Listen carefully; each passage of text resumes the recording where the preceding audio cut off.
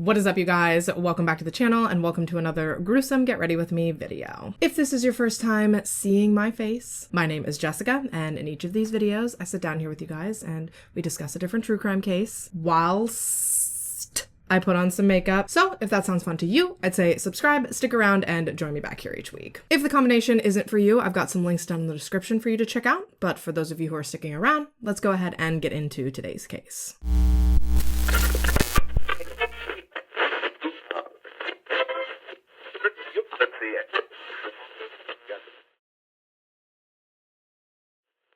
On January 3rd, 2022, on a quiet, rural street in Louisiana, emergency responders discovered something inside a seemingly normal family home that would shake even the most hardened investigators to their core. Inside this home, 36-year-old Lacey Fletcher was found dead, literally fused to her family's living room sofa. She weighed less than 100 pounds, and she showed obvious signs of just unimaginable neglect. This scene was so horrific that no one, not paramedics, EMTs, or even seasoned law enforcement officers, could believe what they were looking at. How, behind this facade of a respectable middle-class life, could a secret so dark have been festering here, undetected, for over a decade? This is the tragic story of Lacey Fletcher. A story that will undoubtedly leave you wondering, just how well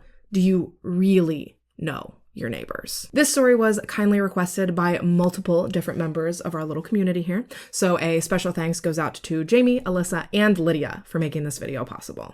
All right, so for today's case, as I mentioned, we are being once again pulled to the southern US. Specifically, we're headed to East Feliciana Parish, to the very small and very rural town of Slaughter, Louisiana. Yeah, it's hard to believe anything bad could happen in a town with a name like that. All jokes aside, Slaughter actually earned its name simply from the Slaughter family, which was the family that originally owned the land that the town rests on. Not that that really makes it sound any better to those who are hearing the name for the first time without the context of why it has such an awful name, but I digress. When it comes to Slaughter's geography and where it's located, it's, I guess you would say it would be in the dorsum region of the boot shape that makes up Louisiana. What are you talking about? It's about 30 minutes south of the Mississippi border. It sits about 20-ish miles north of Baton Rouge, resting on just shy of 5.5 square miles of land and hosting a population of just about 1,000 people. But although it sounds like a town straight out of a horror movie,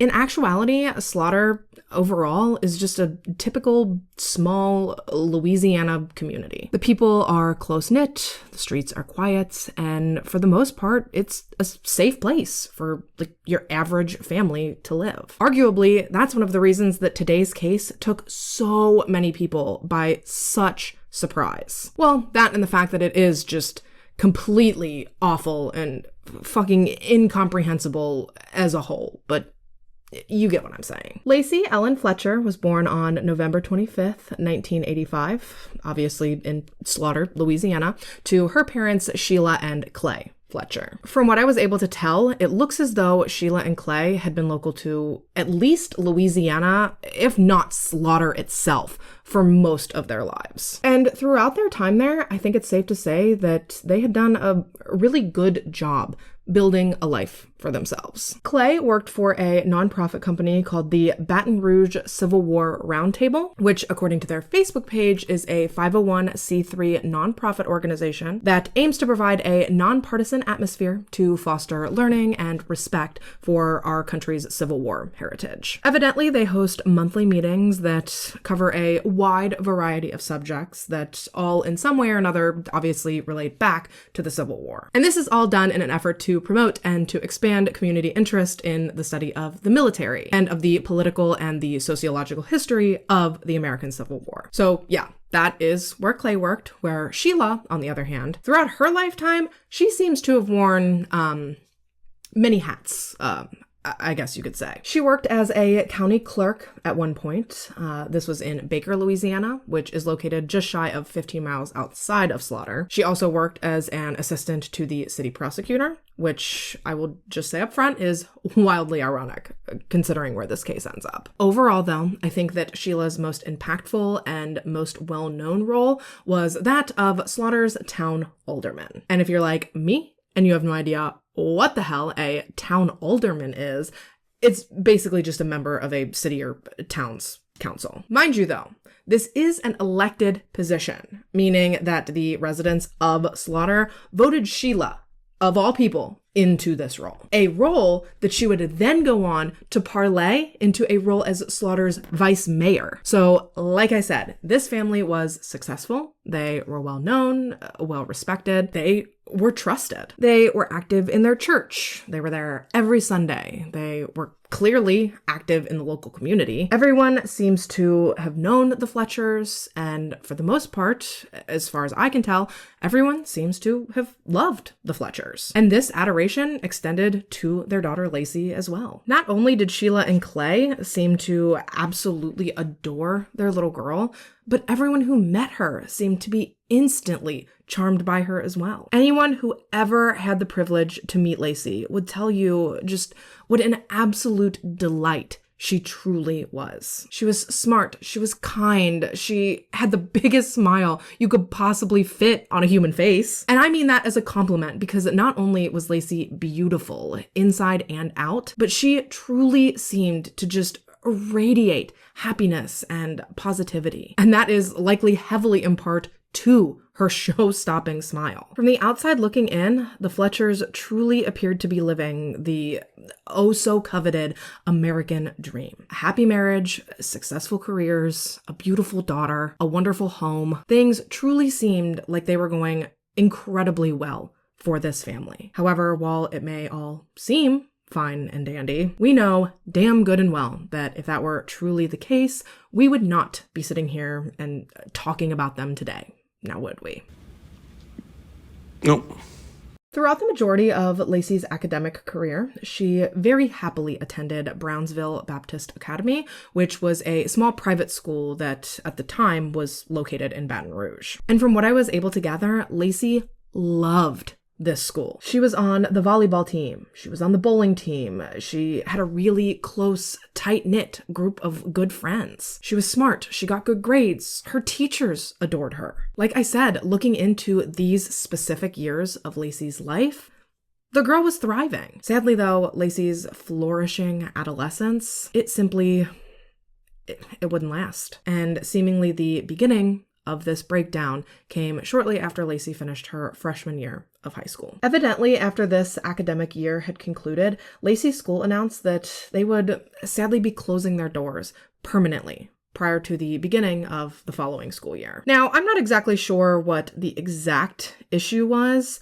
All I know is that it was something related to funds. They didn't have enough money to keep the building open, and therefore Lacey, she was going to have to switch schools. And while this was devastating to Lacey for a multitude of reasons, I think the most catastrophic to her was that most, if not all, of her core group of friends seemed as though they were going to be going to schools that were fairly spread out. So this meant that Lacey was going to be heading into her sophomore year of high school more or less completely alone. And while this would likely cause stress and anxiety for any high school student, Lacey's anxiety in particular, according to her parents at least, was just on like a whole other level. Over that summer leading into Lacey's sophomore year, she was so completely panicked about starting at this new high school that her parents strongly considered skipping it altogether and instead opting to homeschool Lacey. But despite the fact that they did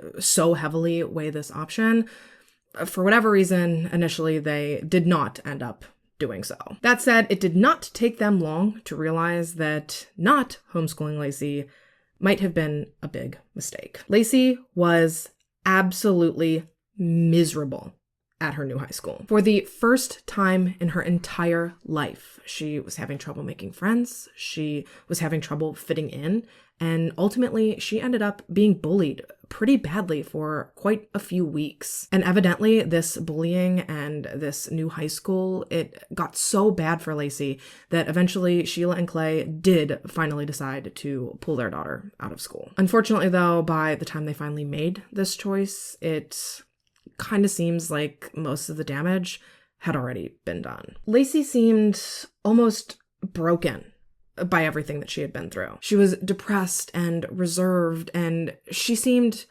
almost terrified just at the idea of leaving the house. And as the weeks wore on, it started to become clear to the Fletchers that this wasn't a phase for Lacey. She was really going through something difficult. So they scheduled an appointment at a psychologist's office and they took their daughter in. After explaining everything that had gone on and everything that Lacey had been through and all of the symptoms that she was exhibiting after this initial appointment and, of course, some follow-up testing and some observations, Lacey was actually ultimately diagnosed with autism. Now, obviously, this is something that Lacey would have been born with. However, given the time frame that she had grown up in, it's not hard to believe for even a second that certain signs and symptoms that she may have been exhibiting, prior to this official diagnosis. I mean, I'm not surprised that they were looked over or even missed completely. From limited awareness to narrower diagnostic criteria to just a flat out lack of monitoring symptoms, autism was significantly underdiagnosed back in the 90s and the early 2000s. So in my opinion, it more than makes sense that it took something traumatic like this to exacerbate Lacey's symptoms enough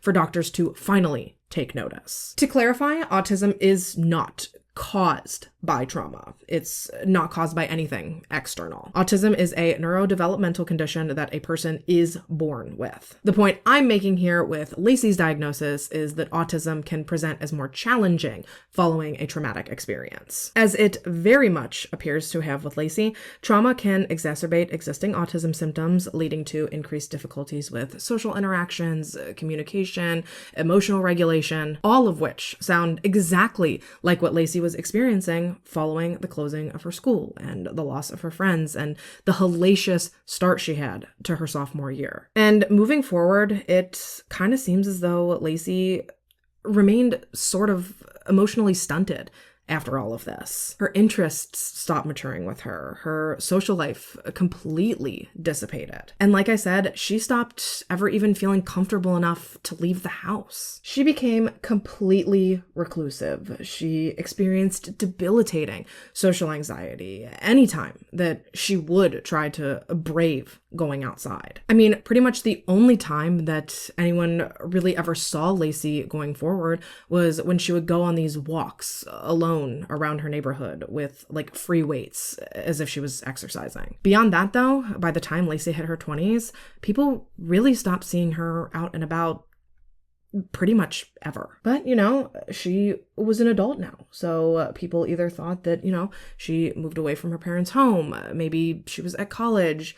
Some people failed to even realize that Sheila and Clay had a daughter at all. Basically, no one really noticed or really thought anything was wrong when they stopped seeing Lacey leave the house or walk the neighborhood or go to school. However, behind closed doors, Lacey's mental state seemed to be declining very rapidly. We know she was terrified to leave the house, but she also became terrified of the dark. She was terrified to go to sleep. She was terrified to even be in her own bed in her own room. Eventually, she started sleeping primarily on the sofa in the Fletchers' living room. And as bad as that might sound, things only continued to spiral and continued to get worse. After seeing a TV show where a snake came out of a person's toilet, Lacey developed a debilitating fear of actually using her family's own toilet. And in response to this new fear, the Fletchers actually ended up purchasing a portable type toilet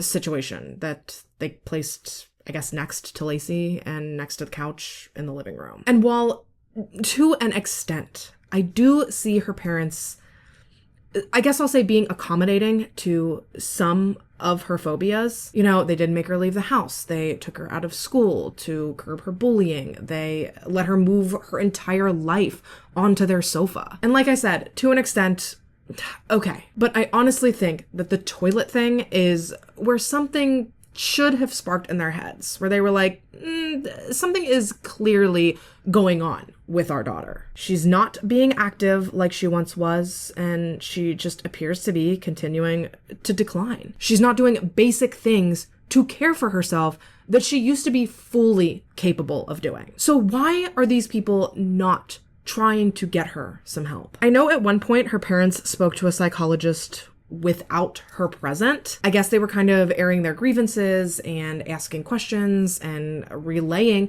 Lacey's condition and talking about how it was affecting them, which, sure, you have to put your own oxygen mask on before you can help someone else, so to speak. But why did they stop there? Why did they not call someone in to help their daughter? Why are they letting her completely disappear into these fears and these phobias? I'm not even necessarily saying they should have full on committed her from the jump, but if she is refusing to leave the house, surely you can find someone that will come into your home and speak to her and try to help her. Shit, at the very least, someone needed to come in and assess her and try to determine what exactly she needed and what exactly needed to be done to help this poor girl. But no, Sheila and Clay did not do any of this. They claim that because Lacey didn't want to see a doctor, they didn't want to force her. Because Lacey didn't want to leave the house, they didn't want to have her hospitalized because they thought she'd be more comfortable in their home. Basically, according to the Fletchers, Lacey was running the show. They were just following her cues. And maybe at face value, maybe this might kind of sound like they care about Lacey and they care about her feelings. Trust me, they don't, but playing devil's advocate, let's say they did. At what point are you doing more harm than you are doing good in enabling this very clear and very rapid decline in your daughter? As hard as it may be, sometimes what's best for someone isn't going to be what is easy or what's comfortable for them. Sometimes the thing that someone is resistant to the most is the very thing that they need the most. What Lacey absolutely did not need was to be allowed to disappear into herself and into her phobias the way that they allowed her to. The last documented time that I think Lacey was seen outside, I believe was sometime around 2012. And although no one knew it at the time, this would be the last time that anyone, apart from Sheila and Clay, would ever see Lacey alive ever again. Meanwhile, to those who knew Sheila and Clay, you would have thought that they just had the happiest, most perfect life and relationship that you ever did see. They traveled, they volunteered, they never missed a Sunday service. They were out all the time, just living it up, all while their daughter was at home, alone, terrified, and suffering. And as bad as that sounds, we haven't even gotten into the truly disturbing parts of this story yet. Now, of course, traditionally speaking, when your kid is in their 20s, you're supposed to hit the time in your life where you have these freedoms and you have more alone time to go out and to do stuff like this. However, in my opinion, having a child is a lifelong commitment. Your child did not ask to be brought into this world. So this might be a hot take, but to me, if someone's child is going through something like what Lacey was going through, I'm sorry, but it is your responsibility to see to it that they get the help they need. Now, if they're married or they have capable children of their own, I can see an argument there that's like, well, shouldn't the spouse or next of kin or whoever be responsible for that? And sure, but that's not what the situation here was. These people knew that they were their daughter's only source of help or source of support. And yet they would just abandon her for days at a time to travel or to go to parties or to hit up church.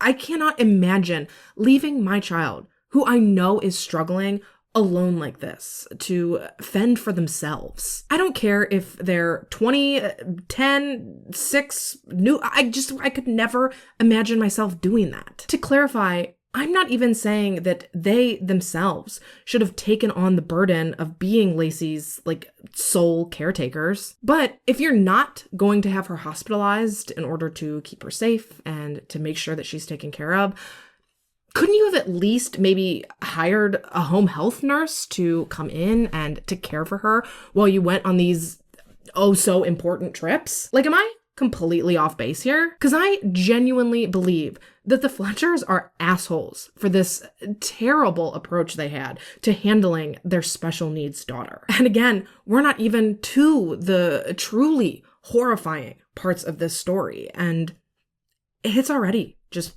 awful. Whenever they were home, it seems like, for the most part, they would just simply ignore Lacey's presence. They'd leave her meals by the couch. She had a stack of movies that I guess she would alternate through. And then every so often, Sheila would come by and she would empty out Lacey's toilet. Well, at first, but we'll get into that. Bottom line is, it appears that these parents were doing the absolute bare minimum that they thought they could get by with in order to care for their daughter. And I don't know what they supposedly did to ensure that Lacey would be okay prior to leaving for all of these outings or these vacations. I mean, I know they were hella religious, so maybe they just prayed, that everything would just magically be okay. And shockingly, for the next 10 years, according to Sheila and Clay, things were fine. Shit, according to their social media pages, things were great. However, in January of 2022,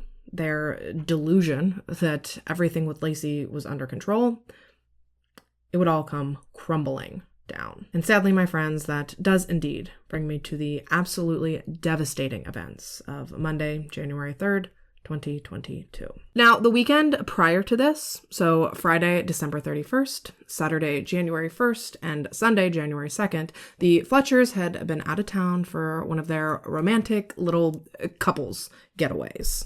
I guess they wanted to go somewhere to ring in the new year together, all while they left their daughter home alone to spend it by herself. However, this time, despite getting away with numerous trips just like this one over the preceding decade, when Sheila and Clay returned home from this trip in particular, nothing about their lives would be the same ever again. It was 2:27 a.m. that morning when Sheila Fletcher called 911 to report that her 30-something-year-old daughter had stopped breathing. Yes, you heard that right. Not only did she severely downplay what had been going on with Lacey by an egregious amount, but this horrible woman didn't even know how old her own daughter was. She told the 911 operator that Lacey was 31. Lacey was 36 when she died. And the sheer fact that this woman was so disconnected from her own daughter that she couldn't remember how old she was, that tells me damn near all I need to know. First responders arrived to the Fletcher home shortly after the 911 call, and what was discovered in that house, no amount of training, no amount of years on the job, nothing could have prepared them for what they witnessed there that day. For starters, just walking into the home, they were all hit with this almost wall of a putrid combination of smells. Blood, feces, urine, decomposing human flesh. Truly, it sounds like a smell that I could not even begin to try to imagine. The smell in the house was so strong that the people who had to go through it have described the air as almost being thick. Kind of like when you walk outside on a humid day, but instead of feeling weighed down by the heat and the moisture, they were weighed down by this all-consuming, sickening, inexplicable odor. And mind you, this smell hit these people before they even so much as laid eyes on Lacey. And somehow, even with that precursor, they still could not, in their wildest imaginations, have come up with anything close to the true horror they were about to walk in on. On that couch, in that living room of the Fletcher home, lay 36-year-old Lacey Fletcher. She was clearly beyond any life-saving measures, despite the fact that her father did appear to have at least attempted at one point to perform CPR on her. But after the responding officer took one look at Lacey, he excused himself to call the coroner because he could just tell by looking at her that there was absolutely nothing that could have possibly been done to save this woman at this point. Lacey was a mere 96 pounds when she died. She was unbelievably malnourished. Her bones were protruding. Her muscle tone was basically non-existent. Basically, although she was just a few years shy of turning 30, she appeared to be much closer in stature to that of a preteen girl rather than that of a full-grown adult woman. She was covered in her own fecal matter, as well as the sofa beneath her was saturated in urine and feces and menstrual blood, to the point where it had started to completely deteriorate. Lacey was essentially just lying on the wooden frame and a thin layer of the remaining cushion foam. But the leather itself had basically dissolved from the acidity of years and years of human waste. I am talking so much urine and so much blood and fecal matter that not only had it eaten away at the sofa, but it had started to eat away at the floor underneath the sofa as well. And I'm jumping ahead slightly, but I'm pretty sure that when they eventually moved the couch, I think they said that the floor underneath it was basically steaming due to the sheer volume of urine that had soaked into this floor. Truly, the only thing that my brain can even sort of compare that to is when I used to have diaper genies for my kids, and you would stick a diaper in it and it felt almost hot and moist in the receptacle. And that would start to happen after just a day or two. So imagine that amplified to the umpteenth degree. My brain quite literally cannot even begin to process that. And if all this urine and this fecal matter, if it was eating through full-on leather, how do you think that was affecting Lacey's skin? Spoiler alert, it wasn't great. Obviously, if the couch was in this bad of shape, I'm sure you can imagine that Lacey herself was also covered head to toe, front to back, in her own fecal matter. It was crusted to her face, it was crusted on her hands, her legs, her chest, her back. It was matted in her hair, and it was in her ears, and it was gunked up in her private areas. Her fingernails and toes, which were wildly overgrown, also had feces just caked underneath them. There were feces in her mouth, in her stomach contents. Actually, it was later determined that the only contents of Lacey's stomach were re-ingested human feces and sofa cushion foam. And this meant for at least a couple of days, but likely longer, all Lacey had to nourish her body was polyfoam and literal shit, despite the fact that Sheila swore that Lacey had eaten some Cheetos and a sandwich shortly before her death. This was obviously a lie. Much like when she tried to tell police that she had been sleeping on the couch with Lacey every night for years. I'm sorry, but you would have an easier time convincing me that the earth was flat and that OJ was innocent than you would ever have at convincing me that Sheila fucking Fletcher would have ever even entertained the idea of sitting on that sofa with her daughter, let alone that she had ever slept on it. Be so fucking for real with me right now. As for Lacey's skin, it was completely broken down. She was covered in blisters and scabs and bug bites and bed sores. In case you're not familiar, a bed sore or a pressure ulcer is an injury to the skin as well as to the underlying tissue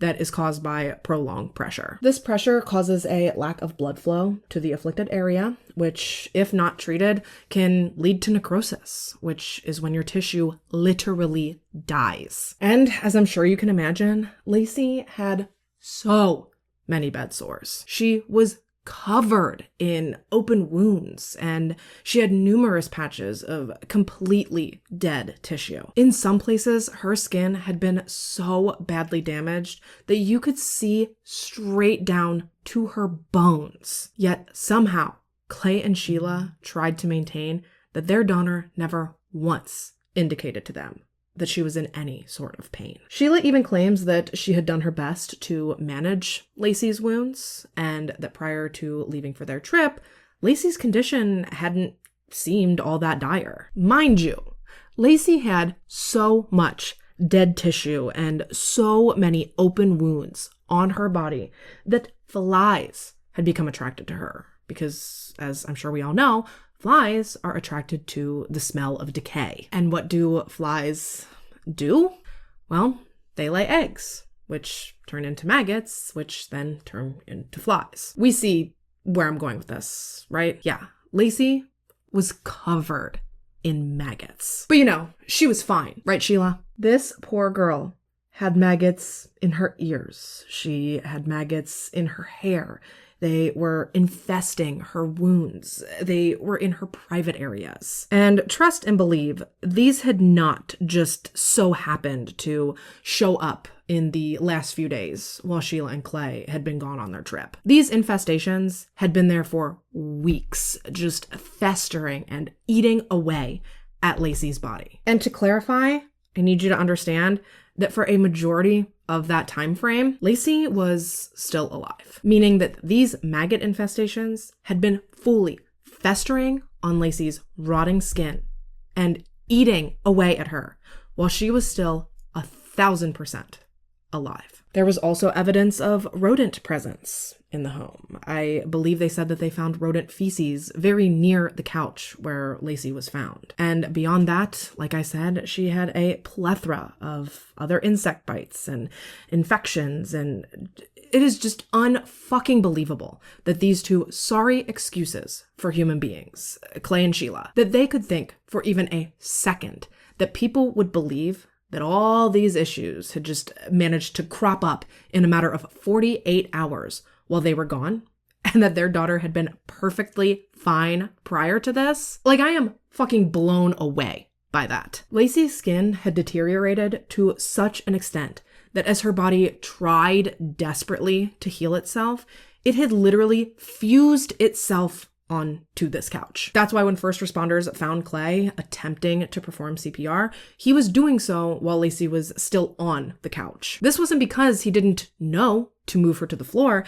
It was because he quite literally could not do so. Lacey's exposed skin, coupled with the excretion from her wounds and combined with the deterioration of the sofa itself, this mixture of horror, like I said, had quite literally melted Lacey into this sofa. And all the while, Sheila and Clay had just been living their lives, just totally normally. They continued on going through their day-to-day lives as if their daughter was not dying a slow, agonizing, torturous death right in their very own fucking living room. It is truly one of the most disturbing things I have ever heard. It was later determined during Lacey's autopsy that she had not moved off of her family's living room sofa for over a decade. Yet Sheila and Clay never once attempted to get her any sort of professional help. Instead, they stacked a couple movies next to her and they just went on about their lives. Honestly, it's sick. I don't think that I could ignore anyone going through that kind of crisis and that kind of obvious pain, let alone my very own child. It is incomprehensible to me that these people they're just from like another planet. How do you do this? How could you possibly have a heart or feelings or empathy and just stand by and let this play out in front of you? You had all this money to go on these trips and to attend these sporting events. I'm sure you never missed slipping a little something into the church donation basket. However, when it came to your own daughter, you couldn't sacrifice a few $1,000 to get her the help that she needed. I can think of few things more selfish. The coroner responsible for Lacey's death investigation described Lacey's body as being in the worst state he had ever seen a human in. Yeah, let that sink in. Lacey was formally pronounced dead just after 3 a.m. on January 3rd. However, despite the story that Sheila and Clay tried to weave together for police to protect themselves, nobody was buying what they were selling. Lacey's overall cause of death was ruled to be sepsis. However, Lacey's manner of death was ruled as a homicide. So from my understanding, while Sheila and Clay didn't first-hand cause Lacey's death, had they not been so neglectful to her condition, then her numerous infections would not have progressed to the point that they did. Lacey would not have become septic, and therefore, if Sheila and Clay had handled this situation any better, Lacey might still be alive. Lacey was laid to rest on Tuesday, January 11th, 2022, in Hillcrest Memorial Gardens, located in Baton Rouge. And while the investigation into Lacey's death continued behind the scenes, because I guess it was a tough call on whether or not Sheila and Clay should be held criminally responsible, but in the meantime, Sheila and Clay carried on pretty much business as usual. Sheila even dipped her toe into putting on the broken and devastated mother act. Yeah, she took to Facebook to air her grief and to post memorial statements for her daughter. Fully acting like she didn't sit back with her thumb up her ass like a bump on a log for 10 years, just watching and playing dumb while her daughter slowly died right in front of her. The couple also put out a joint statement to the media via their attorney requesting privacy during this oh-so-trying time for them. It read, quote, "We don't want to relive the pain of losing a child through the media. We've been through a lot of heartache over the years. Anyone who has lost a child knows what that is like." And in my opinion, this is so unbelievably distasteful for them to say. I feel like they are making a mockery out of what regular people go through when they unexpectedly lose a child. The fucking audacity. You people sat by while your daughter deteriorated into piles of her own shit so that your social life wouldn't be interrupted. Nothing about Lacey's condition was unexpected to them. There is not a chance in hell that they were truly shocked by this girl's death. I guess the reason that they put this statement out in the first place was because multiple attempts had been made by different media agencies to get a statement from them. Go freaking.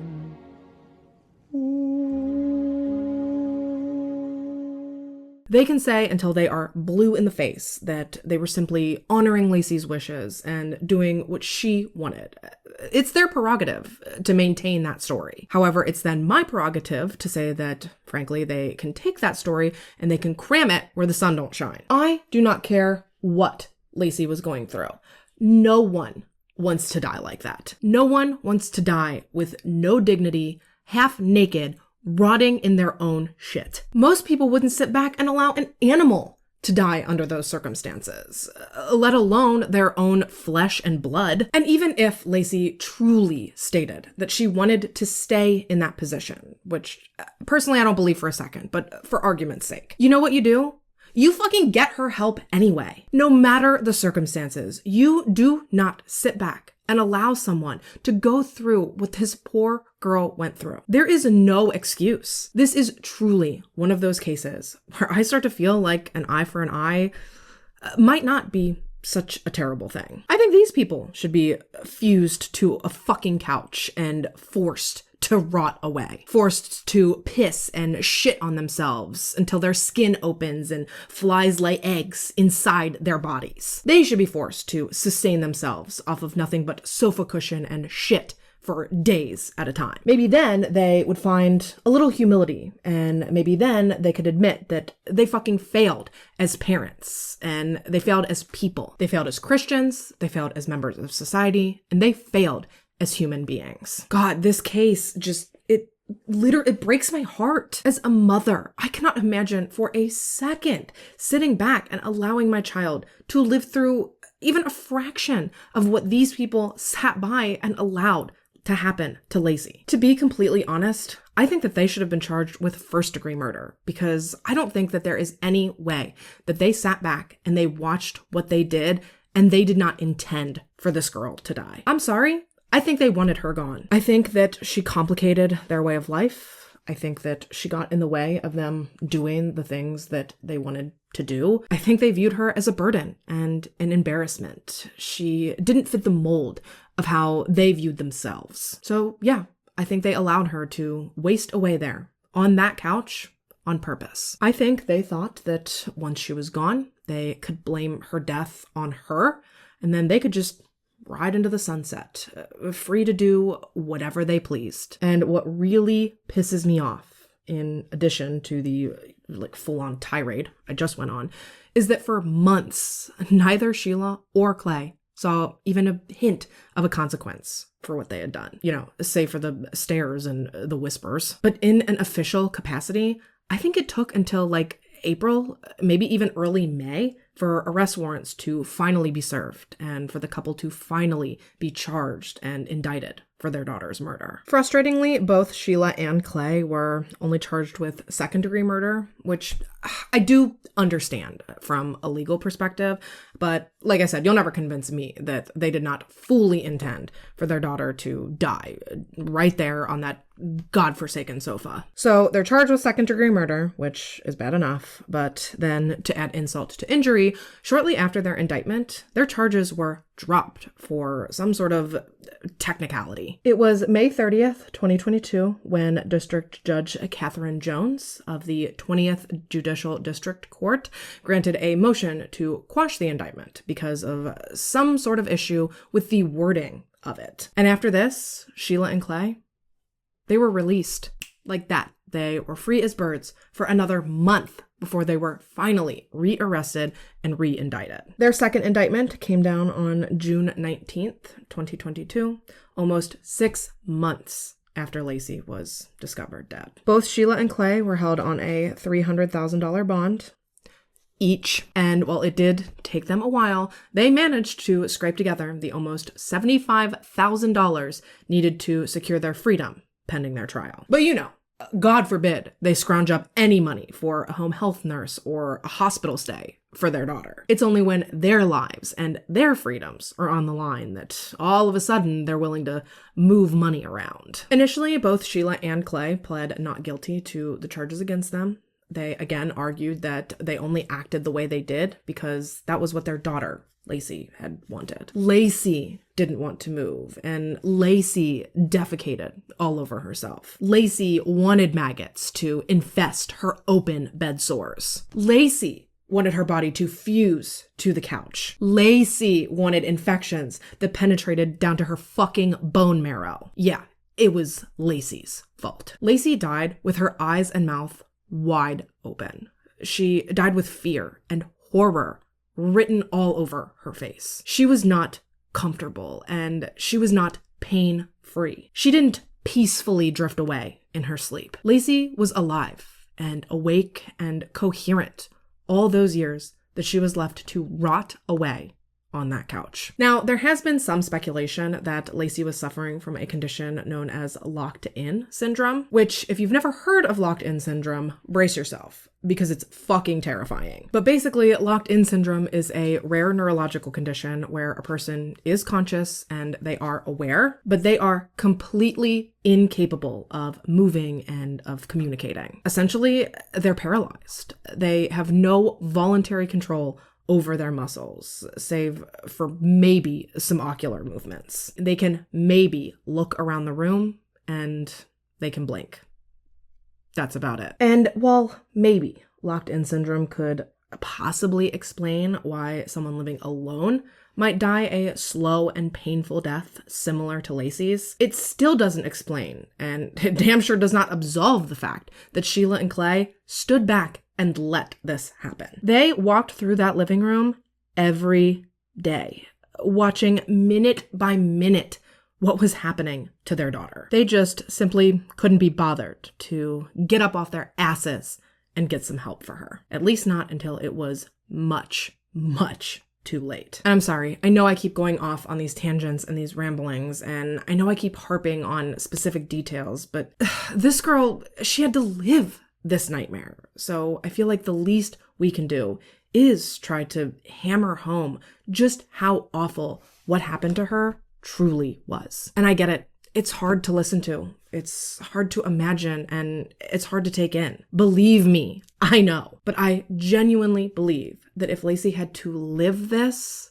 then the least we can do is listen to her story. The things that this girl went through were so awful that the coroner who worked on her case, Dr. Yul Bickham, a man who has seen hundreds of dead bodies and who has worked in the medical field for decades, he cried for a week after seeing what Lacey had experienced. Days, weeks, months later, it does not matter. When you hear him speak about Lacey, you can clearly see him still get emotional and get choked up talking about what these horrible people allowed to happen to their daughter. So when I see people trying to make allowances for Sheila and Clay, when I see people say, oh, well, maybe they had compassion fatigue, give me a fucking break. Compassion fatigue, if you're unaware, is a state of emotional exhaustion caused by prolonged exposure to traumatic situations or to the suffering of others. Understandably, this phenomenon is particularly prevalent among healthcare professionals as well as caregivers. So I guess if you're being incredibly generous, you could lump Sheila and Clay in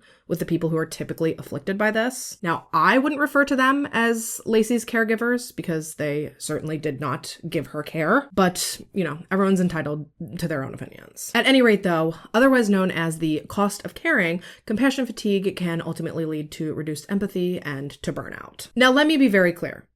I am not saying that this does not exist or that it is not an actual thing that people begin to go through. I'm not saying that at all. I'm just saying that I don't think for even a second that that is why Sheila and Clay let Lacey die. And I'm sorry, but even if they want to claim that it is, I don't think that compassion fatigue is supposed to be an excusable segue to downright neglect. Maybe that is an incredibly privileged stance for me to take, but I just don't think that there is any excuse to explain away what these people did. Of course, you can be burnt out and you can feel helpless. You can withdraw and you can start to feel numb to things. But what you absolutely cannot do is use that as an excuse to allow someone to fucking rot away right in front of your very own eyes. Especially not the child that you brought into this world. Ultimately, Lacey's parents would withdraw their not guilty pleas in exchange for pleading no contest to 1 count each of manslaughter. They were each sentenced to 40 years in prison, with 20 years of that sentence being suspended. So they won't have to serve that suspended 20 years unless they get released and then go on to reoffend. So, given the ages they were when they were both arrested, Sheila and Clay Fletcher will be released in 2042,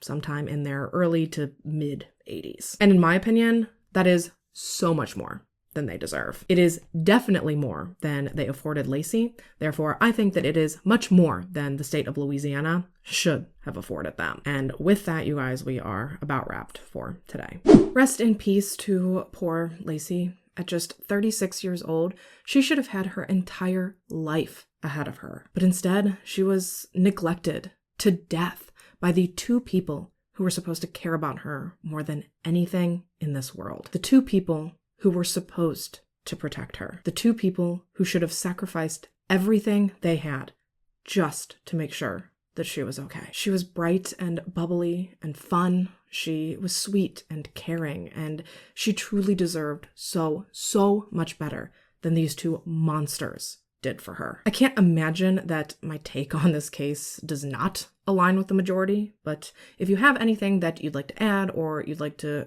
maybe point out something that I didn't mention, or maybe something that you view from a different perspective, whatever the case may be, please let me know your thoughts on this case in the comments down below.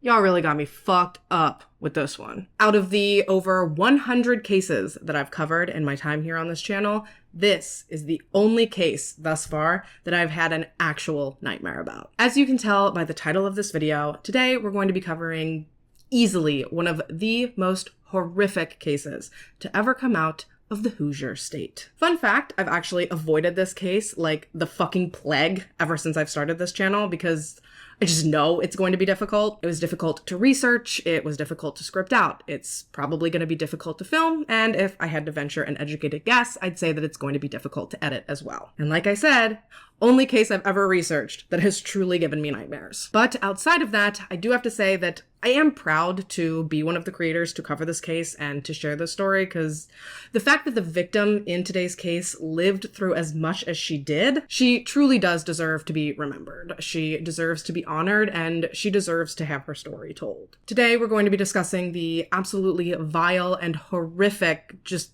nightmarish case of Sylvia Likens. But before we get too far into the video, I do have to extend a big thank you to Inlay for requesting this one. Girl, if nothing else, you really be keeping me on my toes with your requests. Now, I personally have been familiar with the story for such a long time. Honestly, probably way longer than I should have been, but I'll get into that later. What I'm getting at is that if you are not familiar with this case and you don't have any preemptive knowledge of what you're about to be getting into by watching this video, I'm gonna put it right here at the top that you should exercise a high degree of caution when deciding whether or not you actually want to ingest the information in this case. From one true crime junkie to another, you cannot unhear the things that I'm about to tell you. So if you are not into it, I completely understand. I hope I catch you in the next one. But to the rest of you, let's buckle the fuck up and go ahead and get on into it.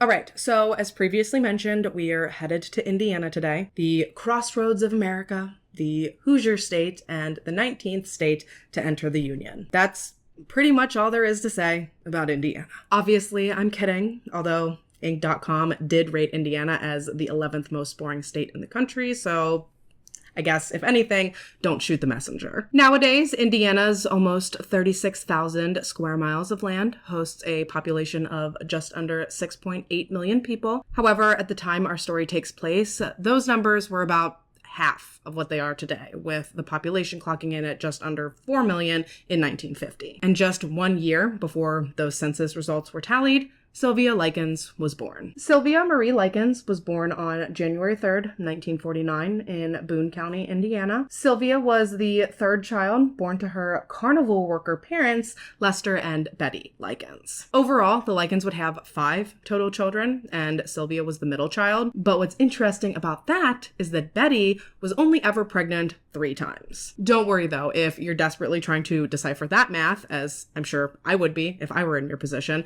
let me put you out of your misery. Sylvia actually happened to be the only singleton baby born to the Likens, smack dab in the middle of 2 sets of fraternal twins. So her older brother and sister, Diana and Daniel, they were born 2 years before she was, and then her younger brother and sister, Benny and Jenny, they were born about a year after her. And if I could just take a minute right now, Benny and Jenny, I'm sorry, that is the cutest fucking twin duo name I've ever heard. Obviously, that's barely relevant to today's story whatsoever, but I'd be remiss to not at least mention it. Sadly, though, painfully adorable names aside, things were not always easy for the Likens family. As previously mentioned, Lester and Betty were carnival workers. I guess they had like a traveling snack stand that they sold popcorn and candy and beer and stuff at all around Indiana all throughout the summer. And while that may sound all fun and good, which maybe it was, one thing I can definitely assure you that it was not was stable. The family frequently struggled to make ends meet, leading to a lot of difficulty and a lot of strife in the relationship between Lester and Betty. And that's not even taking into consideration the additional stress that I'm sure 5 children, one of whom was pretty sick,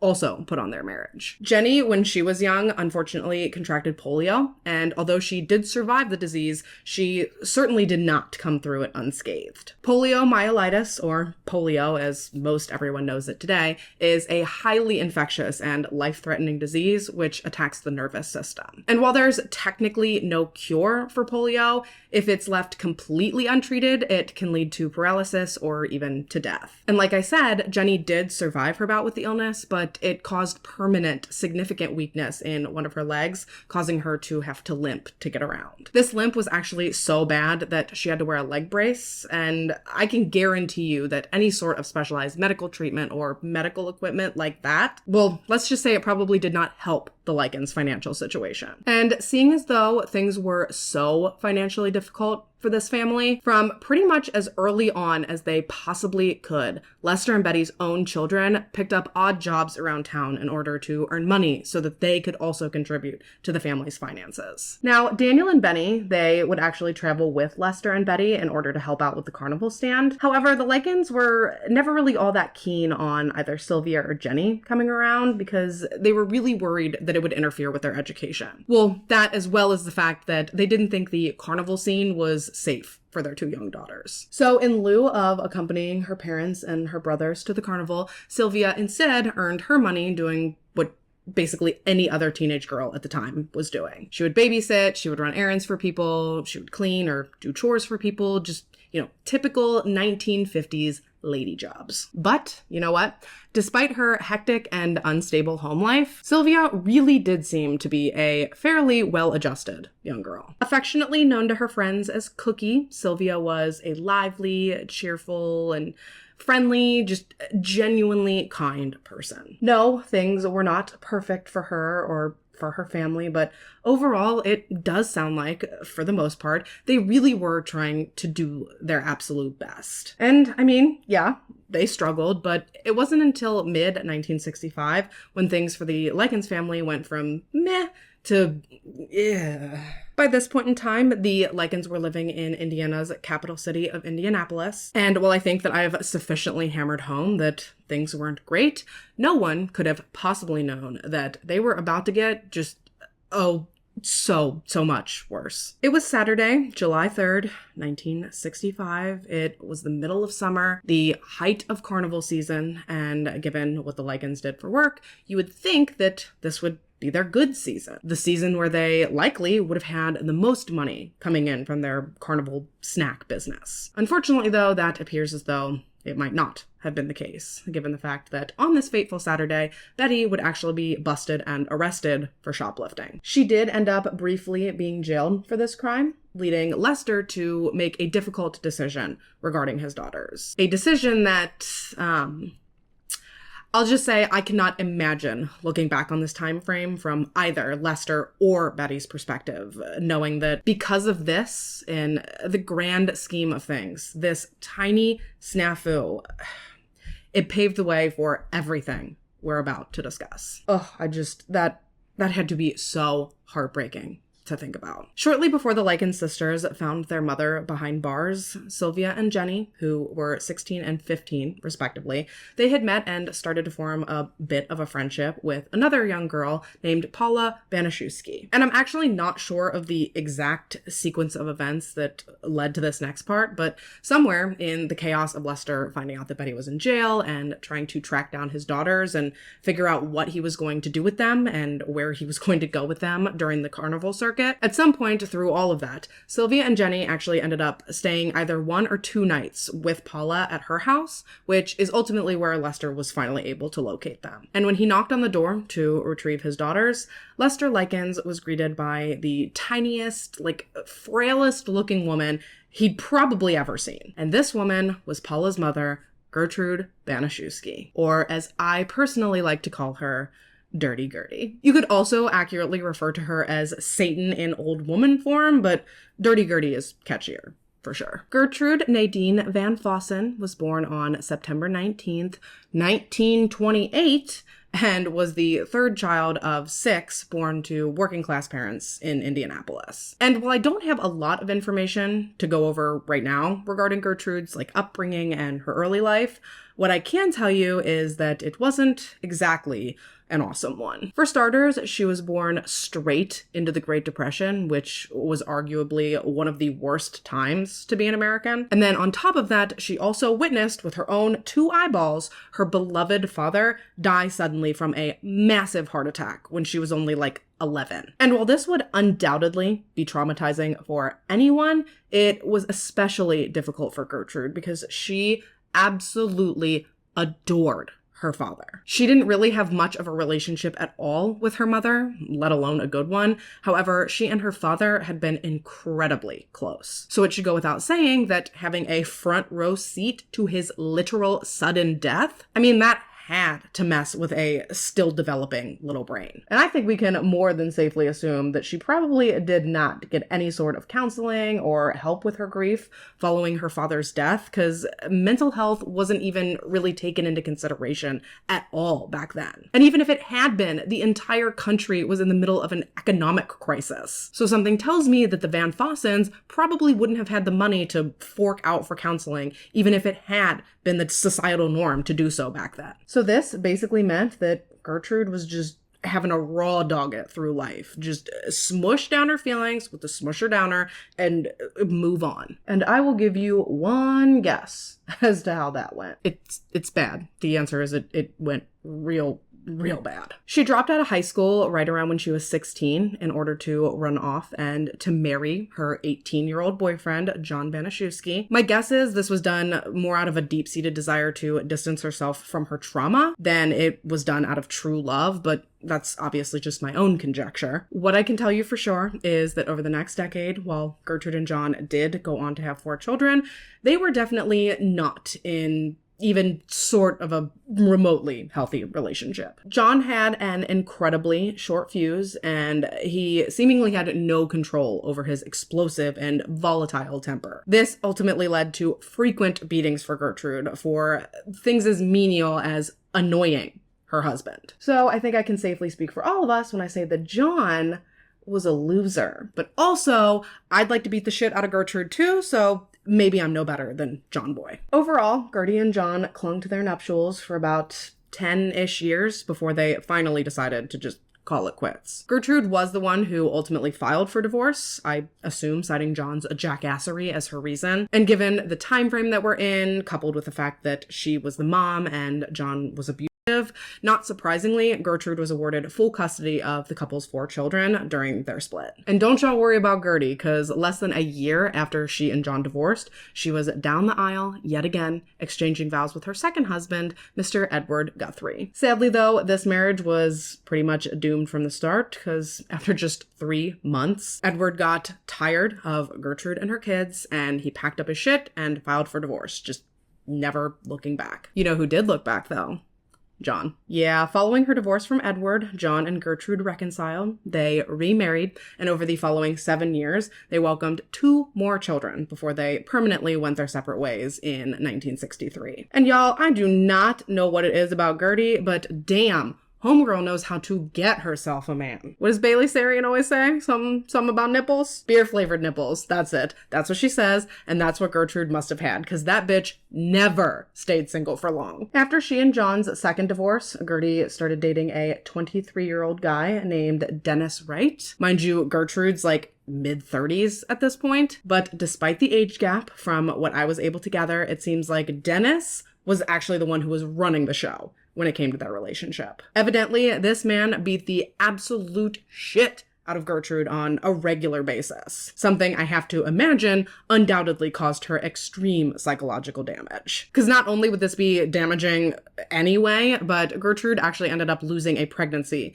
due to Dennis's abuse at one point. And I cannot imagine that that was something that was easy to get over, especially still living in the same house as this man. Eventually, though, the two of them would end up welcoming their own son together, bringing Gertrude to a grand total of 7 children. 7 kids. That's a lot, which I would have to assume made it all the more devastating for Gertie when one day, seemingly out of the blue, Dennis just up and left. And while you might think, like, thank God, because this Dennis guy sounds like a real asshole, Gertrude was not happy in the least about his sudden departure. You see, Dennis had been completely financially supporting Gertrude and her swarm of children. So without Dennis around, Gertie was poor. Like poor.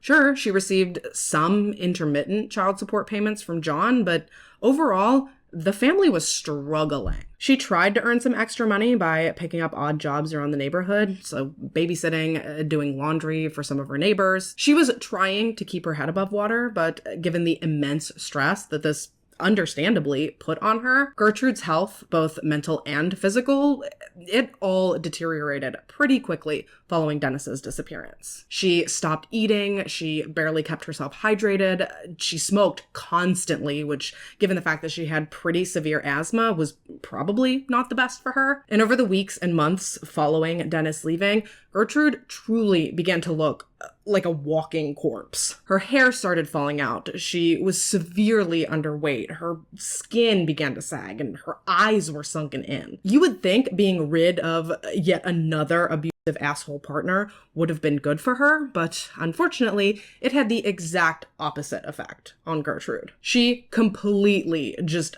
fell the fuck apart. And devastatingly, this is right around the time that Lester Likens showed up on Gertrude's door looking to retrieve his daughters. However, despite that being the reasoning for him being there, following a long conversation with Gertrude, Lester actually would not be leaving 3850 East New York Street with his daughters after all. From what I was able to gather, I don't really know exactly who was the first to float the idea of Sylvia and Jenny boarding temporarily with Gertrude. Some sources say it was Lester, venting and sort of trauma dumping onto Gertrude everything that he'd been going through that led Gertrude to offer the house to the girls. But then some sources say that Lester flat out asked Gertrude if the girls could stay. At the end of the day, though, I don't really think that the semantics of the situation really matter all that much because, bottom line, after standing there and speaking to Gertrude that day, Lester did in fact end up leaving his daughters, Sylvia and Jenny, in Gertrude's care while he and his boys returned to the carnival circuit. For an agreed upon price of $20 a week,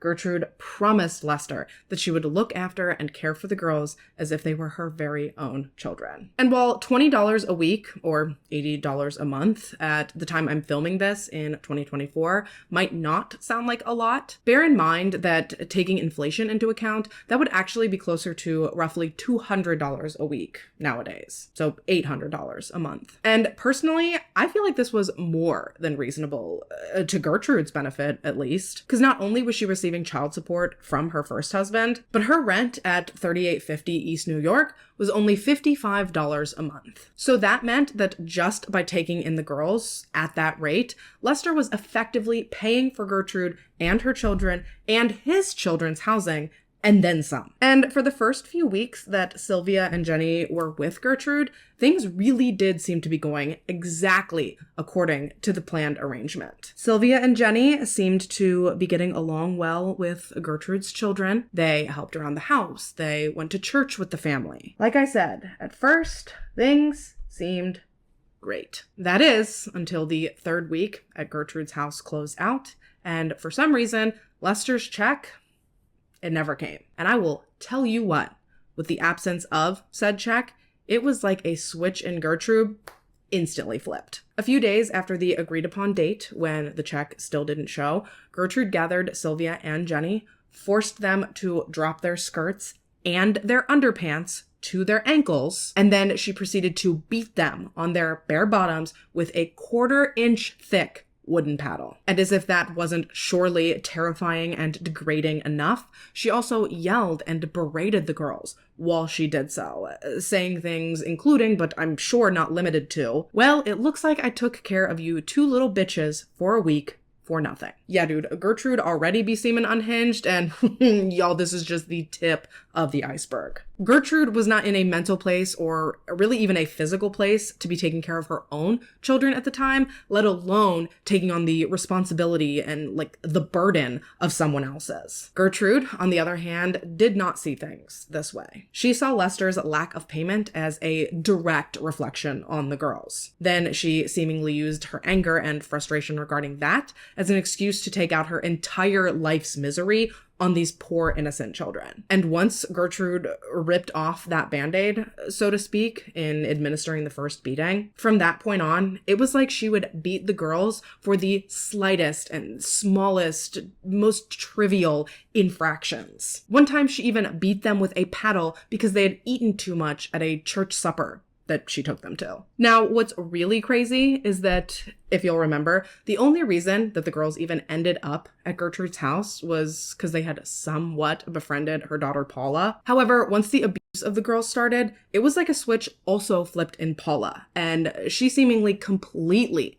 turned against the girls. And while both girls were, at one point or another, subjected to Gertrude's wrath, eventually Sylvia did become her preferred target. Now, who's to say for sure why Sylvia seemed to bear the brunt of Gertrude's anger? I mean, there's a lot of different speculation floating around out there on the internet. So whether it was because Gertrude felt some sort of way towards Sylvia because she was pretty, or because Sylvia was known to be protective of Jenny, I really don't think it matters in the end. Whatever the reason may be, by about 6 weeks into their residency at the Banaszewskis, Gertrude had begun to focus her abuse almost exclusively on Sylvia. It was like she would beat this poor girl any chance she got, for any possible reason she could come up with. She also began withholding food from, I believe, both girls to some extent, but of course, more so from Sylvia. Gertrude had Sylvia so terrified of potentially being punished that she didn't even feel safe eating food out in public settings either. Remember the time she beat the girls for eating too much at that church supper? Well, at one of the next church functions, Sylvia didn't eat anything, which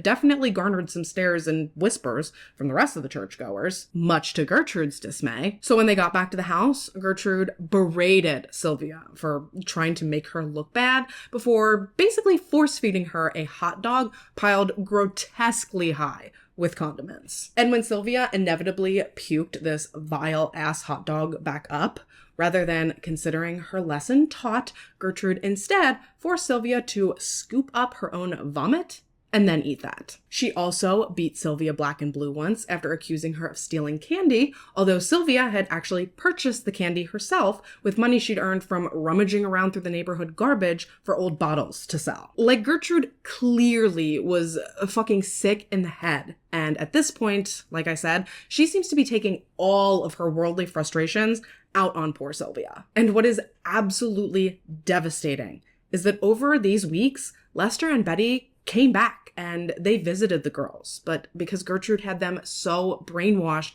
and so terrified to speak up, they never did. Sidebar, I have no idea why the subject of the missed payments was not bridged during these visits with Sylvia's parents. Maybe the payments had started coming in regularly again. I'm really not sure. All I can say is that this whole subject of money proves to me, in my opinion, that Gertrude kept the girls and abused Sylvia strictly because she wanted to. It had nothing to do with money. Sure, it might have started out that way, but I think after the first time inflicting pain onto these girls, Gertrude realized that she now had power over someone rather than all the years that she had spent leading up to this where someone had power over her. So regardless of the money, I think that she wanted to keep Sylvia as her own personal punching bag just so that she could feel good about herself, so that she could feel powerful. Because if Lester wasn't paying, she could have easily told him when he visited that she wasn't going to keep watching the girls for free. But then on the opposite end of that, had Lester resumed paying Gertrude on their agreed upon schedule, that would have meant that money had never really been the issue, because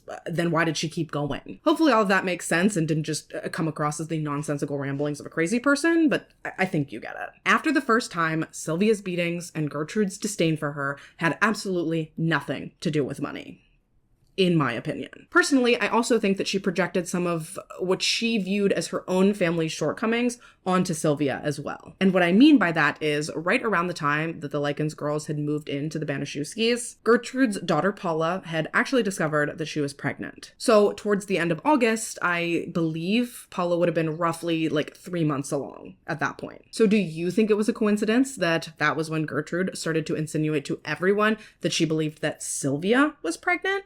Because I sure don't. I guess Sylvia had made mention to the household once about a boyfriend she claimed to have. I guess this was someone that she had met in Long Beach during the family's spring vacation. And somehow from there, Gertrude parlayed this revelation into Sylvia most certainly being pregnant. She even kicked Sylvia in the crotch repeatedly because Sylvia had admitted to once letting a boy feel her up. To Gertrude, this equated to Sylvia being a prostitute prostitute and apparently deserving this ferocious beating. Gertrude even told her reverend that Sylvia was an immense burden on she and her family, and that she had gotten pregnant after servicing married men. And this is where that whole projection thing comes in, because I highly doubt that it's just incredibly coincidental that Paula's baby daddy, Paula, the one who was actually pregnant, he was a married man. So yeah, just projection at its finest. Part of me has always wondered if Gertrude was going to go like real old school and hide Paula away until she had her baby and then claim to everyone that the baby was actually Sylvia's baby. Obviously, this is totally speculation on my part, but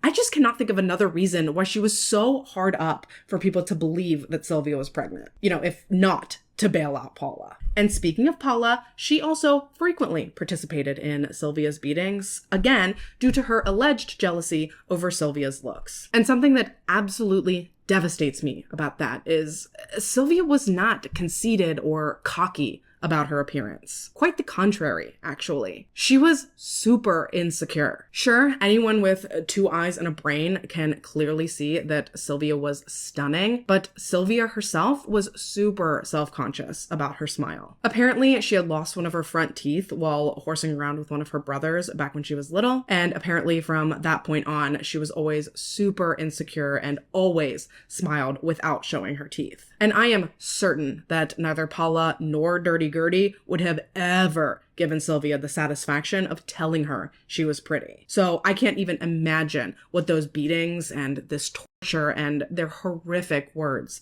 did to poor Sylvia's mental state. And that's outside of the physical anguish she was also suffering from day in and day out. And to quote Dave Pelzer, if you kick a dog long enough, that dog is going to either bite you or die. And as someone else who was severely abused as a child, if anyone knows that all too well, it's Dave Pelzer. I have gotten a lot of requests to cover Dave Pelzer's story, so let me know down in the comments if you guys would be interested in hearing what he went through. It's not true crime in the sense that we might normally think of, but it is definitely a harrowing survival story. The same of which, sadly, cannot be said for Sylvia's story, but let me not get ahead of myself. The only reason I quoted that sentiment from Dave Pelzer is to illustrate that despite being a child and despite being severely outnumbered and despite feeling incredibly helpless, Sylvia did still have some fight in her. And one day, when the children had returned to school from summer break, Sylvia actually started a rumor about Gertrude's daughters, Stephanie and Paula,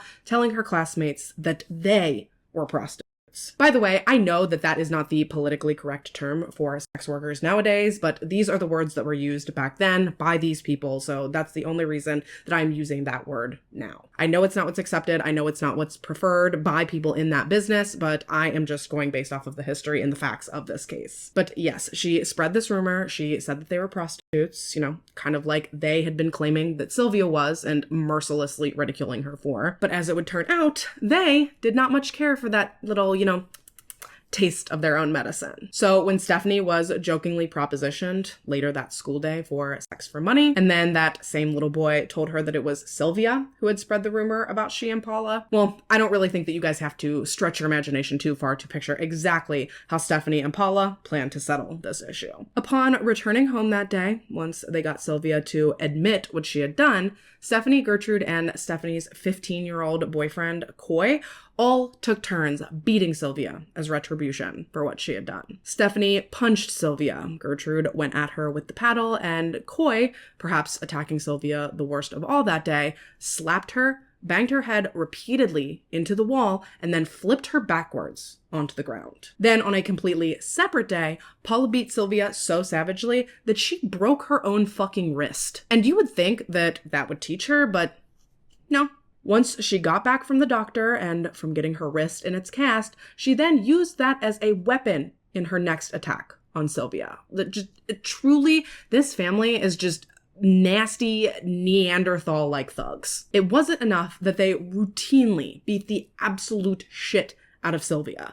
nor was it enough for them to sometimes force Jenny to also participate, which is just a whole other form of psychological torture that just makes my stomach hurt. But after a while, Gertrude would invite her daughter's classmates, as well as some of the neighborhood kids over, to take their own turns, physically and verbally attacking Sylvia. For weeks, the Banaszewski children, as well as the neighborhood children and Gertrude herself, beat Sylvia, burned her with cigarettes, branded her, whipped her. The kids practiced karate on her. Gertrude burned Sylvia's fingertips with matches. She degraded her, scolded her for things that she didn't even do. She routinely pulverized Sylvia's private areas with repeated and forceful kicks. Because of the rumor that Sylvia had started about Stephanie and Paula, Gertrude even took it upon herself to carve "I am a prostitute and proud of it" onto Sylvia's stomach with a hot needle in an effort to ruin her. She taunted her and told her that now she would never be able to get married because no man would ever want her in the condition she was in. And brace yourself for this next one, because at one point, just for shits and giggles, Gertrude decided to force Sylvia to strip naked in front of God knows how many people before she was forced to insert a glass soda bottle into herself. In Gertrude's mind, this was a way to help prove to Jenny what kind of girl Sylvia really was. Just sick and disturbing and so grotesque. Like, obviously, Gertrude is absolutely demented, which would lend understanding to the fact that her kids were also apparently demented. But what I don't understand is how so many kids were invited to come over and to bear witness to what was happening to this poor girl, and no one said anything. Not only did they not say anything, but eventually they started paying Gertrude to either gawk at Sylvia's battered body or to also participate in her torture. Like, what the actual fuck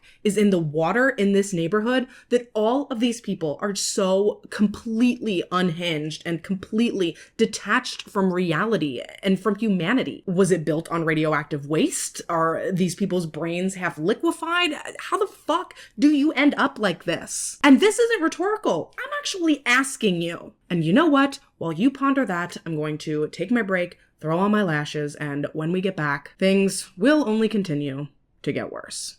Don't go nowhere.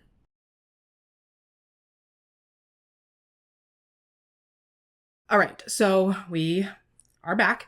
And just before our break, Sylvia had quite literally become the punching bag for the entire neighborhood. Truly, the only real respite that she had from the horrific environment that she was trapped in was that she got to go to school. And don't even get me started on that. I simply do not understand how no one managed to notice or to care that Sylvia apparently was covered head to toe in cuts and bruises and burns. I get that Gertrude had both Sylvia and Jenny terrified beyond words, which kept them from speaking up. But you mean to tell me that not a single teacher or staff member at that school noticed that this girl was being horrifically abused and mutilated at home? What? Infuriating as that fact is, though, I guess it honestly really didn't matter, because eventually Gertrude even began forbidding Sylvia to go to school. I know she told Sylvia that she wasn't going to school anymore because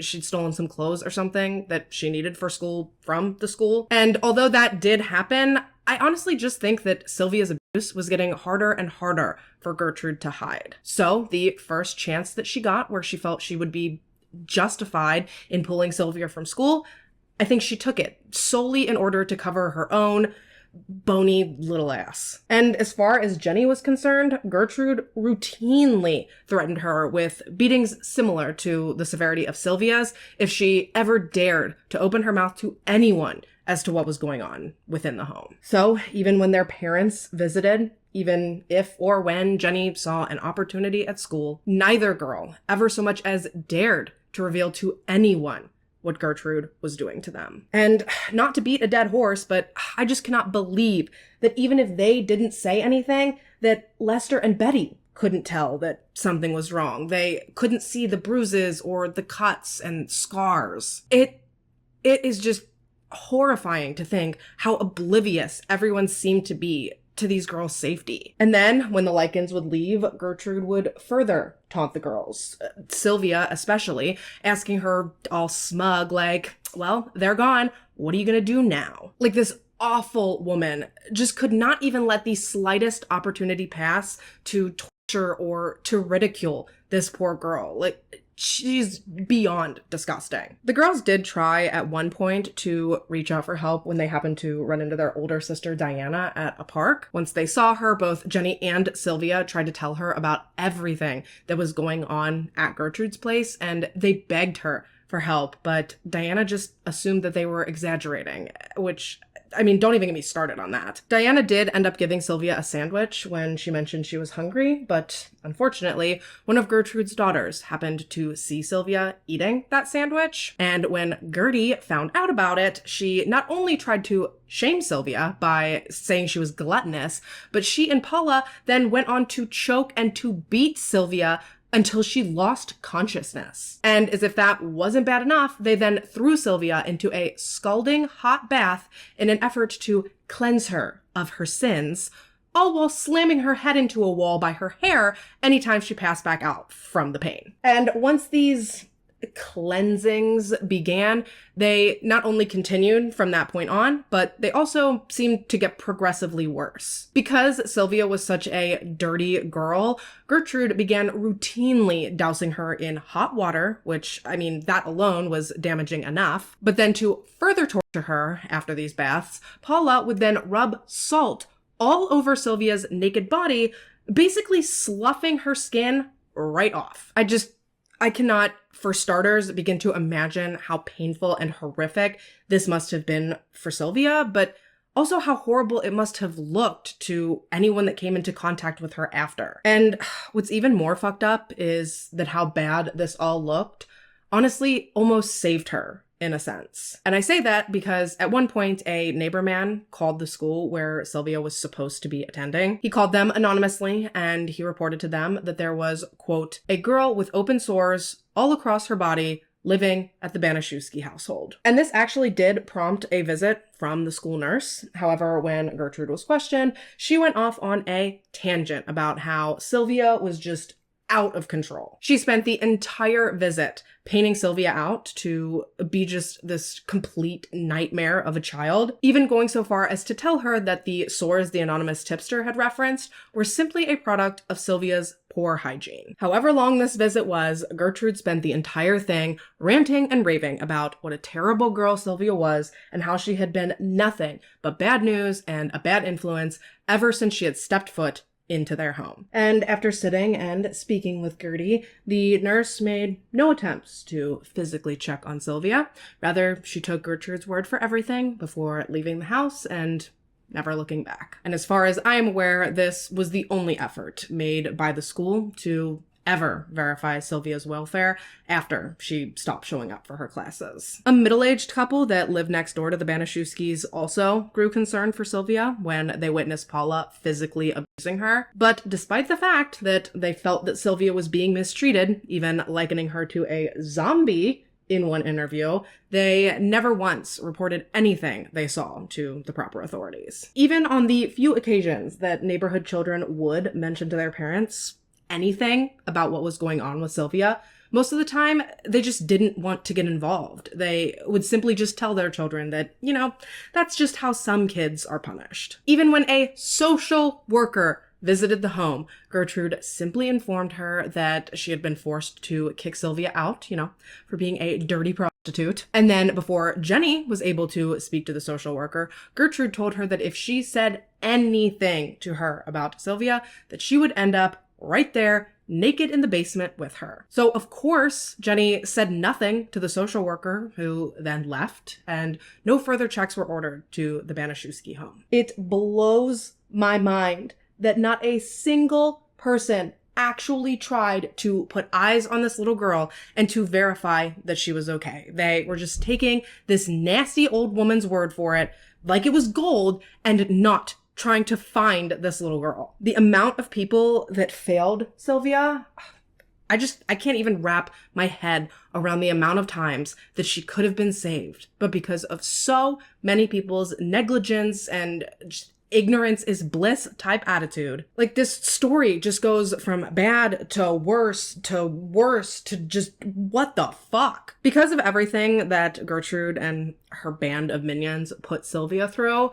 over time, her body just stopped functioning properly. Because duh, there's only so much the human body can endure. I don't know if she truly believed that she could just keep doing these things to Sylvia and that everything would just turn out fine, but whatever was going on in Gertrude's brain, she refused to accept that she was to blame for the issues Sylvia was developing. So when Sylvia began to become incontinent, frequently wetting or defecating herself because she quite literally could not control it, Gertrude determined that Sylvia was no longer fit to live with people. So she began keeping her exclusively locked in the basement, where she was, of course, kept naked and refused food and water. All she had was a dirty old mattress and sometimes a chair, for comfort. But more often than not, Gertrude tied Sylvia to the basement stair railing, suspending her to the point that she could barely touch her feet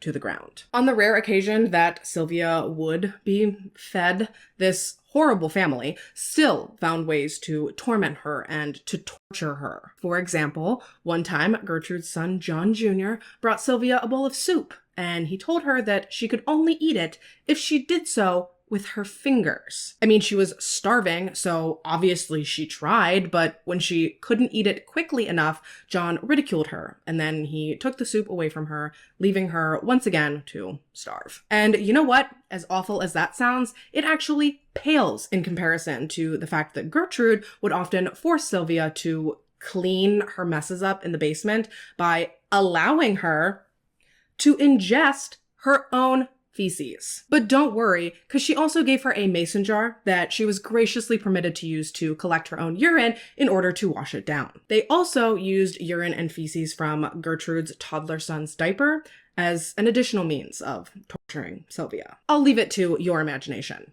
as to how. And all the while, as she was growing weaker and weaker, Gertrude and her children never once let up on their torture and their harassment. Christ, Gertrude's 10-year-old daughter, along with one of the neighbor boys, used a bolt to try and burn an S onto Sylvia underneath her left breast. That said, though, because they are brainless wastes of space, they messed up the branding and they ended up branding her with a number 3 rather than an S. Gertie was still proud, though, of her little Rosemary's baby. Once the brand was brought to her attention, she forced Sylvia to display her brand as well as her belly carving to the neighborhood kids, all while Gertrude told them that she got the markings from a sex party, whatever that means. So by this point, we're creeping up on October, if not already in the early days of October. Sylvia has been enduring this horrific abuse for going on like 2.5 months at this point. And although she has already displayed tremendous strength and resilience, far beyond what she likely could have ever imagined just by living through what she already has, she knew deep down in her soul that she could not live through much more of this. She even reportedly told Jenny at one point that she was going to die soon. Like, she could just feel it. And devastatingly, she was right. Like I said, it was October at this point, and by the end of that very month, poor Sylvia would, in fact, succumb to what Gertrude and her horrific kids and neighbors had put her through. And honestly, I think Gertrude was every bit as aware as Sylvia about her impending death. But even in Sylvia's final days, still, the only thing that Gertrude cared about was herself. All she cared about was trying to make sure that she could get away with what she had done and that she would not see any repercussions for the absolute horror that she had put this 16-year-old little girl through. She even went so far as to force Sylvia to write a letter that I guess she intended to give to the Lycans. And as she stood over Sylvia, forcing her to write this letter, she told her to write that she had run away with a group of local boys, and that after agreeing to have sex with all of these boys, they had then taken it upon themselves to inflict extreme torture and abuse on her. Now, you can correct me if I'm wrong, but I don't think that it takes a rocket scientist to see that She was just looking for a way to explain to the masses how Sylvia's body had ended up as disfigured as it had when she was supposed to be safe and sound boarding with Gertrude. You know, an explanation other than Gertrude did it. So verbatim, the letter read, quote, "I went with a gang of boys in the middle of the night, and they said that they would pay me if I would give them something. So I got in the car and they all got what they wanted. And when they finished, they beat me up and left sores on my face and all over my body. They also put on my stomach, 'I am a prostitute and proud of it.' I have done just about everything that I could do just to make Gertie mad and cost Gertie more money than she's got. I've tore up a new mattress and peed on it. I have also cost Gertie more doctor bills that she really can't pay and made Gertie a nervous wreck and all her kids." And even after she'd finished writing this exoneration letter for Gertrude, Sylvia still couldn't catch a fucking break. She was once again taken to the basement and tied to the stairs before Gertrude and John Jr. doled out yet another beating. And sensing that she didn't have a lot of time left, later that night, out of sheer desperation, Sylvia actually tried to escape the Banaszewski home. It's believed that earlier in the day, she had heard Gertrude and John Jr. planning to take her out to the woods and abandon her for dead. So in one final Hail Mary attempt to save her own life, Sylvia got free from her restraints, she crept up the stairs, and she made a freaking beeline for the front door. Devastatingly, though, Gertrude caught her just as she reached the door, and she forced her back into the home. Once she had Sylvia back inside, she then attempted to force feed her some crackers. However, due to her extreme dehydration, she couldn't swallow anything, a fact that enraged Gertrude to the point that she began beating Sylvia in the face with a metal curtain rod. She and Stephanie's boyfriend, Coy, remember Coy? Talked about him earlier. He and Gertrude actually ended up taking turns beating Sylvia with this curtain rod until she passed out from the pain before they then brought her back to the basement. And when Sylvia came back to later that evening, terrified and alone, she desperately tried to get anyone's attention. She screamed as loud as her broken little body would allow her to, and she also attempted to bang on the concrete walls of the basement with a shovel, desperately hoping that someone would hear her, and in turn, that someone would save her. And although neighbors of the Banaszewskis would later admit to very clearly hearing Sylvia's cries for help, no one at any point made any attempts to inform police of what was going on. And devastatingly, my friends, that brings us to the morning of October 26th, 1965. After being awake all night, screaming her head off, combined with her already fragile, malnourished, and dehydrated state. By the time Gertrude went to the basement to get Sylvia the next morning, she was completely incoherent. She couldn't speak clearly. She couldn't move in any sort of deliberate or coordinated manner. I mean, looking back in hindsight, we can see now that Sylvia's body was finally giving out. It was finally responding to everything she had been through over the preceding months. It was all catching up to her. And within a few hours, poor Sylvia would be dead. When Gertrude saw the state that Sylvia was in, she moved her to the kitchen and she tried to feed her a donut and a glass of milk. However, when Sylvia was unable to so much as lift said donut, Gertrude threw her onto the floor out of frustration. And as the morning wore on, Sylvia just became more and more delirious and incoherent. She was constantly just moaning in pain and she couldn't talk. Couldn't stand. All things that Gertrude and Paula thought that she was faking. So they began trying to test her, asking her to do things like say the alphabet, which when Sylvia couldn't, because she was actively dying, Gertrude and Paula proceeded to do what they do best and threaten her with physical punishments if she didn't go on to comply. They also tormented Sylvia for having defecated on herself, as if she had any fucking control over her bodily functions at this point. And then in an attempt to clean Sylvia, John Jr. decided to spray her down with freezing cold water from the family's garden hose. And I don't know if this happened to spark what little adrenaline was left in Sylvia or what, but when the water from that hose hit her, which I'm sure felt like a bolt of fucking lightning, Sylvia actually managed to get up briefly before attempting to make another run for it. However, once again, Gertrude cut her off before she could even reach the basement steps, and then she knocked her down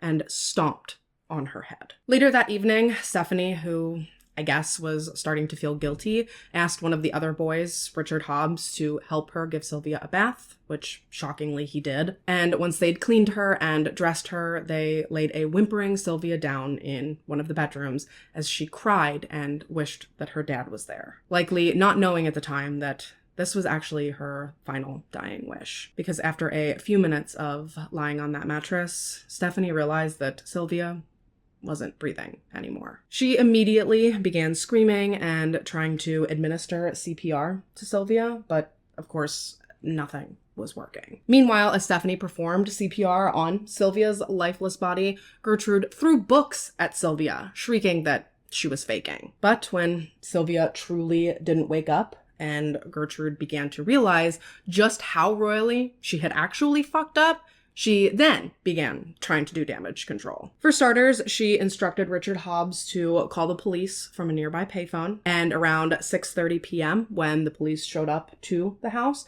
Gertrude led officers to Sylvia's body before handing them that god-awful letter that she had forced Sylvia to write. As police read the letter, Gertrude started laying it on thick to them, insisting that she had done everything she possibly could have to help Sylvia and that she had been doctoring her for hours prior to her death. Meanwhile, in a different room, Paula told Jenny, as well as her own siblings, that Sylvia's death was meant to be, and that if Jenny kept her mouth shut, then they would start treating her like a real sister going forward. What an offer. When questioned in front of Gertrude, Jenny recited the version of events that Gertrude had laid out for her, of course vindicating Gertie of any wrongdoing and painting her out to be nothing other than Mother freaking Teresa. But thankfully, just before the police left, Jenny saw one brief opportunity to signal to someone that she needed help. I don't know how she did it.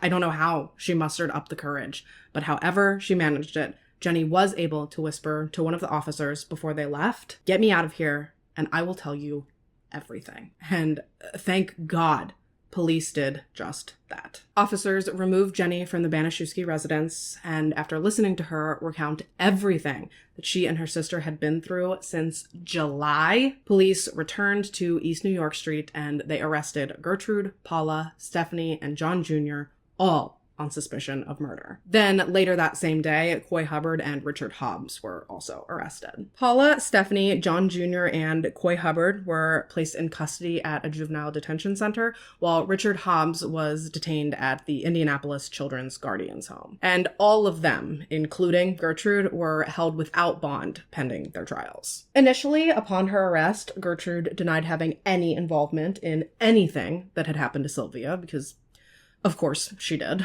However, within 24 hours, she started trying to desperately pass the buck onto anyone she thought might make a good scapegoat, including, but not limited to, her very own daughter. Yes, she told police that while she had never so much as laid a finger on Sylvia, she did know that the kids sometimes physically and emotionally abused her. More specifically, she told police that Paula had done most of the damage, but that Coy Hubbard had also done a lot of the beatings. Paula, on the other hand, she didn't give a fuck. The minute that her ass hit the seat in the interrogation room, she signed a statement admitting to basically everything she had done to cause harm to Sylvia. Honest to God, based on the smug-ass look on Paula's dumb, stupid face in her mugshot, I genuinely believe that she was beyond proud of what she had done to Sylvia. Because she's a disgustoid and all that. According to her autopsy, it was determined that Sylvia had over 100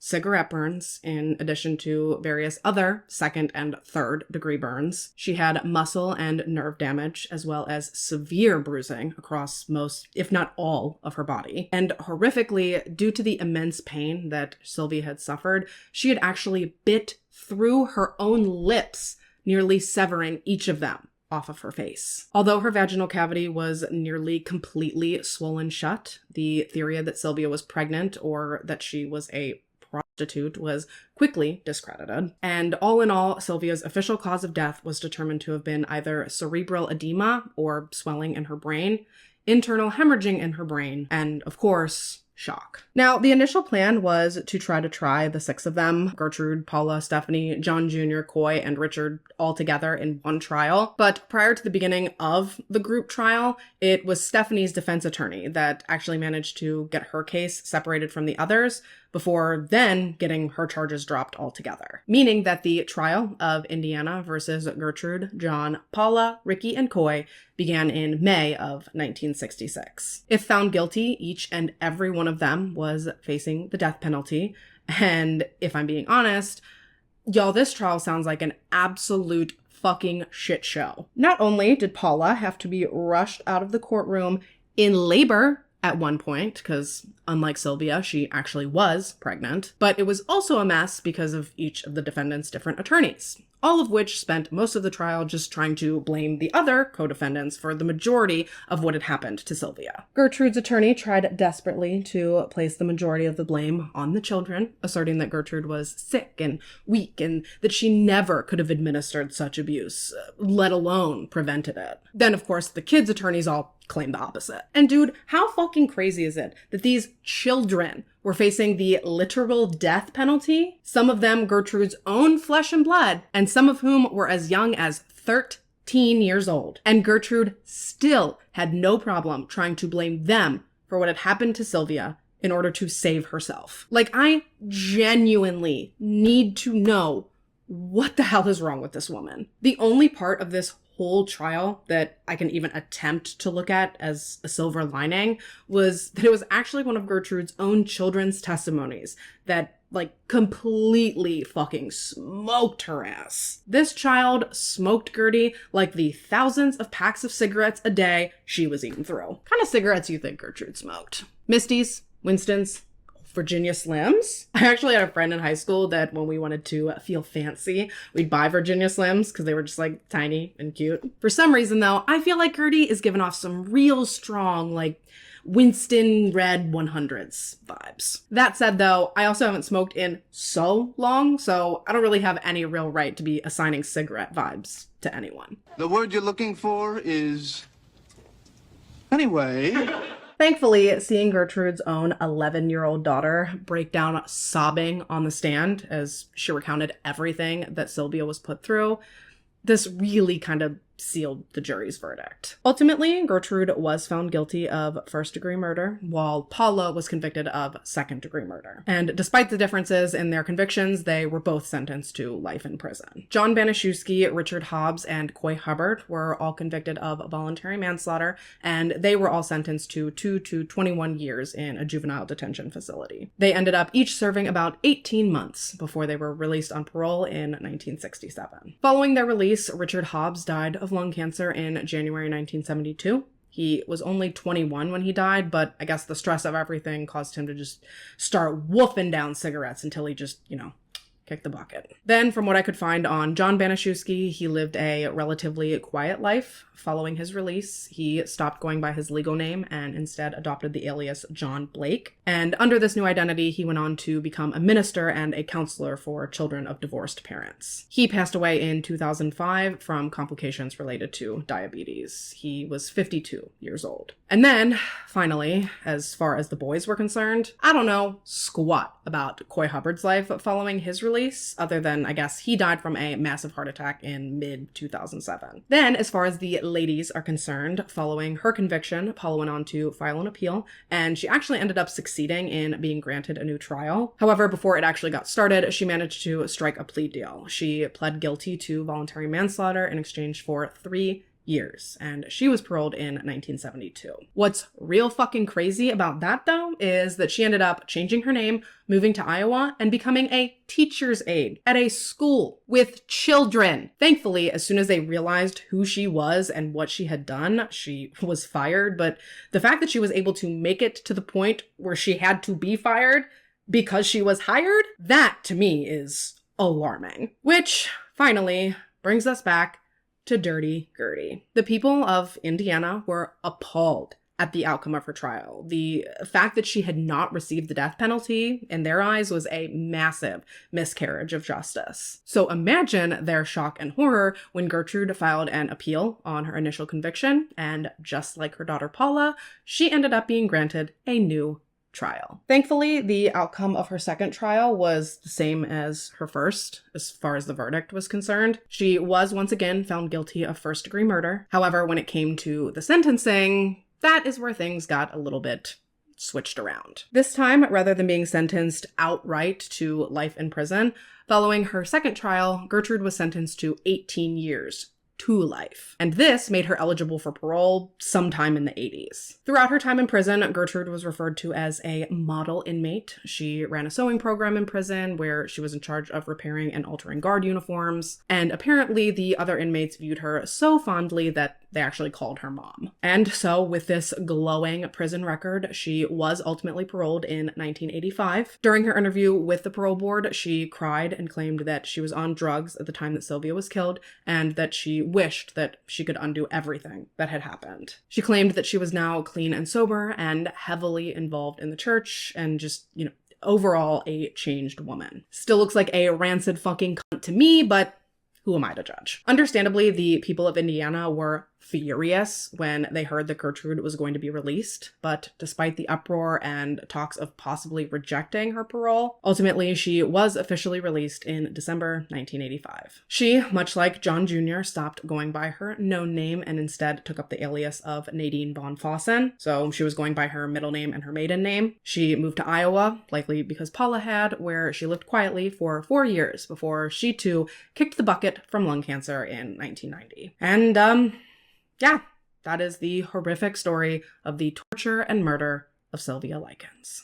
Sylvia's death is credited for the adoption of Indiana's mandatory reporter law, which requires the reporting of suspected child abuse. In June 2001, a statue of Sylvia was built in Willard Park in Indianapolis, Indiana. And then in 2016, the Boone County Child Advocacy Center was renamed Sylvia's Child Advocacy Center. So although her life was cut incredibly short, her legacy absolutely continues to live on and to protect other children from facing the same horrific fate that she did. Sylvia's story has also been memorialized in many books, including but not limited to The Indiana Torture Slaying and The Basement. Not to mention that her horrific story also made the big screen in a film adaptation named An American Crime. And actually, An American Crime is how I first heard of Sylvia's case.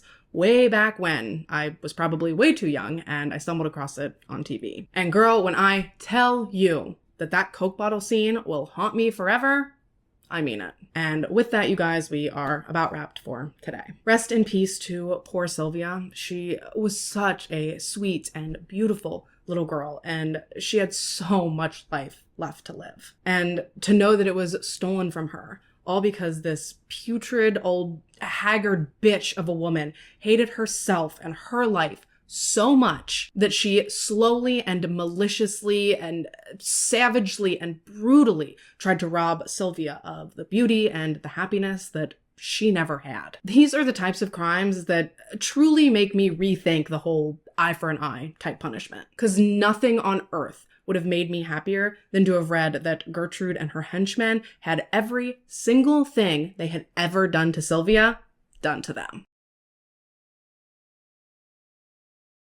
All right, you guys, so today's case is another request from one of our channel friends. So if you could all join me in extending a big thank you to Emily Jacqueline for requesting this one. Thank you so much, Emily. Your support is so appreciated. Today, we're going to be discussing the disappearance of Shannon Matthews, which is a story that I've definitely heard before, but I must say, no matter how many times I hear the story, I'm dumbfounded each and every time by the sheer stupidity of damn near every single adult involved. I truly believe that my toddler could come up with and execute a significantly more well thought out plan than these people. I mean, to their credit, I'm also convinced my toddler might be an evil genius, so there's that. But anyways, what do you say I stop yapping and actually get into telling you what happened?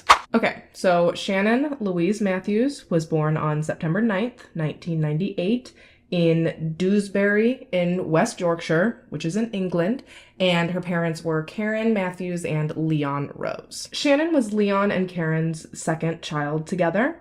They'd had a son about a year before Shannon was born. However, Shannon was actually Karen's third child, third out of a total of 7 children that she'd go on to have over the years with, I believe it was 5 or maybe even 6 different men. And yes, now that you have this information, you've likely already deduced that Shannon didn't have a very traditional family dynamic, and you would be right in that assumption. But I would also like to acknowledge the fact that non-traditional does not necessarily mean bad. I know plenty of incredibly happy and healthy blended families, my own included. I think it is super ignorant to just assume that because a woman has multiple kids with multiple fathers, that means she's a bad person or a bad mom. I think, personally, that if you're loving and supporting your children in the best way that you're capable of doing, and that you're doing your best to foster a healthy relationship between your children and their other parent,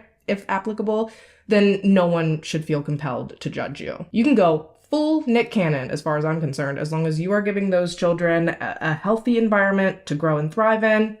You do you, boo-boo. Now, with that said, sadly, in Shannon's particular situation, unconventional, non-traditional, unorthodox, however you want to describe her family dynamic, it was synonymous with bad, because her home life was absolutely abhorrent. And I assure you, we are going to get more into that, but before we do, let me give you just a little insight into the matriarch of this family, Miss Karen Matthews. Karen was born in 1975. She was one of 7 children born to her parents, June and Gordon Matthews. I believe she had 5 brothers and 1 sister. Now, beyond that, there isn't a ton of information available regarding Karen's early life. But as far as I could tell, her parents seemed like decent people who did their best to bring up their children and to raise them well. However, at some point, Karen was diagnosed by a psychologist as having a borderline learning difficulty, which made her emotionally vulnerable. So what I personally take that to mean is that she was extremely anxious and scared of being rejected or judged or made to feel inadequate in any way. And because of this, her relationships with the people closest to her seemed to suffer a lot. So despite growing up in, again, what I can only extrapolate to be a fairly decent environment, Karen, after a particularly heated argument with her parents, actually left home at age 16, and she stayed estranged from her parents for quite some time following that falling out. And actually, Karen, to this day, is, again, not on speaking terms with her mother, but we'll get more into that later. Now, Karen's learning difficulties made her act kind of childish. She just comes across as really, really immature, and her emotional vulnerability is actually thought to be the reason that she kind of seemed to seek love and acceptance from a lot of different men. Personally, I'm inclined to believe that this started at a pretty young age, but there's really nothing about her love life that's documented prior to the point that she started having children. She gave birth to her first child with her first baby daddy in 1996 when she was about 20. Then in 97, she and Leon had their son, followed by Shannon in 98. Then in 2000, she had her 4th child with her 3rd baby daddy. She's about 25 at this point. Then in 2002, she has her 5th child with her 4th man, before going on to have another child in 2003 with a 5th man. And then she had her final child in 2005. And the reason that I said at the beginning that she had 7 kids with either 5 or 6 different men is because every report you read is steadfast in saying that it's 5 different men. But the details of her final child's paternity are super confusing. But regardless, the fact remains that Karen had 7 children over the span of 10 years, and I don't know about y'all, but as someone who has been pregnant and someone who genuinely enjoys being pregnant, that sounds like a lot. And a lot of people believe that the main reason that Karen kept just churning out these kids was so that she could collect as much government assistance as possible, because Karen did not work. And obviously, the more children you have, the more help you're eligible to receive from the government, or I guess they call it council over there. The only reason I'm questioning it is because I know that the housing assistance is called council housing, but I don't know if the other financial benefits are called government benefits, council benefits. I don't know. Somebody who does know, just feel free to set me straight down below. Now, I obviously have no idea what the precise logistical breakdown was for Karen's benefits, but I do know that at the time our story takes place, 4 of her 7 children were living in her home with her, and for that she was collecting roughly £400 a week in benefits. Which, if you take the UK's inflation rate over the last 15 years into account, nowadays that would be about £575 a week, which converted to dollars for us over here in America would be close to $700 a week. And on top of that money, she was also provided council housing in the Dewsbury Moor estate, which is located east of Huddersfield in an incredibly impoverished area of West Yorkshire. I think I've actually heard that area in particular be described as one of the poorest areas in the UK as a whole. So yeah, it was a very low income area with high unemployment rates, high crime rates, just a lot of people struggling every day just to get by. Karen and her kids moved into the Dewsbury Moor estate in the early 2000s, and within a few months, Karen, who was 28 at this point, took up a romantic relationship with her next door neighbor's 18-year-old brother, Craig Meehan. They met because Craig used to frequently hang out around the Dewsbury Moor since his sister lived there, but within just 3 weeks of dating Karen, he began living there. But not with his sister. No. Instead, this 18-year-old kid was like, you know what? I bet it would be really fun to move in with my new girlfriend, who's an entire decade older than me, and her gaggle of children. Now, from my understanding, Karen was already pregnant with her 7th child when she and Craig started dating. But if I'm being honest, the more you look into it, the more confusing it kind of starts to get, and the timeline's real murky. I'm not 1,000% sure what happened with this 7th kid, but I think the main takeaway is that it was not Craig's, even though I think people did think it was for a while, but it's not, and really it's neither here nor there. So to recap, in this house, we've got Karen, Shannon, 3 of Shannon's half-siblings, and their new man-child stepfather, Craig. So 6 people all crammed into this house under conditions that were so poor that Karen's children actually ended up on the council's at-risk register, meaning that Karen and her children were meant to be consistently monitored to ensure the children's safety. I'll let you decide throughout the course of the story how well you think that went. And if you've never heard this story, there's a chance that you're thinking like, okay, well, how bad was it really? To which I would say, girl, it was bad. The house was absolutely filthy. The kids were neglected. Karen didn't feed them regularly. She didn't maintain their hygiene. She spent her benefit money on alcohol and cigarettes and like bullshit junk food for her and Craig, but she was not willing to provide even the most basic essentials for her children. As in, supposedly, Karen didn't ever even buy diapers for her babies. Yeah, instead she would use whatever she could trudge up for free. I mean, we simply can't expect her to cut into her alcohol fund, can we? Seriously though, this broad would apparently use just miscellaneous pieces of fabric, curtains, and even plastic bags and tape as diapers on these children. Oh yeah, I told you, some of the facts of this story are outrageous. Like, what in the UTI could this woman have possibly been thinking? And it just gets worse from there. She didn't take him to the doctor. She barely made sure they got to school. At one point, Shannon was found to be completely infested with head lice. It is just awful to think that these poor children, or any children really, would be forced to live in an environment like this because their parents are too lazy and self-centered to take proper care of them. It makes my stomach turn. It makes my blood boil. I just don't understand how anyone could treat any child, let alone their own children, like this. Anyways, I don't think it's going to come as any huge shock to you when I say that Shannon was absolutely fucking miserable living with Karen. She hated being forced to live basically starving and in total squalor. And she and Karen would actually argue about this pretty frequently. They did not have a very loving, healthy mother-daughter relationship. Poor Shannon even at one point wrote on the wall of her bedroom, like underneath where some wallpaper had pulled up, she wrote, "I want to live with my dad," which is so freaking sad, especially when you consider the fact that Shannon's brother, which was Karen and Leon's son, he had always lived with Leon from the time that Leon and Karen separated. But Karen had made a point to ask to keep Shannon with her, even though from as early as at least Shannon's birth and maybe even the birth of Karen's first child, it was pretty obvious that she was a shit mom. Shannon actually lived with Karen's parents, June and Gordon, for the first few months of her life. Because even in the hospital, Karen was already showing signs of being a neglectful mother. So June and Gordon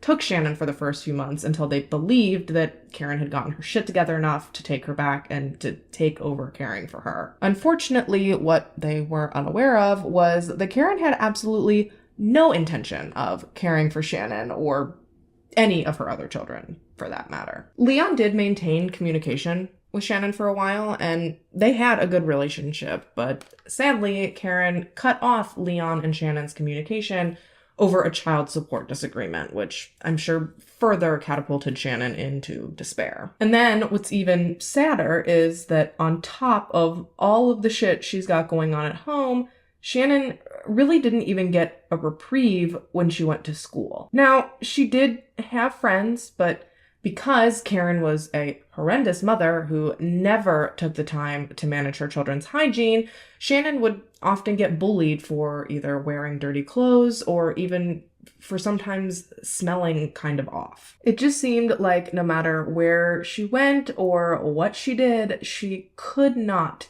catch a break. Which brings us to the evening of Monday, February 18th, 2008. That night, Shannon and Karen ended up in a particularly heated argument that actually stemmed as a result of an argument that Craig and Shannon had been having, where Shannon ended up cursing at Craig, which, I mean, he probably deserved it, but I'll get more into that later. But at the time, this caused Karen, who clearly cares more about her flavor of the month than she does about her own children, to fly off the handle at Shannon and subsequently ground her. This really upset Shannon, and she actually ended up leaving the house and running down the road to her Uncle Martin's house. And like I said, she was visibly upset. So right away, Martin's like, "What is going on? What is wrong?" And it breaks my heart, but Shannon cried to Martin and told him that she was scared to go home because she was in trouble, and she begged him to let her stay the night at his house. And that is something I physically cannot wrap my mind around. Like, it does not compute with me. I do not care how mad I get at my kids, ever.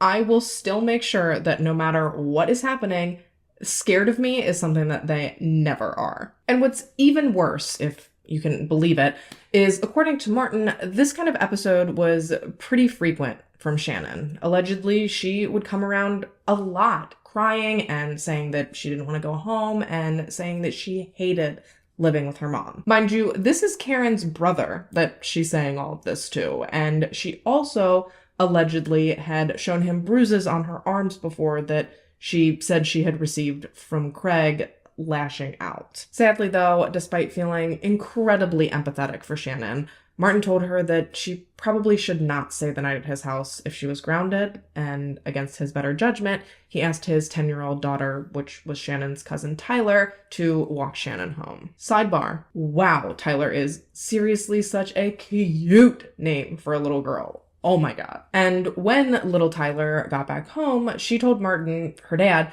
that Shannon had cried the entire way back to her house, which is understandable. I think anyone would cry knowing that they had to go back to that hellhole. But Shannon did. She went back to the house, she went straight to her room, and she went straight to bed. She woke up the next morning, which was Tuesday, February 19th, and for once, she was actually looking forward to going to school. Because not only was this going to get her out of the house and away from Karen and Craig, but that day her class was actually going to have their first swimming lesson, which she had been looking forward to for weeks. She hopped down off her bunk bed, she got dressed into her school uniform, pulled on her rain boots, and she grabbed her bags. She was ready to leave the house right at 8 a.m., but not before Karen managed to spew just a little bit more spiteful, disgusting venom at her 9-year-old daughter instead of just letting go of whatever had happened the night before, because remember, they've already discussed it. Shannon's already been grounded. But instead of just moving on and telling her daughter, I love you, have a nice day, good luck at your first swim lesson, Karen decided to resurrect the previous night's argument, ultimately shouting at Shannon and telling her to get out of the house and not to come back. And as poor Shannon made the half-mile walk to school that morning, she told her cousins all about the fight from the night before, as well as what her mom had said to her as she was leaving the house that morning. It chaps my ass every time I have to refer to Karen as Shannon's mother, because in my opinion, she does not have a maternal bone in her entire stupid body. If I haven't made it painfully clear, I really don't like this woman. Is it just me? Can you imagine speaking to your young child like that? I would not even talk like that to my grown-ass man of a husband. So I don't care how mad you are. You don't talk like that to anyone, but especially not to someone you love. Because you know what they say, be careful what you wish for. It just might happen. And that is exactly the case here, because that afternoon, Shannon did not return to her house after school. And for the next 23 days, 18 hours and 22 minutes, friends and family were left to wonder if they'd ever see her again. Her neighbors were left to fear for the safety of their own children, and Karen Matthews barely seemed to care at all. So Shannon was last confirmed to have been seen outside of her school around like 3:10 p.m. following her class's swimming lesson at the Dewsbury Sports Center. Shannon was seen via CCTV footage entering and exiting the sports center, so she had made it to and from her lesson safely, but beyond that, it was like she had disappeared into thin air. Typically, she would return home from school around 3:30 in the afternoon. However, that Tuesday in particular, she didn't. In fact, Shannon would never return to the Dewsbury Moor house ever again. So, question for my fellow parents out there. Let's say you're in this situation. Hypothetically speaking, of course, because God willing, none of us will ever be in this situation, but for the next few seconds, let's pretend we are. Your kid doesn't show up back at home after school at the time they normally do. How long are you waiting before you go out to look for them? And then beyond that, say that you don't find them when you go out looking. How long are you then waiting before you call the police? Because here's my answer. I'm out looking once they're 5 minutes late, and I'm calling the police if I don't see them walking down my street within another 5 minutes. I don't care if that's over the top. I don't care if that makes me sound like a helicopter parent. I don't care how crazy I sound. I don't care if I become the town loon from that point on. I am not fucking around when it comes to my kids' safety. And as true crime aficionados, like we are, I think it's safe to say that we are all well aware of the fact that the first 48 hours after a child goes missing are the most critical in terms of finding them and returning them home safely. So with that in mind, you want to know how long it took Karen to get off her ass and do anything about the fact that Shannon was potentially missing? Actually, you know what? Why don't you chew on that for a second? I'm going to take my break, throw on my lashes, and when we come back, the jackassery really begins. Don't go nowhere.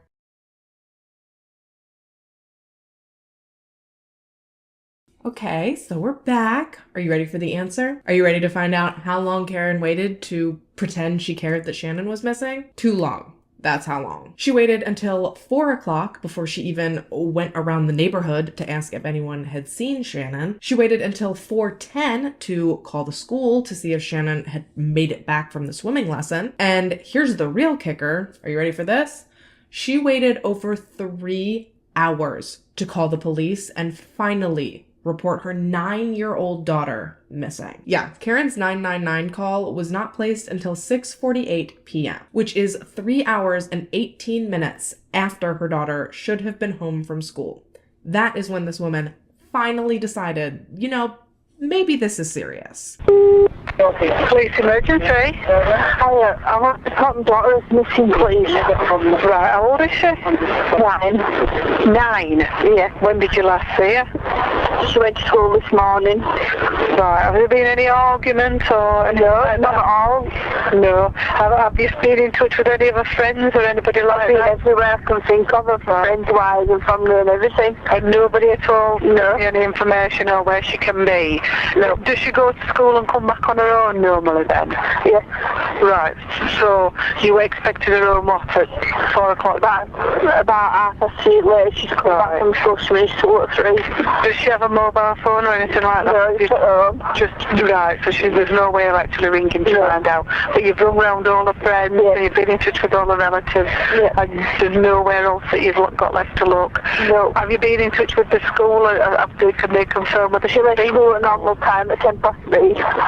Right. What do they call her? Shannon Matthews. Has she been missing before? No, it's first time. And there's been nothing to intimate why she should go? No. Now, thankfully, police took Shannon's disappearance seriously from the very beginning. Within minutes of Karen's call, they were at her door, and by the next morning, the West Yorkshire police had started a massive search of over 200 officers out looking for Shannon. It was briefly discussed that Shannon could have potentially run away, but that theory was dismissed by about 7 a.m. the next morning, and police were actually so concerned with Shannon's disappearance that they brought in homicide and major inquiry. And then, in addition to police efforts, the Dewsbury Moor community also rallied behind Karen by initiating their own efforts to hopefully help bring Shannon home safely. Karen's friends and neighbors spent hours printing out pictures of Shannon and hanging them up all over the neighborhood and the surrounding areas to help spread the word of her disappearance. By day 2 of the police search, close to 200 additional just civilian volunteers joined the 200 officers that were already out looking for Shannon. Like I said, Karen's immediate community really rallied behind their family. And a lot of these community efforts to find Shannon were actually organized by Karen's friend and neighbor, Julie Bushby, who also just so happened to be the chair of the Moorside Residents and Tenants Association. And Julie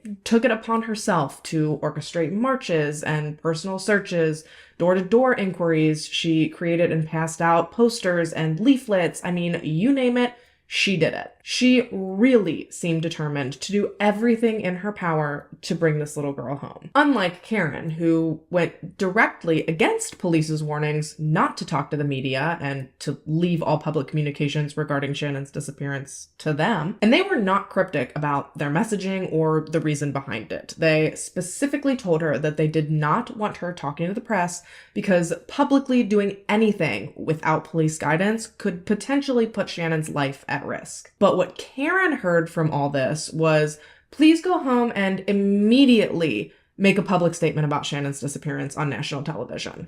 Yeah, potato, potato, I guess. Speaking of media coverage of this case, there was a lot of scrutiny on the media regarding the undeniable imbalance of coverage of Shannon's case in comparison to the coverage provided over Madeleine McCann's case. Now, ironically, Madeleine McCann's case has actually found its way back into the limelight over the past week and a half with that Polish woman who thinks that she's her. But even without that, I assume that most of you are more than familiar with Madeleine McCann, but if by some chance you're not, Madeleine was a almost 4-year-old little girl from Leicestershire who disappeared without a trace right out of her family's vacation home in Portugal in May of 2007. So it happened just under a year before Shannon went missing. And in stark contrast to the Matthews family, Madeleine's family was incredibly well off because both of her parents, Kate and Jerry McCann, were doctors. So when it came to Madeleine's disappearance, it seemed like everyone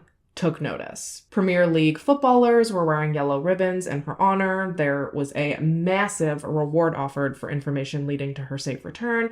And Madeline's family even had celebrities such as Philip Green, Simon Cowell, and Sir Richard Branson speak out publicly regarding her disappearance and offer to help the McCann family in any way that they could. But when it came to spreading the word to the public regarding Shannon's disappearance, her family and friends were callously shooed away from a rugby game because they tried to pass out flyers to help raise awareness. A reward of just £50,000 was offered for help in finding Shannon, which paled in comparison to the £2.5 million offered for information leading to Madeline's return. And as far as I'm aware, there was little to no celebrity intervention when it came to bringing attention to Shannon's disappearance. So yeah, it's pretty obvious that because Shannon's family was unconventional and low income and less glamorous than the McCanns, her disappearance was not viewed by media outlets as, I don't know, as much of a ratings generator, which is absolute bullshit. And don't get me wrong, I'm not saying that Madeline did not deserve the level of coverage and support that she got.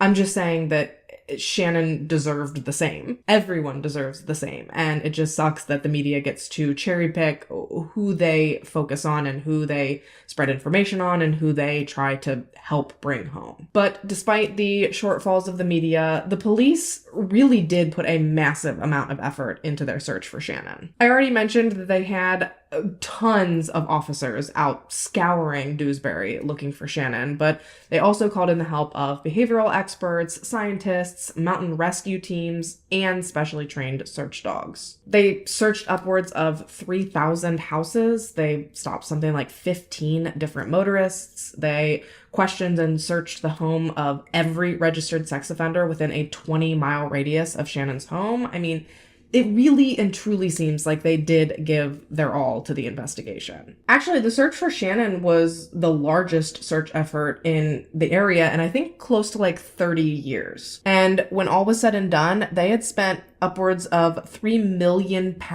in resources just trying to find this little girl. But the longer and longer they search, all while making seemingly no progress, the more and more they began to fear that perhaps Shannon was not going to be coming home alive after all. And at the 1 week mark, it seemed like Shannon's friends and neighbors were all starting to lose hope. Local churches held services where they led prayers for Shannon. Her neighbors at Dewsbury Moor held a vigil in her honor exactly a week after she'd gone missing. And Shannon's best friend, Megan Aldridge, even gave a heartbreaking public statement talking about how sad she was that her best friend was missing. So I've talked at length about what everyone else was doing in the wake of Shannon's disappearance, but what was Karen doing? You may be wondering. Acting like a fucking weirdo. That's what. Again, despite being told not to engage with the media, Karen took it upon herself to try her very hardest to turn her daughter's disappearance into her own personal 15 minutes of fame. She took every opportunity she possibly could to personally capitalize on the media attention that Shannon was getting, and she was very clearly relishing the fact that she was being featured on TV. For example, at one point, a news station was filming out in front of Karen's house, and Karen stood inside flicking her curtains back and forth so that she could watch them move on TV in real time. You could just tell that she thought that being on TV was just like the coolest thing. Never mind how or why she was on TV and what had initially gotten people to focus on her in the first place. You know, who cares if your daughter's missing when you can watch yourself open and close curtains on live TV? I mean, this woman she's got to be borderline sociopathic. And on top of her obsession with seeing herself on TV,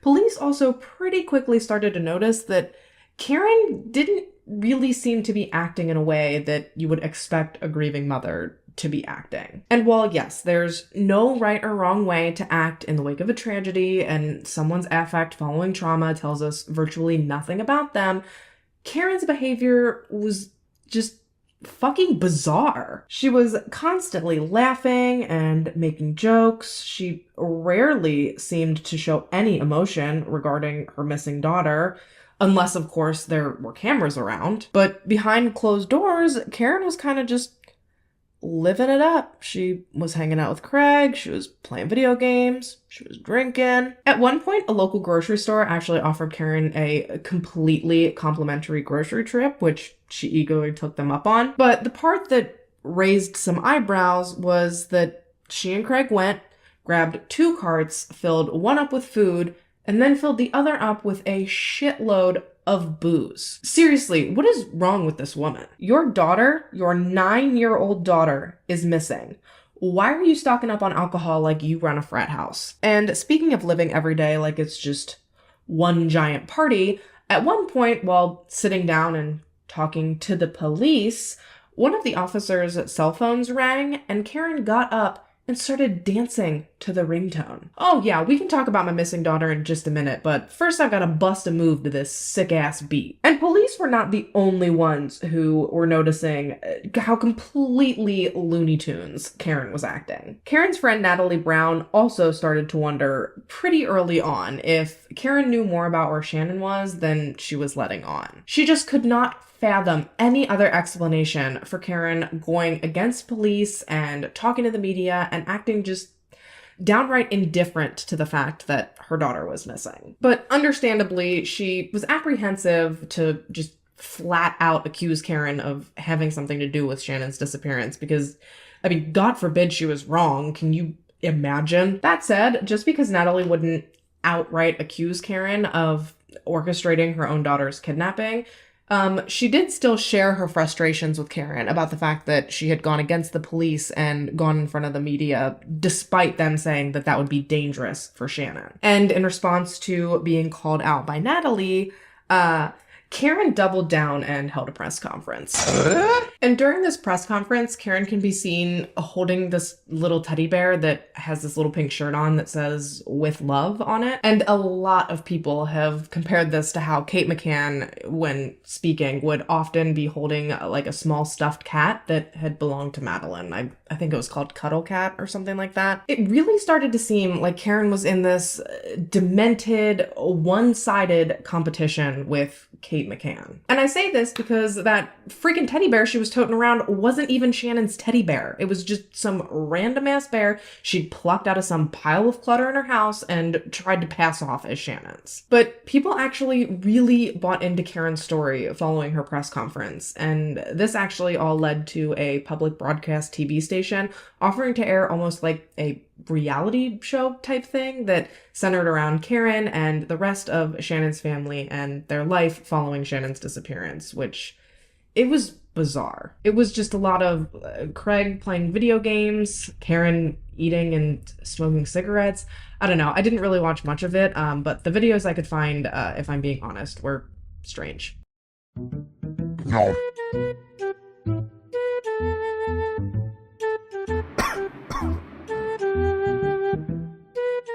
No.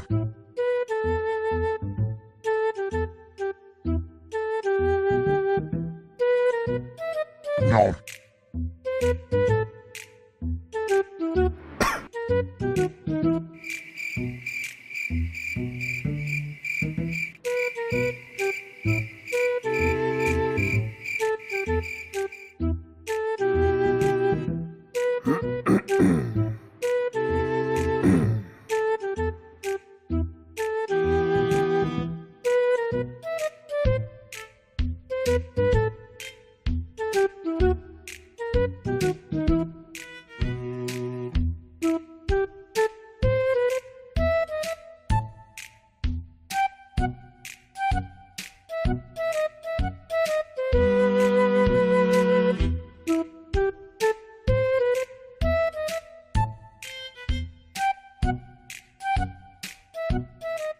Anyways, by this point, it's about 3 weeks into Shannon's disappearance, and police really don't seem to be getting any closer to finding her than they were at the beginning of the search. And everyone was really starting to lose hope. That is, until they received a tip from a, quote, distant extended family member of Craig's, who told them that it might do them well to look into a man named Michael Donovan. Apparently, this Michael Donovan character was Craig's uncle, by the way, and apparently Uncle Mike had been laying real low since about the same time that Shannon had disappeared. So, a little bit about Mike.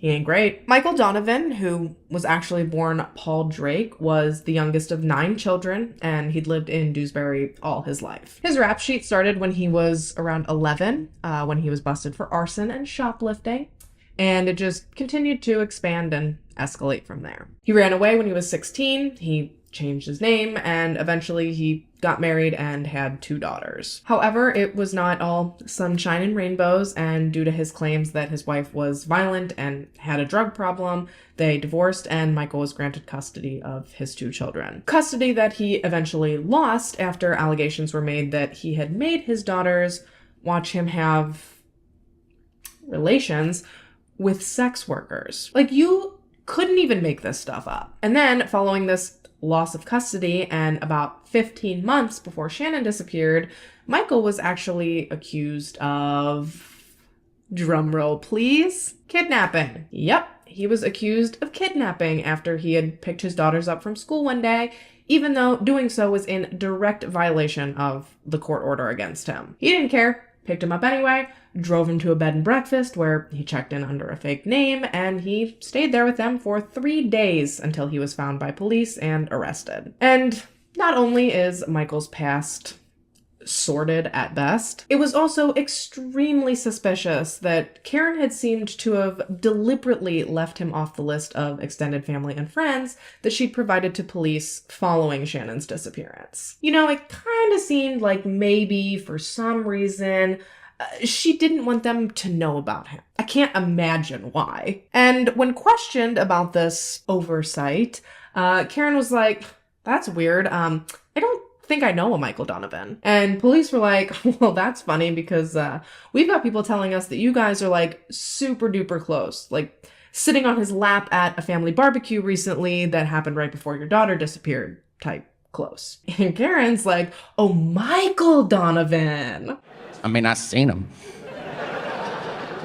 I don't know. Now, obviously, at this point, given all of this new information, the next step for police is to head on over to Mikey's flat so they can have a wee little chat with him. I'm really sorry. I don't know why I did that. So they head to Michael's flat on Friday, March 14th, 2008, knock on the door just before 1 p.m. They knocked and knocked and they knocked and they knocked and they knocked and they knocked, and shockingly, no one answered. So they knocked some more, and in fact, they knocked so much that Michael's downstairs neighbor actually came out of their flat and was like, "Hey, what's the deal?" To which police responded that they were trying to contact Michael Donovan. And the neighbor's like, "Oh, well, that's weird that he's not answering because I know for a fact that he's home, and I actually just heard some little footsteps running around a minute ago, you know, in between all the incessant knocking." And now, knowing not only that Michael is in the apartment, but that there may be someone in there making tiny footsteps, like perhaps a little girl, perhaps like the missing little girl that they've been looking for almost 24 days, they called in backup. They called in the Operations Support Unit, and as soon as the extra officers arrived, they forced their way into Michael's apartment, where,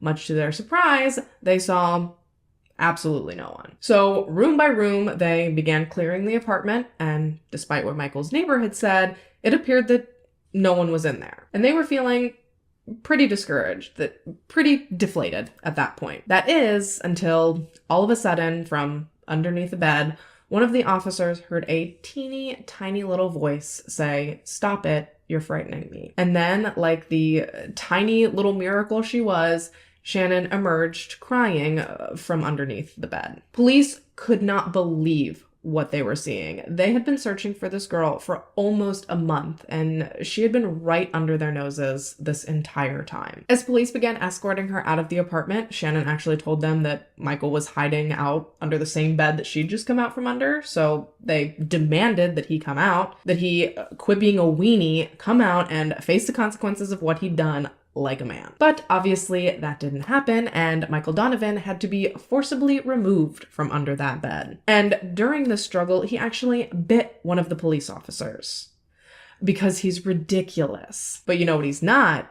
Quiet. Because in the police van on his way to be booked into the Halifax police station, Michael was already singing like a fucking canary. He wasn't even in custody for 15 minutes before he started telling them that they needed to get Karen right down to the station too. He told them that they needed to get Karen down there talking because he was not the only one responsible for what had happened to Shannon, that the two of them had actually had a plan. To clarify, I am in no way saying that Michael shouldn't have squealed on Karen. He absolutely should have, because respectfully, fuck that bitch. I'm just saying that if he was gonna break down and tattle so easily, he probably should have done it before he was in this deep, but I'm getting ahead of myself. So they do just that. They bring Karen down to the station, where, by the way, she showed little to no emotion over the fact that her missing daughter had been found. And when they started to question her about the accusations that Michael had been hurling at her, she, not surprisingly,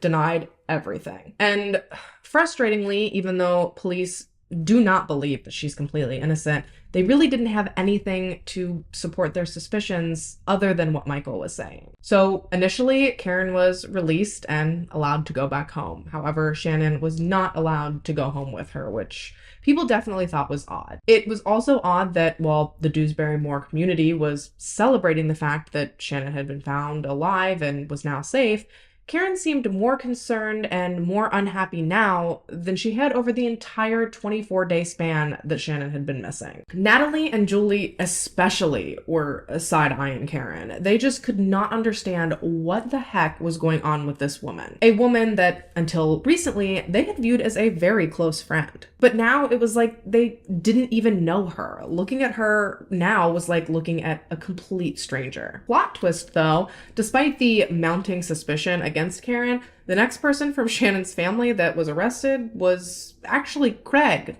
not Karen. Now, he wasn't arrested for anything having to do with Shannon's disappearance. No. Rather, he was arrested because following Shannon's disappearance, police had seized some of Karen and Craig's personal belongings as potential evidence. And somewhere deep within the depths of crusty little Craig's computer hard drive, police had actually discovered 49, we'll say, indecent images of children, some as young as 4 years old. So Karen's life is basically crumbling around her. Things clearly are not going her way anymore. She's no longer being viewed as this grieving, sympathetic mother. Her creepy little boyfriend's been ripped away from her. She's just having a real rough couple of days. And eventually, the pressure of it all finally became just too much for her to bear, and ultimately, she cracked.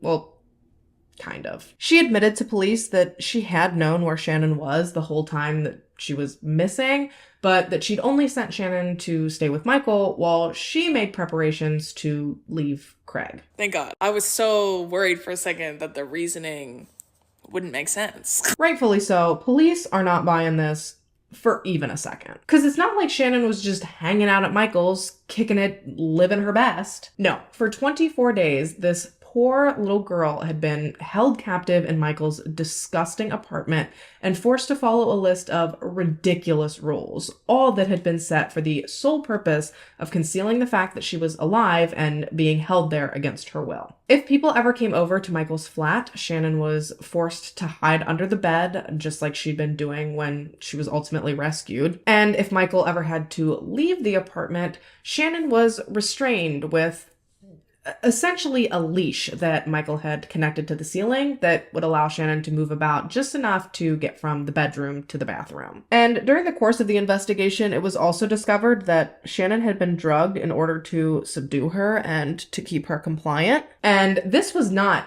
just during the 24 days that she was missing. The follicle test that they did on Shannon actually revealed that she had been drugged with multiple different sedatives for almost 2 years prior to her disappearance. So yeah, they were much more inclined to believe Michael's version of events, which was that Karen had approached him with a plan to make it look like Shannon had been kidnapped so that Eventually, once the reward money was high enough, Michael could then stage this miraculous discovery of Shannon, collect the reward money, and then he and Karen would split it. And Michael claimed that he didn't want any part of this plan at first, but that Karen had threatened to have him jumped or even killed if he didn't go along with it and help her, so supposedly that's why he agreed. So on December 4th, 2008, Karen and Michael were both found guilty of kidnapping, false imprisonment, and perverting the course of justice, and they were both sentenced to 8 years behind bars. Yeah, 8 years.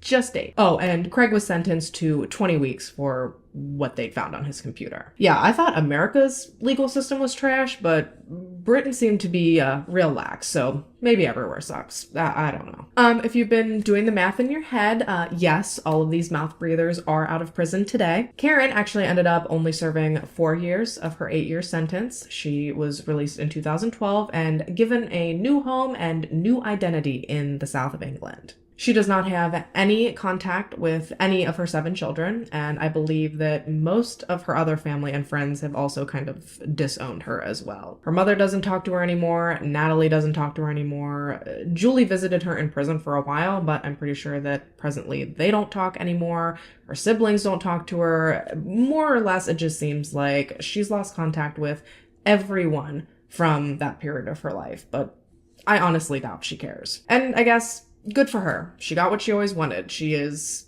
definitely famous. She's known all throughout the UK as Britain's worst mom, so congratulations, Karen. You made it. Michael was also released in 2012. There's not really a lot out there about what he's currently up to, but I doubt that it's anything spectacular, so who cares? As for creepy little Craig, he served his sentence, and he has spent the time since his release living a kind of forced transient lifestyle, because every time people realize who he is and that he's living near them, they start a fucking riot and basically force him out. He's even been physically attacked out in public before after someone realized who he was, which totally isn't funny. Allegedly, he's basically gone into hiding because he cannot show his face in public without receiving just an avalanche of hate. And finally, following her abduction, Shannon was cared for by social services before she was given a new identity and placed with a new family. She's 24, almost 25 years old today, and I just hope that wherever she is, she's gotten the help that she needed and that she is happy and healthy and loved. All right, y'all. Pack your bags and grab your sunscreen, because we are headed damn near to the equator today. Okay, realistically, we're technically gonna be like a little bit south of the equator, but the equator does technically pass through the country that we're set in today. The specific city, though, well, that falls about 1,600 miles south, give or take. Brazil.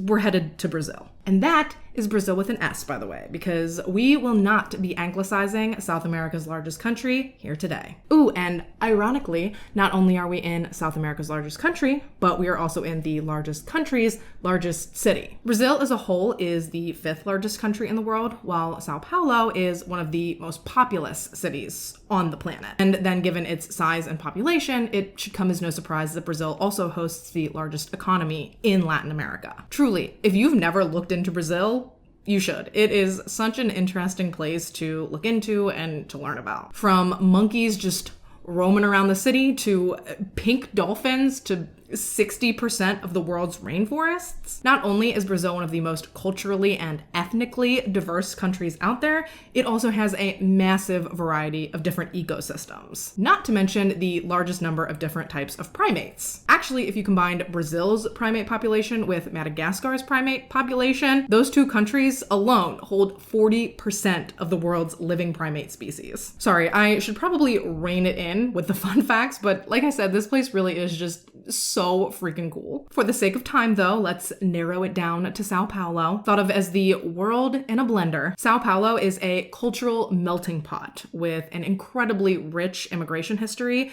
meaning that in one singularly beautiful place, there is the opportunity to see and experience history and culture from all over the world. And this makes Sao Paulo and just Brazil as a whole a very diverse and a very accepting place. Actually, Sao Paulo hosts the largest annual LGBTQIA+ festival in the entire world. Like, millions of people come from far and wide to join in on the festivities and to show their pride or to show their support. And while things like the festival are city type experiences, and Sao Paulo is an incredibly industrialized, like, big city, let me assure you that that does not take away from its beauty. Just beyond the city limits, you'll find hundreds of miles of tropical Atlantic coastline to behold. And then even within the city, there is still an undeniable beauty and charm. Not just thanks to the wonderful people who live there, but also thanks to some really incredible and thought-provoking street art. This, my friends, is the setting for our story today. And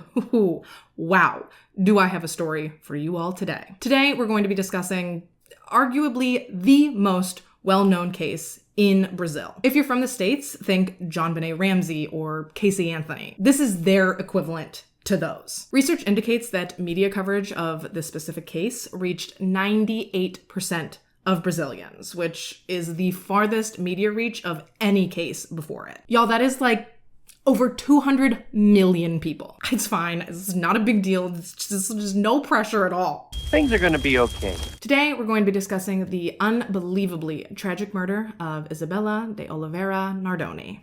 Isabella was born on April 18th, 2002, to her parents Alexandre Alves Nardoni and Ana Carolina Cunha de Oliveira. It's gonna be another rough one this week. That you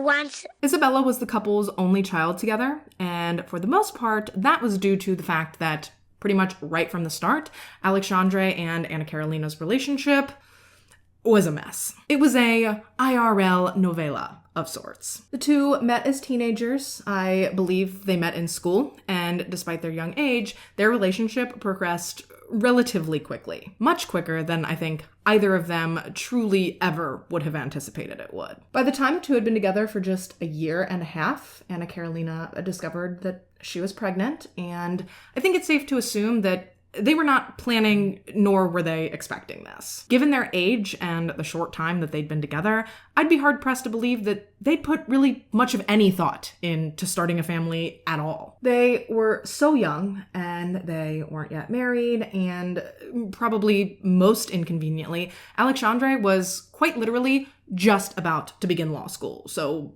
to say that the timing was less than ideal, well, that would be a pretty serious understatement. This pregnancy definitely introduced a heightened level of stress to not just Ana Carolina and Alexandre's relationship, but it shook up Ana Carolina's entire family. You see, at the time that Ana Carolina fell pregnant, her brother and his wife were also expecting their first baby. And while cousins in such close age proximity sounds like a sibling's dream come true, for Ana Carolina's family, seeing her brother do things in the correct order, finish school, get married, then have a baby, well, I guess you could say that all that did was put a spotlight, if you will, onto some of the less than desirable circumstances surrounding Ana Carolina's relationship and her pregnancy. Because when I tell you that Ana Carolina and Alexandre's relationship wasn't perfect prior to the pregnancy, not even close. Sure, once they found out that they were going to be parents, they tried to pull it together. They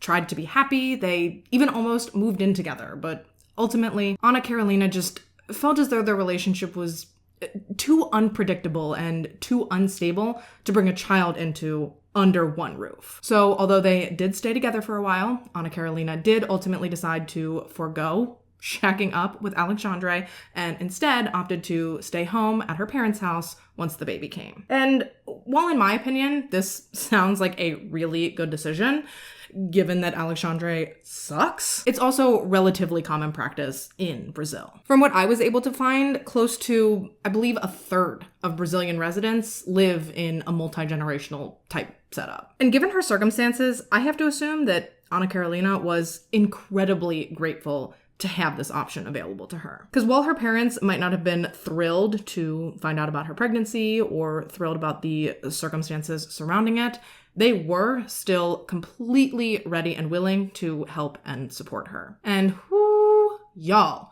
would she be needing that family support more than she ever would have thought in the years to come, for numerous reasons. Starting with, but not limited to, the fact that Alexandre, while Anna Carolina was practically bursting at the seams, pregnant with his baby, he was out starting a whole-ass other relationship with a fellow classmate of his. Yes, a 23-year-old Alexandre Alves Nardoni with his whole-ass pregnant girlfriend back home, and while supposed to be studying the law, was instead studying an 18-year-old peer of his. Now, ironically, this lady was also named Anna Carolina. Anna Carolina Chata Peixoto Jatoba.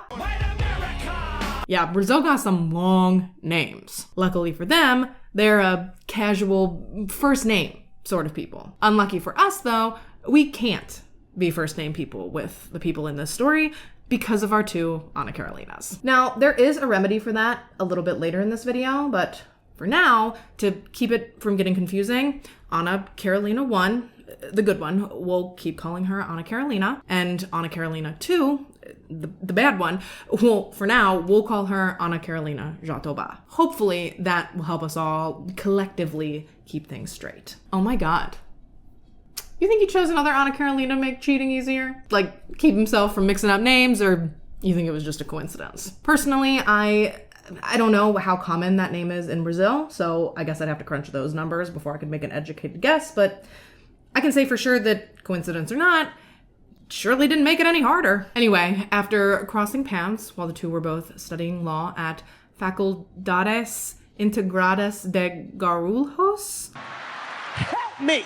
the two began a full-blown relationship, despite the fact that Alexandre was very much already involved in a completely separate full-blown relationship. Didn't I tell you that their relationship would make the perfect plot for a novela? Now, Anna Carolina and Alexandre might not have lived together, and she might have been completely preoccupied nearing the end of her pregnancy, but as women often do, she noticed almost immediately when Alexandre's demeanor shifted following the start of his affair with Anna Carolina Jatoba. I swear it must be a superpower that women have, because I feel like we can almost always pick up on like the slightest changes in our men. We got that gut instinct, that women's intuition, that sixth sense, you know? And like I said, Anna Carolina definitely had a visceral and all-consuming feeling that Alexandre was being unfaithful. Not surprisingly, though, no matter how many times she confronted him with these suspicions, which she did on numerous occasions, surprise, surprise, he lied and denied it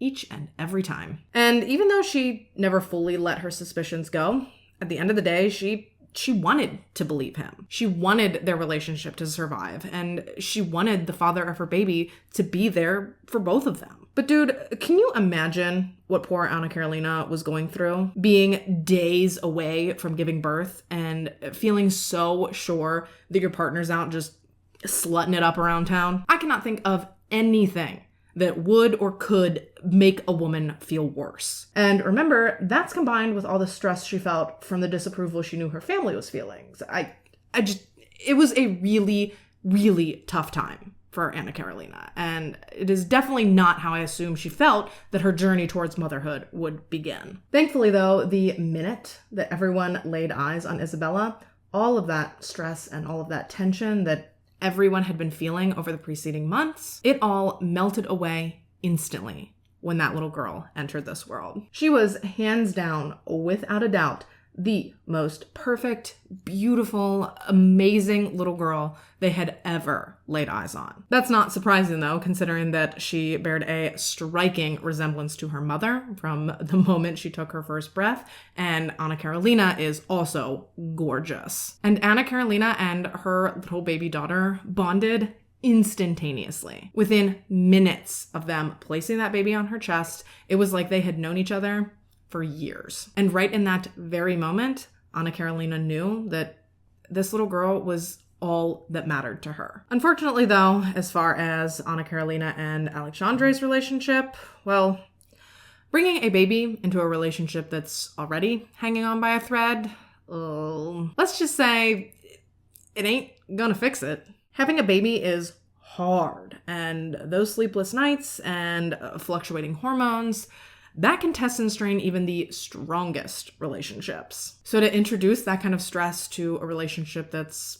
already crumbling, it's the recipe for disaster. Anna Carolina and Alexandre, they were just not getting along, like, ever anymore. They were constantly fighting. Alexandre was getting more and more volatile. At times he threatened not just Anna Carolina, but members of her family. And that's all bad enough without even factoring in that Anna Carolina still felt, like, deep in her bones as though Alexandre was cheating on her, which he absolutely still was. And eventually, as the months kind of ticked on, frankly, Anna Carolina could not take it anymore. And by the time Isabella was just 11 months old, Anna Carolina broke things off with Alexandre, and she secured primary and almost full custody of Isabella. Alexandre did still see Isabella periodically. I'm not exactly sure of how often, but he did still see her some. And he also paid 250 reyes to Anna Carolina per month in child support, which might sound semi-decent until you realize that that is like the equivalent of $50 USD. So he maybe saw her a few times a month, and he paid $50 in child support. Otherwise, Anna Carolina was Isabella's primary and sole carer, giving Alexandre plenty of time to start openly flaunting his new relationship with Anna Carolina Jatoba. Understandably, this new relationship did kind of rub Anna Carolina the wrong way. Not because she wanted Alexandre back. I'm sure she was thrilled that he was some other broad's problem now, but the relationship bothered her because of how quickly after their split it seemed to come about. I mean, let's be real, it never really looks good when someone is suspected of cheating, and then before the dust settles on one relationship, they've already hard launched a new one. In my opinion, all that does is make it glaringly obvious that you were cheating. Now, like most freshly separated couples, Anna Carolina and Alexandre did have hopes that they could navigate a smooth and friendly co-parenting arrangement, but when Anna Carolina Jatoba entered the picture,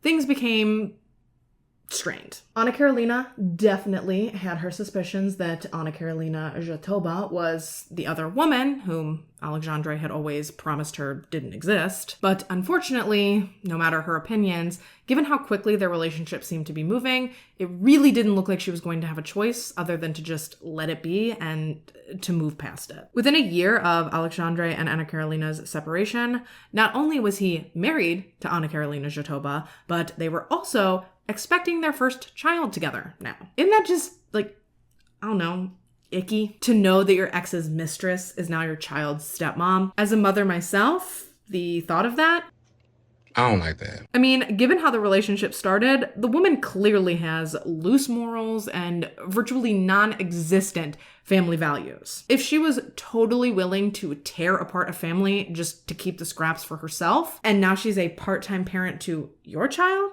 fuck that. But at the end of the day, what was Anna Carolina supposed to do? As indecent as the situation seemed, she can't control who her ex ends up with. Y'all, when me and my oldest's dad split, I cannot tell you the nightmares that I had about who he might end up with. And that's nothing to do with him. I'm just a worst case scenario type of gal, and I was prepared for the worst. Thankfully, I absolutely adore my son's stepmom. She's incredible. Honestly, I might like her more than my ex at this point. I'm just kidding, but damn, it is stories like this that really put into perspective how lucky my family and I are that we've been able to meld together so well with my oldest's dad's family. Because while I might have the luxury of not recognizing it daily, I'm pretty sure we're the outliers. I don't think that the majority of separated parents get along with new spouses this well, especially not in this story. And by this point, Anna Carolina was forced to see Alexandre and Anna Carolina Jatoba on a regular basis. Their formal custody agreement worked out to Alexandre having Isabella 2 weekends every month. So from Friday night to Monday morning, twice every month. Meaning that, accounting for drop-offs and pickups, Anna Carolina was forced to be around these schmucks at least 4 times a month. And this was hard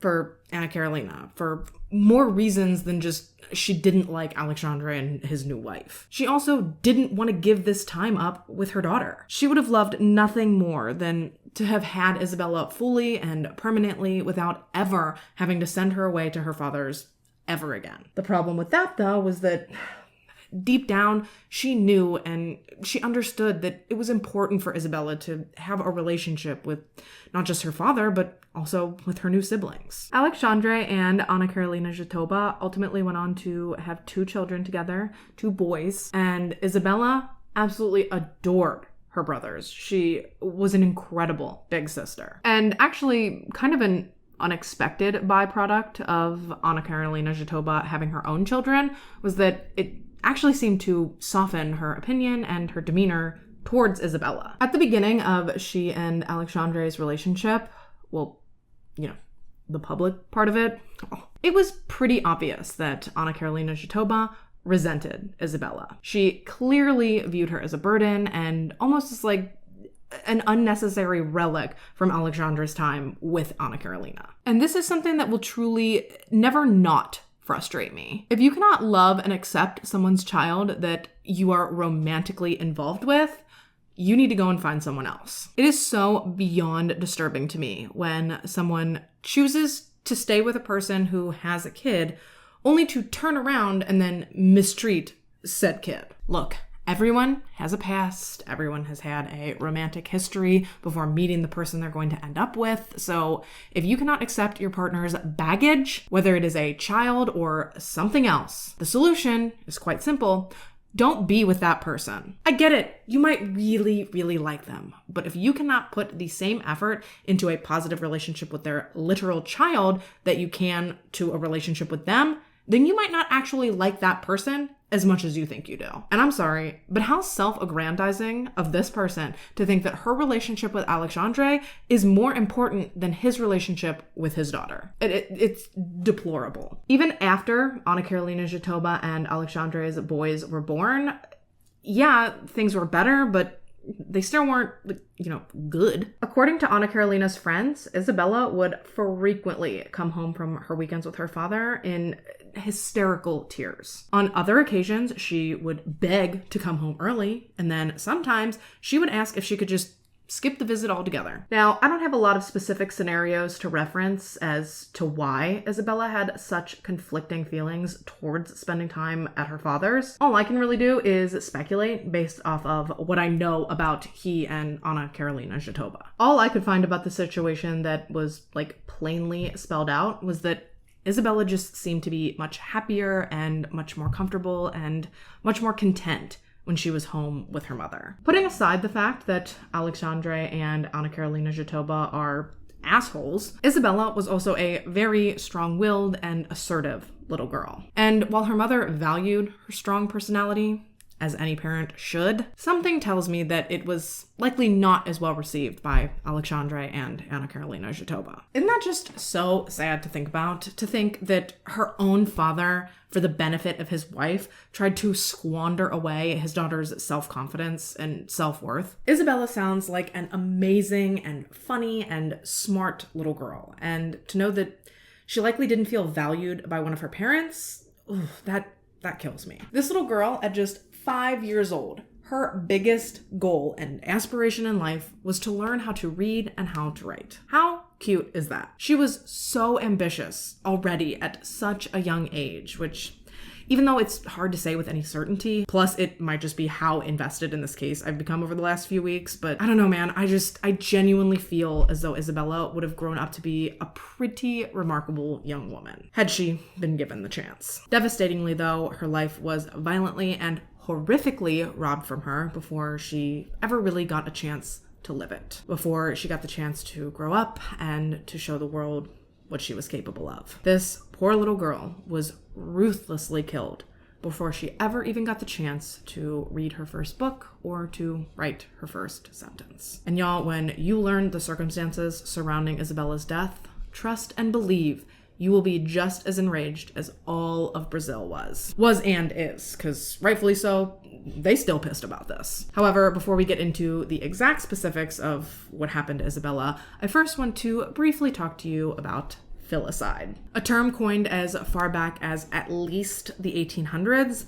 filicide is defined as the act of killing one's own child. And while it is an unfathomable concept to most of us now in modern times, it did not always used to be like that. In fact, in Greco-Roman times, fathers could kill their children without a single repercussion, just because they saw fit. That said, though, in modern days, staggeringly, mothers are actually statistically more likely to carry out these types of crimes. Think Andrea Yates, Diane Downs, Casey Anthony, Michelle Kehoe. The list truly and devastatingly goes on, as does the list of types of filicides, of which there are 5. There's altruistic, so think a mother that kills their child before, say, committing suicide. In their mind, they are saving their child from growing up motherless. There's fatal maltreatment, so think Lacey Fletcher. Her parents ignored her and neglected her for so long that she died and literally began to decompose and melt into their sofa. There's unwanted child, so think Diane Downs or Casey Anthony. Those were situations where their kids were just,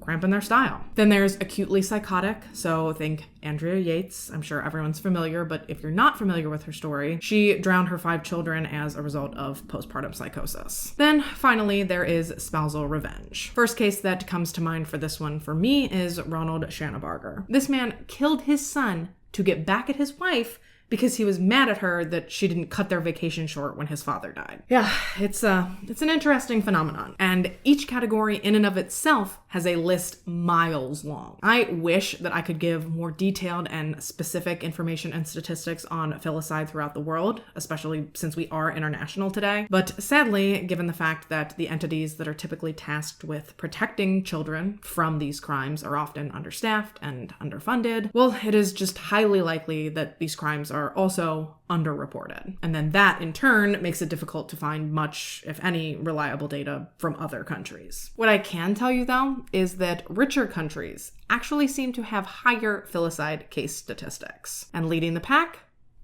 the US. So we've got the market cornered on that, mass shootings, and serial killers. So we're doing really, really well up here. In all seriousness though, children are the world's most precious and most vulnerable population, yet somehow they face heinous and atrocious violence and exploitation all over the world. And what's even worse is that these crimes are mostly perpetrated by people who knew these children personally. People who have managed to gain children's trust, like teachers, coaches, family members, family friends. We are all taught about stranger danger growing up, but the harsh reality is that these crimes against children are more likely to happen in places where they think they're the most protected. And that's referencing just broad scale crimes against children, but bringing it back to filicide in particular, I personally think that this case encompasses 2 kinds of filicide. I'm not going to tell you what they are right now though. I'll specify later, like more towards the end of the video, because I want to give y'all time to form your own opinions first before I go cramming mine down your throat. For now though, let's discuss another phenomenon at play in this case, and that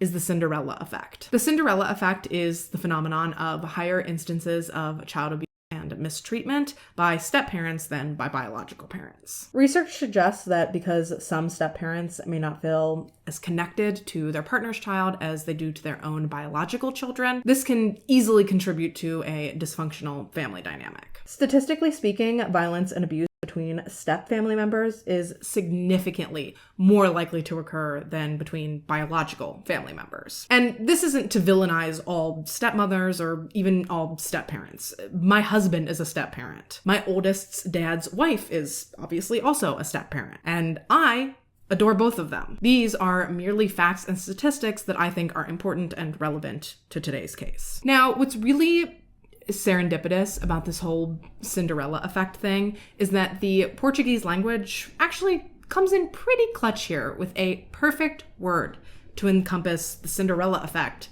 as a whole. The Portuguese word for stepmother, madrastra, actually has an inherently negative connotation, meaning that it is the perfect word to henceforth brand Anna Carolina Jatoba. Remember how I said I'd eventually have a different name to call her? Yep, this is that. It's happening now. Going forward, Anna Carolina, good. Love her. Madrastra, bad. We hate her. Good? Good. Well, good, not great, I suppose, because regretfully, it appears that I can stall no more. We have officially reached the evening of March 29th, 2008. Oh, actually, yes, I can. I can take my break and throw on my lashes now. After that, I can't stall, but for now, I did just buy myself at least a couple more minutes. Don't go nowhere.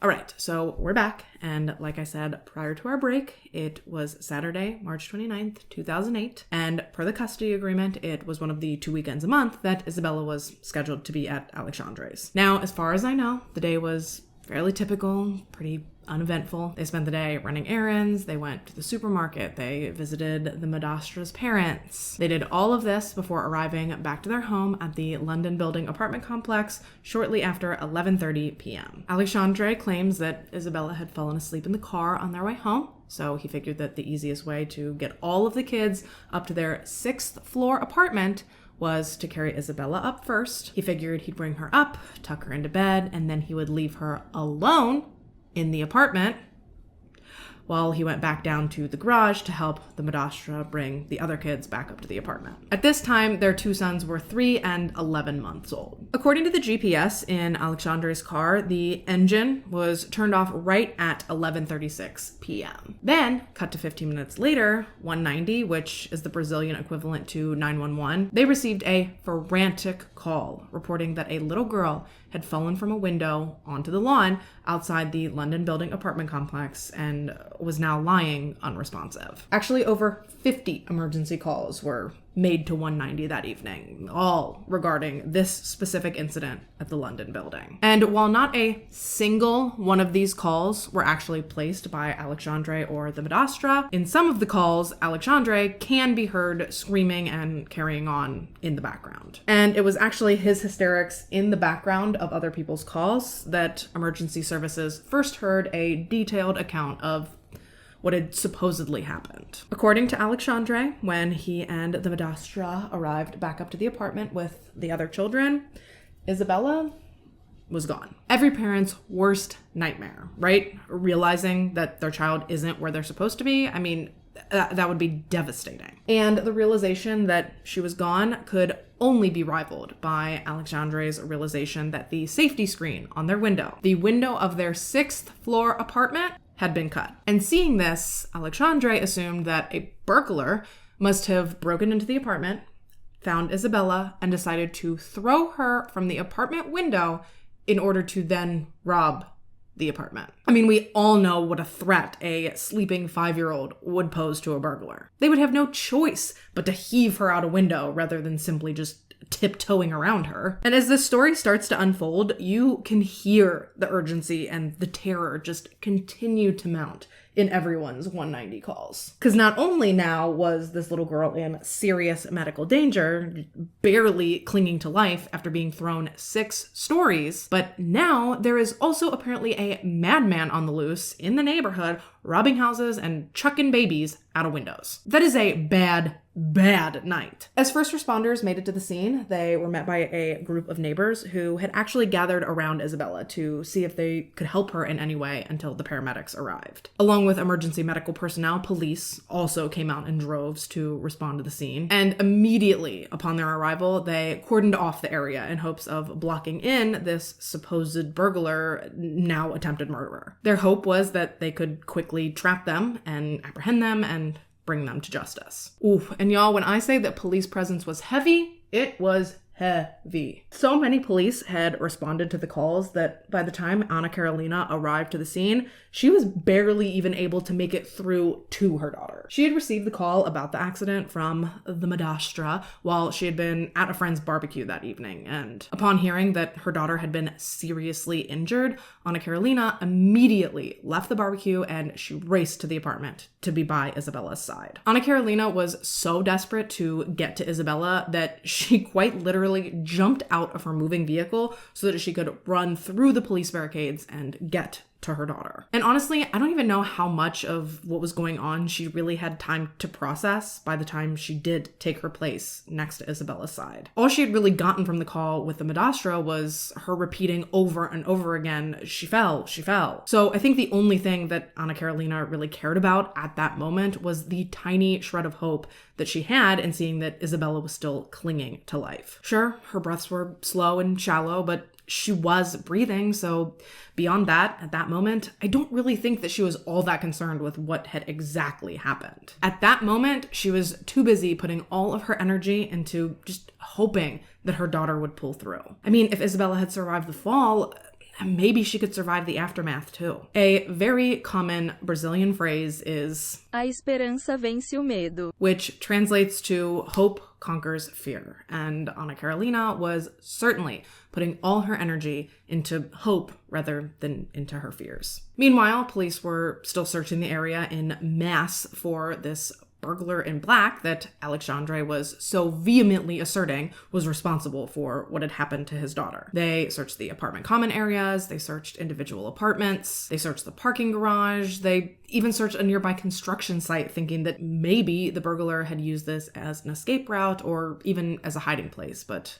big surprise, they found nothing. Once Isabella was stabilized enough for transport, she was taken to Santa Casa de Misericordia Hospital, which was just over 3 kilometers away from the apartment building. So roughly like 2-ish miles. And poor Anna Carolina, she wasn't even permitted to ride in the back of the ambulance with Isabella. She had to ride up front with the driver while Alexandre and Anna Carolina's parents followed the ambulance closely behind in their own cars. And like I said, the hospital wasn't that far from the apartment, meaning that especially with lights and sirens, the drive wasn't really all that long. But even so, Anna Carolina still felt as though it took an eternity. Once they did finally make it to the hospital, Anna Carolina and her parents and Alexandre were all forced to wait patiently in the hospital's waiting room to receive any updates regarding Isabella's condition. They sat in silence, just praying as hard as they could that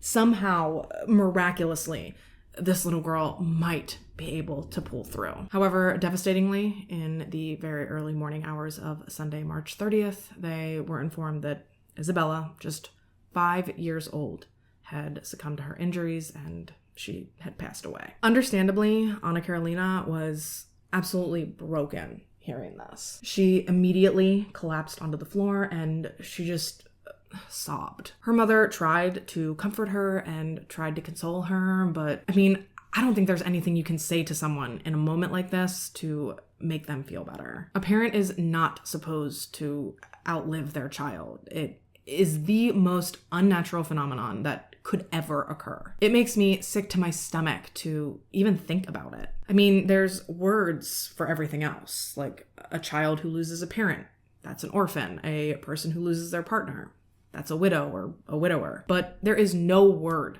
defined by a parent losing their child. It's just not supposed to happen. And that is exactly what Anna Carolina was trying to comprehend.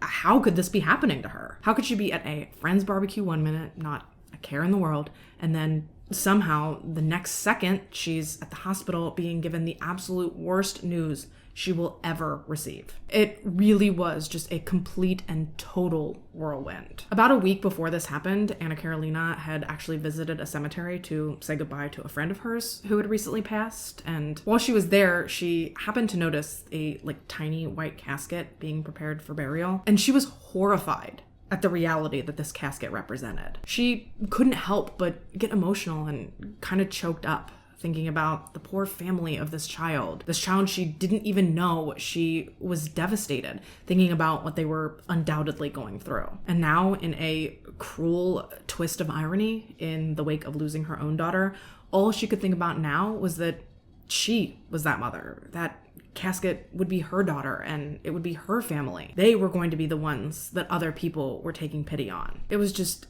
devastating and confusing and surreal. She honestly didn't even know if Isabella had made it to the hospital alive or if she'd passed away in the ambulance before they even made it there. To this day, I still don't think she has that answer. I have no idea why she wasn't allowed to ride with her daughter on the way to the hospital. It's really frustrating if you think about it, but I guess it's also not really a point worth dwelling on now. Thankfully, she was permitted to see Isabella one more time at the hospital so that she could truly say goodbye to her, and I cannot even imagine how painful that must have been. You are supposed to have your entire life to tell your children everything you need to. But now Anna Carolina is expected to cram everything she wants to say to her baby in just a couple of minutes. Where do you even start? The only thing that Anna Carolina could manage to think to say to her daughter was that everything was going to be okay. She told her it was okay for her to move on, that it was okay for her to rest easy and to be at peace, and that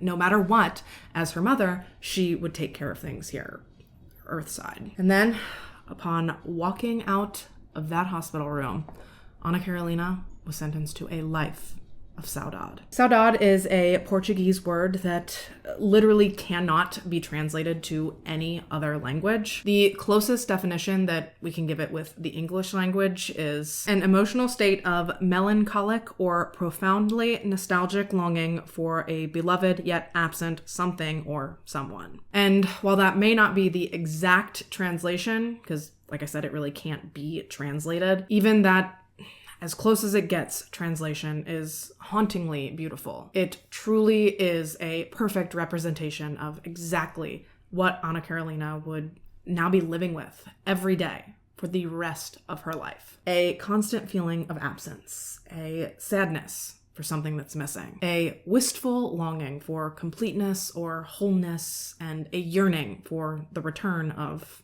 something that is now gone. Oh, and as if she wasn't going through enough already, just as she was getting ready to leave the hospital with her parents, Anna Carolina was actually approached by police who requested that instead of heading home, they accompany them down to the station. And at first, this actually made Anna Carolina and her family pretty mad because, I mean, they were under the impression that this was like a massive, unfortunate accident. So was it really necessary that they deal with formalities now on the precipice of what is undoubtedly going to be the hardest time of their life? It really couldn't wait? Well, turns out, no. And this, my friends, was actually the very first time that they were informed that Isabella's death was actually suspected to have been a homicide. Can you imagine? Like, it wasn't difficult enough thinking that this was an accident. Now she was faced with the notion that someone may have purposefully done this to her daughter. It was like the hits just kept on coming. And to put it frankly, Anna Carolina was furious with everything, but mainly she was angry with Alexandre. To clarify, she wasn't even mad because she thought he was directly responsible. At least not at this point. More than anything, I think that her anger towards him was due to the inherent responsibility that she believed he held, having been the one that was responsible for her at the time she was killed. And actually, upon agreeing to follow the police to the station and leaving the hospital, Anna Carolina, she never spoke a single additional word to Alexandre ever again. Even to this day, she has not spoken directly to this man since the night that her daughter died. Like I said, thinking that he'd been so irresponsible as to let their daughter fall out of a window accidentally was one thing, but it was a whole other thing to find out that he'd potentially left her in a position to be murdered. Because as crazy as it sounds, Isabella would have been far from the first child, just in the news at the time, to fall out of an apartment window. Actually, that was the reason that the Nardones apartment building was equipped with safety nets in the first place, to prevent an accident, just like what Anna Carolina had initially believed this to be. It wasn't until they were told that the safety netting on the window Isabella had fallen from had been cut that they really processed, like, holy shit, someone did this. Someone threw her from this window. It was unbelievable. Yeah, crime rates in Brazil, they're pretty high in comparison to other countries. But most of the crime seen in Brazil is crime committed out of need. No matter what the crime rates are, people are not running around and throwing kids out of windows on the reg. Hence why police were so interested in speaking to not just Anna Carolina, but to her family and to Alexandre and the Madastra. Actually, Alexandre and his devil bride ended up going into the police station before Anna Carolina even did. They went in first with their fleet of defense attorneys. Police had simply called them in to get a more detailed timeline from them, like a point-by-point playthrough of everything that had happened that evening. Well, that and a family history and a list of possible enemies, people who might want to target them, but either way, why do you need a team of defense attorneys by your side for this? Sure, I get that it's their right, but you have to admit, it looks a little shady. And I am usually a huge proponent of keeping yourself safe by having representation, but I don't know. Something about having a strong legal team assembled just hours after this tragedy, it rubs me the wrong way. Nevertheless, in this initial conversation with police, the Nardonis actually went out of their way to implicate, of all people, their building's doorman. It's assumed that the only reason they pointed a finger at him was because he was wearing black, which is what Alexandre swore that the burglar had also been wearing. But unfortunately for the Nardonis, police were not convinced for even a second that this poor doorman could have possibly been guilty. He had been visibly shaken when they'd spoken to him at the scene, and although we always say that there's no right way to act in an emergency, the doorman did seem to be behaving appropriately given the situation at hand. He seemed to have acted appropriately throughout the entire ordeal, very differently than Alexandre, who was calmly speaking to the press while the doorman comforted Anna Carolina. So again, there's no right or wrong way to act, but there also, kinda is. And that's not even taking into consideration the fact that in Brazil, doormen are very well respected. They're thought of as trustworthy, good, hardworking people who, more often than not, actually act like unofficial backup guardians to the kids that live in their buildings. They keep an eye on the kids. They look out for them. They sometimes even babysit them. They are gems within their community, and the Nardonis doorman was no exception. So he was ruled out as having anything to do with Isabella's death pretty much immediately. Even so, take the doorman out of the equation altogether, it did not take long for the Nardonis story of this elusive burglar to start to crumble basically as quickly as they'd whipped it together. Just from a preliminary search of the apartment, police determined that there was no forced entry. The apartment hadn't been ransacked. Nothing had been stolen. A search of Alexandre's car actually turned up Isabella's blood. Her blood was also found dripped through the apartment, suggesting that she'd actually been injured before she'd even made it into the apartment. And probably one of the biggest inconsistencies in the Nardoni story was just the timeline in general. 15 minutes is a very short time frame to assume that a burglar would choose the apartment to enter, attempt to find valuables, discover Isabella, find scissors, cut the safety net, throw her out, and then flee before the Nardonis return to the apartment. Simply put,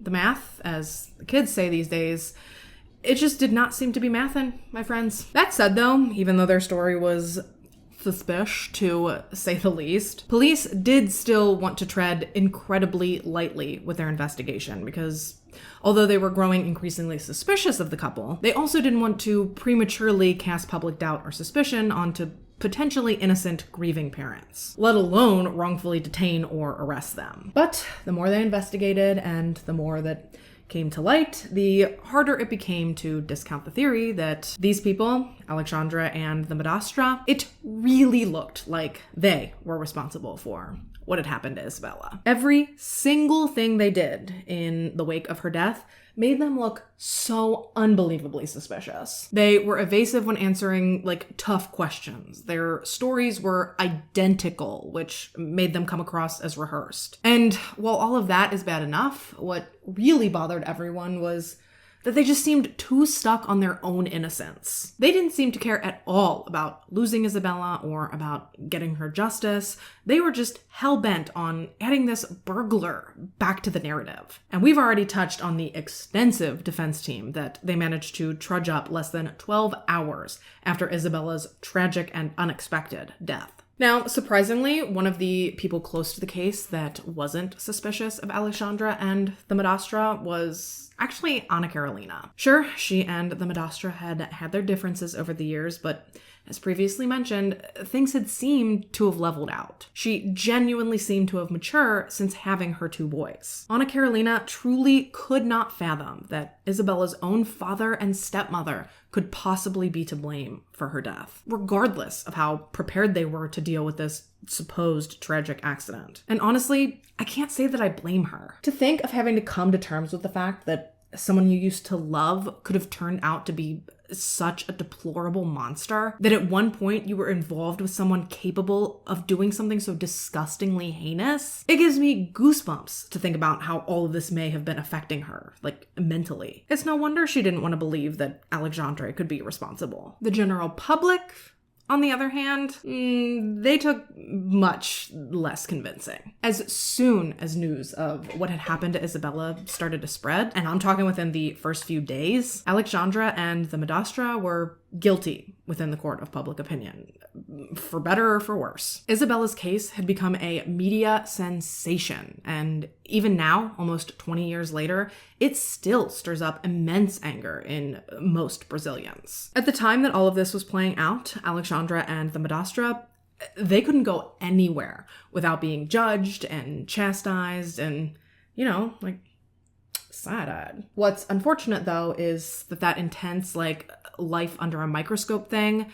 that extended beyond the couple. Ana Carolina also could not leave her house in the wake of Isabella's death without a camera being almost instantly shoved in her face. This poor woman was just trying to grieve and to heal after the most devastating experience of her life, but instead she's being constantly reminded of the nightmare that she is truly living. And sadly, this is an all too common problem with the media. And not just in Brazil, but everywhere. Everyone is so hard up to put out the newest, hottest, most salacious story faster than everyone else. And in turn, it's like they start to lose their humanity along the way. After so long in this rat race, they start to see no issue in pushing these otherwise very normal boundaries. And then, taking a less emotional and more pragmatic stance on the media circus, think of the threat that this can pose to the investigation itself. The media in this case had branded the Nardonis as guilty, and they were going so far as to discuss possible sentences before charges were even filed. Shoot, they had him halfway to the gallows in the news before the investigation had even really made any headway. And while I am very aware that there is a almost gut instinct to want to think well, they're clearly guilty, so who cares? Trust me, I hate these people. But again, taking emotion out of the equation, we all know that this is a dangerous precedent to set.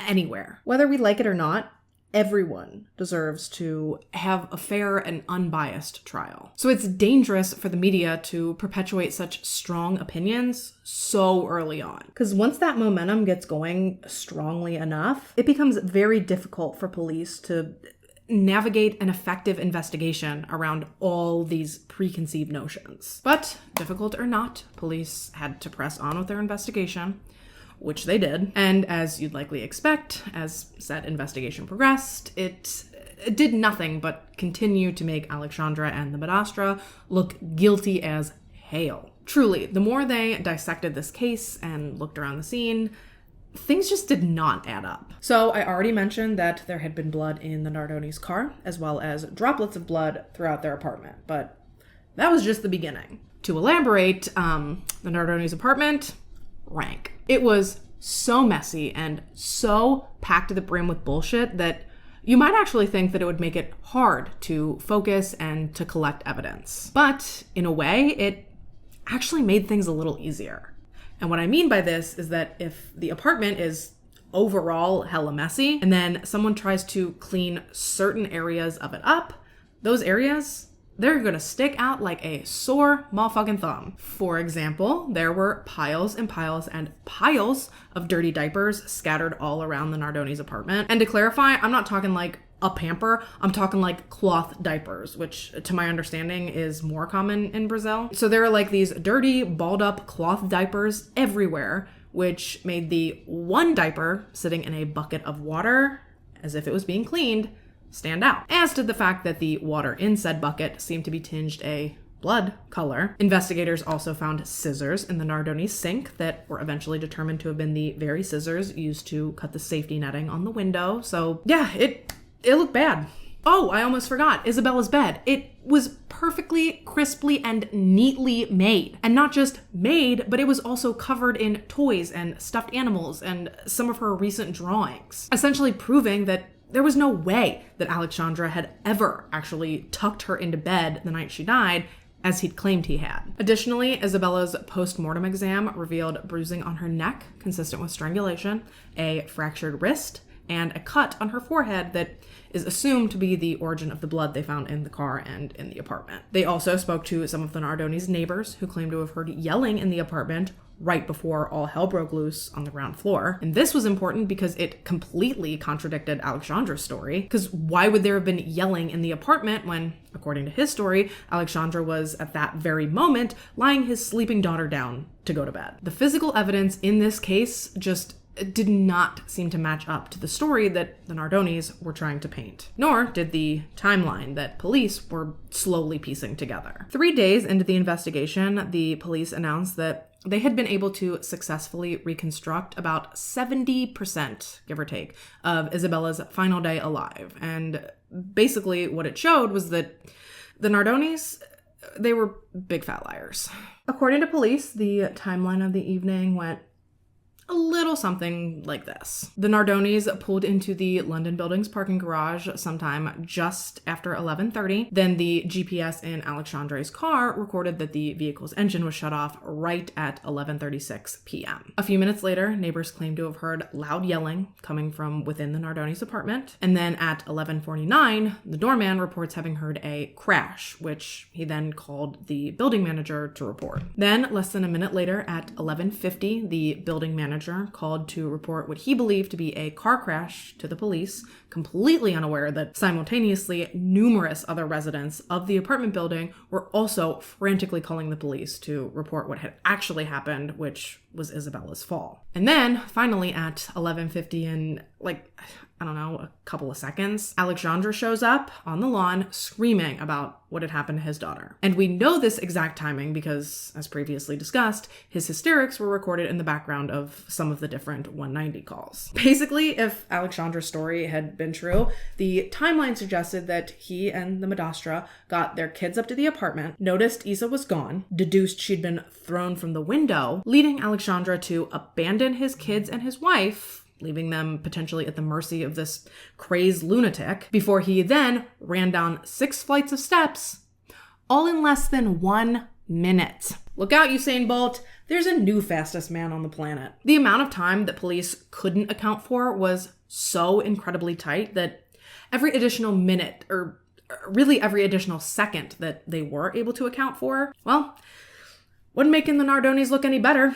That's for sure. Between police suspicion and public pressure and scrutiny, police actually began to fear that rather than risk being arrested, the couple actually might try to flee. And while I certainly wouldn't put it past them necessarily, I also don't think that there was anywhere in Brazil that they could have gone where they wouldn't have been quickly tracked down or recognized or even subject to vigilante justice. But rather than risk it, the police did ultimately decide to temporarily arrest the couple in order to keep them in one place and also kind of in an effort to keep them safe. And damn, did it take a heavy police presence to arrest and to transport these friggin' goons. As word spread that they'd been arrested, people lined the streets just waiting for a chance to scream at the couple. People called them murderers, among other things, and they demanded justice for Isabella. It truly seemed as though the entirety of Brazil was loudly and proudly standing behind this little girl. In such a short span of time, she had become the whole country's honorary daughter. When she was laid to rest in Parque dos Pinheiros, or Pine Park Cemetery, hundreds of people came out to attend her service and to support her family and to pay their respects to her. Even to this day, people of Brazil still hold a special place in their hearts for Isabella. But as much as they loved Isabella, wow, did they hate the Nardonis. People were absolutely giddy to see them arrested. Sure, it wasn't justice yet, but it definitely felt like at least a consolation prize. Alexandra and the Madastra were not formally charged upon their arrest. Like I said, they were only being held temporarily pending the end of the investigation, but ironically, their arrest actually put a clock on the investigation. From the point they were arrested, the police had 30 days to either release them or to charge them. Not that there wasn't already an inherent pressure on them from the public to solve the case quickly, but yeah, now there was a tangible, concrete deadline to take into consideration. But 30 days is a decent amount of time, right? Well, imagine Brazil's surprise when they were released after being held for just a week. Yeah, people were pissed, especially when they were seen walking out of the jail smiling and laughing as if they were headed to like an impromptu little day date. I'm sorry, but your daughter is dead and you and your crusty wife are the #1 suspects in her murder. The fuck you got to be so damn happy about? I mean, if they were really trying to play the like grieving parent role that they swore they were living, couldn't they have at least pretended to be sad? It's very much giving Casey Anthony out clubbing and getting garbage tattoos while her daughter was missing. It's like they simply could not help themselves from destroying whatever public image they still had left. They were truly making quite the spectacle of themselves, and honestly, it kind of seemed like police were encouraging it. Alexandra and the Madastra were scheduled for a formal interrogation on April 18th, 2008, and if you've really been paying attention, you'll recognize that this was actually Isabella's 6th birthday. And while this was supposedly completely coincidental, I do not buy that it was not done purposefully in an attempt to elicit emotion. And that's not just emotion from the couple, but it's also emotion from the public as well, which it absolutely did. Just like when they were arrested, tons of people showed up outside of the police station on the day that their interrogation was scheduled with flowers and posters and balloons, all for Isabella. Some stood outside and sang happy birthday to Isabella, while others stood and yelled condemnations and obscenities at Alexandra and the Madastra. And when I say that police were seemingly encouraging these mobs of people to gather, what I mean is that it kind of seemed like they not only expected them to gather, but that they wanted to make them comfy. Like they went so far as to put porta potties outside of the building so that people would be less likely to have to leave. Or less likely to relieve themselves on the sidewalk, but nevertheless, they put them there. I mean, throw in some lions and you've basically got yourself a modern day Coliseum. And while this did sort of insinuate whose side police were on, the public was still very weary. Alexandre was a wealthy, entitled, cocky, spoiled brat. People were scared that because of his status and his resources, that he would be able to easily skirt responsibility for what everyone was so sure that he had done. Even with as obvious as it seems to you or to me, you have to understand that Brazilian people, they have a very complex history with their police, and it actually stems all the way back to the Cold War. Yeah, although you don't hear about it much, Brazil actually went through a lot during the span of the Cold War. Am I done? God damn, I finished this makeup fast. I still got like half the video to go. Okay, so to give you an extremely high-level overview, on March 13th, 1964, Brazilian President João Goulart announced his newest reform plan, a plan that included, but was not limited to, extending voting rights to the illiterate, nationalization of oil refineries, and expropriation of agricultural land next to railways and highways. So, given the political climate of the time, it should go without saying that these socialist economic measures, they really pissed off the conservative opposition. Even before this, tensions had been brewing in Brazil for years at this point, and this reform plan really turned up the heat on the metaphorical pressure cooker, you could say. With growing opposition among the elite, the urban middle class, a large portion of the officialdom, the Catholic Church, the press, all of these groups believed that João Goulart was threatening the legal order, that he was colluding with communism and inciting social chaos, and they thought that he was single-handedly breaking down the military hierarchy. Honestly, with this much tension, a coup d'etat was almost inevitable. What you might not be expecting, though, is that the good old US of A actually played a heavy hand in aiding the rebellion in said coup. Yeah, President Lyndon Johnson, upon catching wind of all this, went on to authorize Operation Brother Sam, which was in direct aid to the Brazilian opposition. We, as in America, provided arms, ammo, and crowd control gas to the rebellion in hopes of preventing Brazil from drifting any closer to what we perceived to be communism. And with these things at their disposal, in the early hours of March 31st, 1964, it all came to a head. João Goulart was overthrown, the Fourth Brazilian Republic came to a screeching halt, and for the next 2 decades, Brazil was held under a massively oppressive military dictatorship. And look, obviously, I don't think that anything about military dictatorship sounds like peaches and rainbows, but I truly need you to understand that this was 20 years of absolute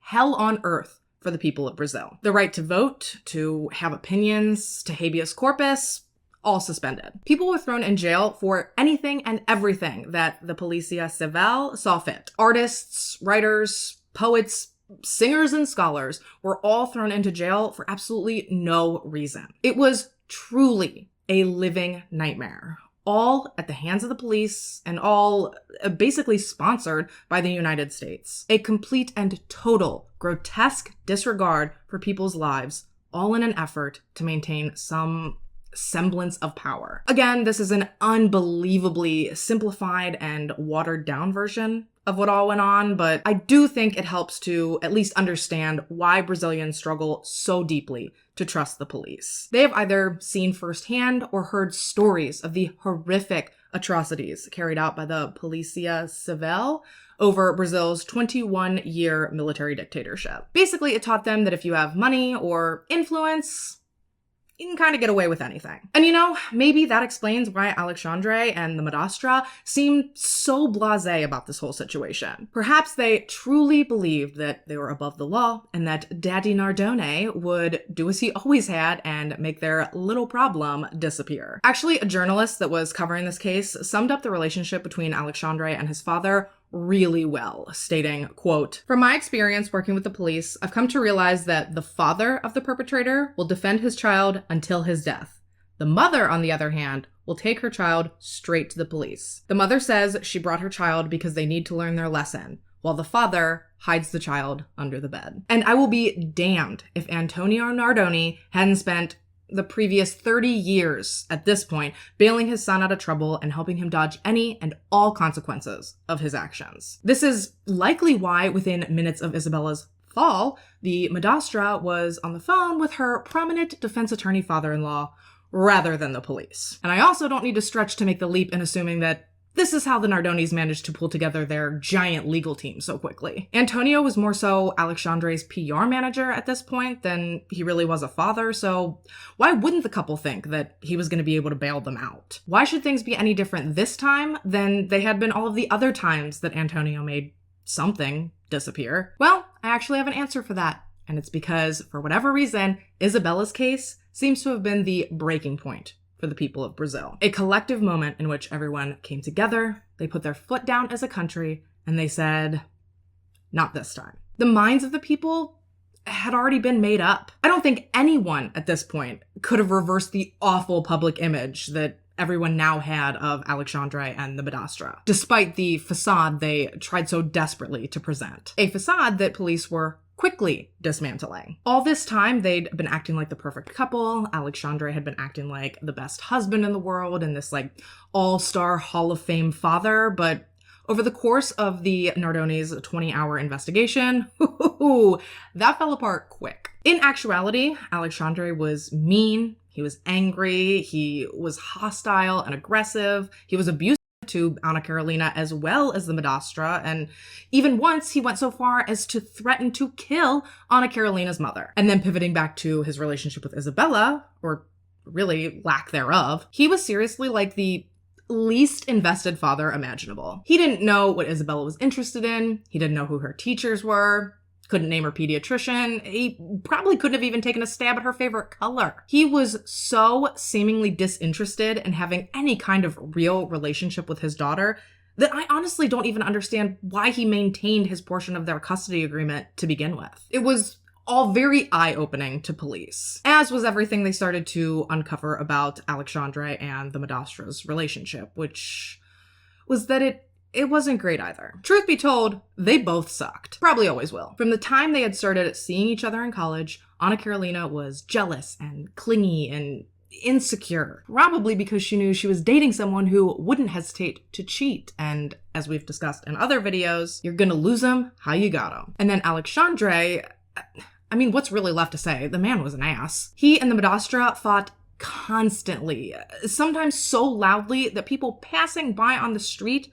could literally hear the two of them hurling obscenities at each other. Sounds like a real stable environment to be raising 3 kids in, am I right? But putting all of that aside for now, as they sat in the police station under interrogation, I will give it to them, they stuck together. No matter what direction police took the questioning, they vehemently denied having any part in what had happened to Isabella. But vehement denial or not, surprisingly, somehow they actually managed to leave that interrogation looking worse than they had before, if you can even believe that. And I don't know if they were spiraling from there or if they truly thought that they were doing well for themselves, but regardless, they apparently still were not done digging their own graves. Yeah, just 2 days after the interrogation, the couple actually agreed to go on a very popular talk show to discuss everything. They wanted to talk about everything that had happened from their point of view. Mind you, they were in the interrogation for almost 24 hours, so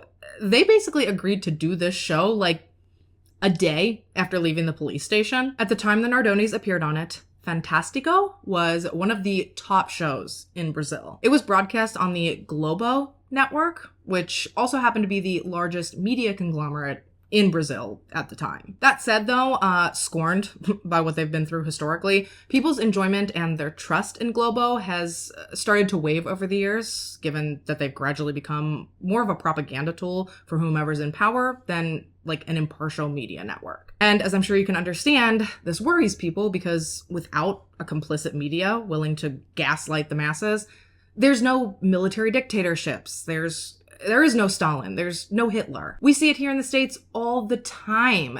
Media willing to divide the masses in order to redirect their anger at each other rather than where it truly belongs. But without getting too off track, at the time our story takes place, the station was highly trusted, the show was highly rated, and for whatever reason, the couple thought that if given a large audience, these fools really thought that they could talk their way out of the crosshairs. I really don't know how they thought this was going to go or if they really thought this was going to benefit them, but whatever they were expecting, I can assure you the true outcome fell very, very short. Just from the clips I've seen, it was very much giving Chris Watts and his porch interview. Just the fakest, most phone-it-in grief you ever did see. They came off incredibly unlikable, and in the span of one singular interview, they managed to turn the very few supporters they still had totally against them. Honestly, though, it wouldn't have mattered if they could have said or done anything to change people's opinions on them at that point, because by the time they appeared on that show, police were hard at work solidifying their case against them. They already had a pretty decent amount of physical and circumstantial evidence to support their case, so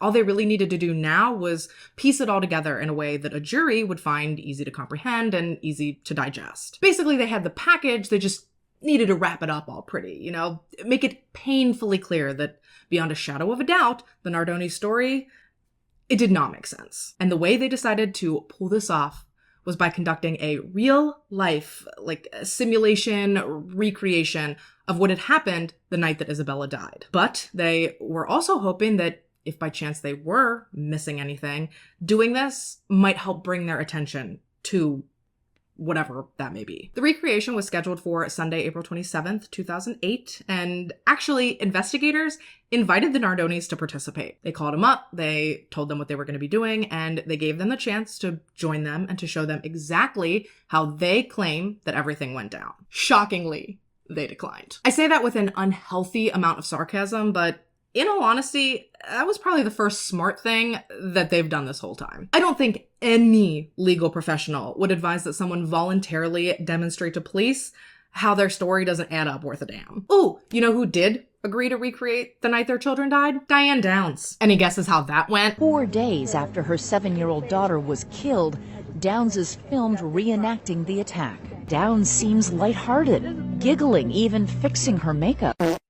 Unfortunately for the Nardones, though, again, said with a heavy amount of sarcasm. Much like their absolutely stacked legal defense team, their decision not to participate in this exercise once again piqued people's suspicions. It was another double-edged sword, if you will. Sure, they were doing what they needed to do to protect themselves, while simultaneously casting even more doubt onto themselves. To be 100% fair, though, I wouldn't have agreed to do it either, whether I was guilty or innocent. Because think about it. If you're guilty, like I said, submitting to doing this is doing nothing but risking incriminating yourself more. And then if you're innocent, there is no way in hell that you're going to voluntarily choose to relive the single worst night of your life. It just seems like an awful idea any way you slice it. They were well within their rights to decline participation, which Obviously they did, and like I said, it was probably the first and only smart thing they did throughout this entire time frame. They got enough issues with the media without voluntarily serving themselves up on a silver platter, especially given the media circus that this exercise was definitely going to be. Police did try to mitigate the media coverage of the reconstruction by blocking off a pretty significant radius around the Nardoni's apartment building, but I think we all know that media personnel in any country can be just as creative as they can be cutthroat. One way or another, they were going to get the coverage that they wanted. And the way they ended up doing it was actually by renting out apartments in surrounding buildings to ensure that they would have a front row seat. Ironically, they actually ended up getting better views of this thing than they would have if they'd just been simply allowed to spectate from the street to begin with. But nevertheless, despite the media managing to infiltrate things, although police had done their best to keep them away, and despite the Nardoni's refusal to participate in it, the reenactment was conducted exactly as planned. Police spent 10 hours working through numerous different possible scenarios, all of which resulted in one unwavering conclusion. The evening of Isabella's death, it did not play out the way that the Nardonis were insisting it had. According to investigators' experiments, if Alexandre and the Madastra were in the parking garage like they claimed to have been when Isabella was thrown, it would have taken them close to 10 minutes to get up to their apartment, realize what had happened, and then make it back down to the ground floor again. But if you'll remember, according to Alexandre's story, it took him less than 60 seconds. Yeah, the couple was arrested pretty quick after the reenactment. Alexandre Alves Nardoni and Ana Carolina Trata Picciotto Jatoba were arrested, charged, and brought into custody late in the evening on May 8th, 2008, sometime around 10:30. And while that might sound like a pretty late time for an arrest, it actually really wasn't. Brazilians are night owls. They typically don't even sit down to eat dinner until sometime between like 7 and 9 p.m. So while initially to an American like me, the timing of the arrest may sound like it was done again in an effort to mitigate media coverage, but let me tell you, it most certainly was not. Like I said, Brazilians are night owls. So not only would it have been unrealistic to think that 10:30 would be late enough to bring them in discreetly, but police actually removed the standard issue tint from the arresting vehicle windows prior to heading out to bring the couple in. So not only did this allow for unprecedented photos of Alexandre and the Madastra's transport, but then once they had them at the police station, they deliberately left them in the car with the doors wide open, exposed like sitting ducks, all for the benefit of the media. When I tell you that this case was like a whole ass cultural movement. I made mention of Casey Anthony and John Benet Ramsey at the beginning of this video, so just imagine how balls to the walls crazy we would be going up here in the States if those cases were teetering on the brink of being solved or of actually being prosecuted properly. People would be wilding out, and that is exactly how hard this hit the people of Brazil. People had been waiting for this and demanding this since damn near day one. The media had branded them guilty from the start, so people were pissed that the judicial system was taking so long to catch up. As time goes on and information becomes more readily and easily available to us, it's almost as if our desire and let's call it what it is, the entitlement we feel to certain information continues to grow. We have become so accustomed to having the world at our fingertips that when we don't get the answers we want or the resolutions we want when we want them, we get pissed. And this is like a collective we, like as the people of Earth, not something that I'm insinuating is specific to this case. To bring it back to the States, think of the Gabby Petito case. People were positive that Brian Laundrie was guilty pretty much from jump, media included. But it took so long for police to put a case together that by the time they were able to do anything, it was too late. And while, hell yeah, that can be so unbelievably frustrating, waiting for the system to navigate all of its red tape, the truth is that the media and the investigation, they're always going to move at two different speeds. Trying to accelerate the investigative process to appease the growing need for faster, exclusive, more salacious information, it's dangerous. That might sound dramatic, but realistically, all it can stand to do is to lead to mistakes or mishandling of forensic analysis or evidence. Worst case scenario, it could lead to someone guilty going free or someone innocent spending their life behind bars. As difficult as it may be for us to come to terms with, the bottom line is that Law and order will never move at the same pace as the media. It simply does not and should not work like that. Now, ironically, you would think that the immense media pressure and public pressure surrounding this case would have made the prosecution want to expedite things and to move as fast as possible. But actually, it did the opposite. The prosecutor actually flat out said point blank that had the case not become the absolute sensation that it had, he would have been ready to go to trial by no later than July of 2008. But because he knew how many eyes would be on it, he instead spent 2 full years getting things in order, just crossing his T's and dotting his I's. The Nardoni trial officially began on March 22nd, 2010, just 1 week shy of the 2-year anniversary of Isabella's death. And surely I don't need to clarify this, but it was indeed every bit the spectacle you'd imagine it to be. The streets were absolutely flooded with spectators, some of whom had traveled hundreds of miles to be there or even camped out overnight just to be present. It's giving early 2000s Black Friday, and I'm like low-key here for it. It was amazing to see so much support for Isabella and for her family. Please don't think that for 1 second that is lost on me. But playing devil's advocate, given how involved the entirety of Brazil was in this case, by the time it was taken to trial, how realistic do you think it is that they actually managed to scrape up an unbiased jury? These people had seen and heard countless stories of innocent people, their innocent people having their own rights trampled on. So they came to view Alexandre and the Madastra as the embodiment of all of the injustices that had been done to their people over the preceding decades. Don't get me wrong, they really weren't shy about their prioritization of getting justice over getting a fair trial for these monsters, but realistically, because the vast majority of the country had become so invested in this case, they would have had to have it on a different planet to find an unbiased jury. And again, I think most of the blame for this falls back onto the media. There is a fine line between reporting on current events and slandering someone's name and ruining their chance at a fair trial. And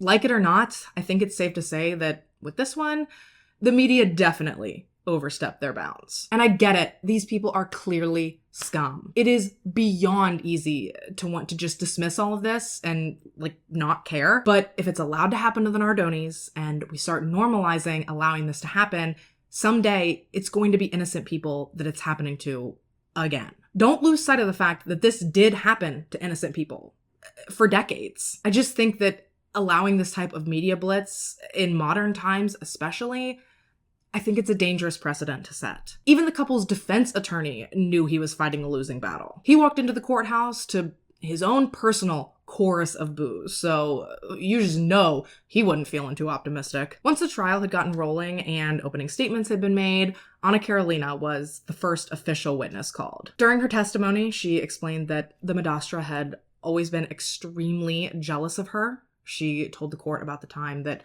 Alexandre had threatened to kill her and her mother. She spoke of a time that he threatened to take off with Isabella once when she'd confronted him about a late support payment. And then the cherry on top, she told the court all about how during the phone call that she had with the Madastra on the night that Isabella died, Anna Carolina Jatoba had had the audacity and just the unmitigated gall to insinuate that Isabella's death was her own fault. Yeah, dude. These fucking people. It was extremely difficult for Anna Carolina to take the stand and to speak out in front of the court, talking through point by point the most painful thing that she has ever endured, but she did it, and she did it so fucking well. Not only did she come bursting at the seams with information that made the Nardonis look even trashier than they already had, but she refused to even look at them while she testified. She walked into the courtroom with her head held high. She walked straight past them without so much as acknowledging their presence. She took her seat, and for the entire time that she testified, she remained laser focused on her task at hand. She was there solely to secure justice for she and her daughter. She spoke for hours, covering anything and everything that the prosecution and the defense could have possibly needed from her. Undoubtedly, she had given them more than enough to work with. However, when it comes to court in Brazil, before a witness can be dismissed, both the prosecution and the defense must agree that they're done with them. If one or both of the parties object to the witness's dismissal, then the witness has to be sequestered until both sides can agree that nothing further is needed from said witness. You can probably see where I'm going with this. While the prosecution voted respectfully to dismiss Anna Carolina, the defense requested that she be held until further notice. Yeah, rightfully so.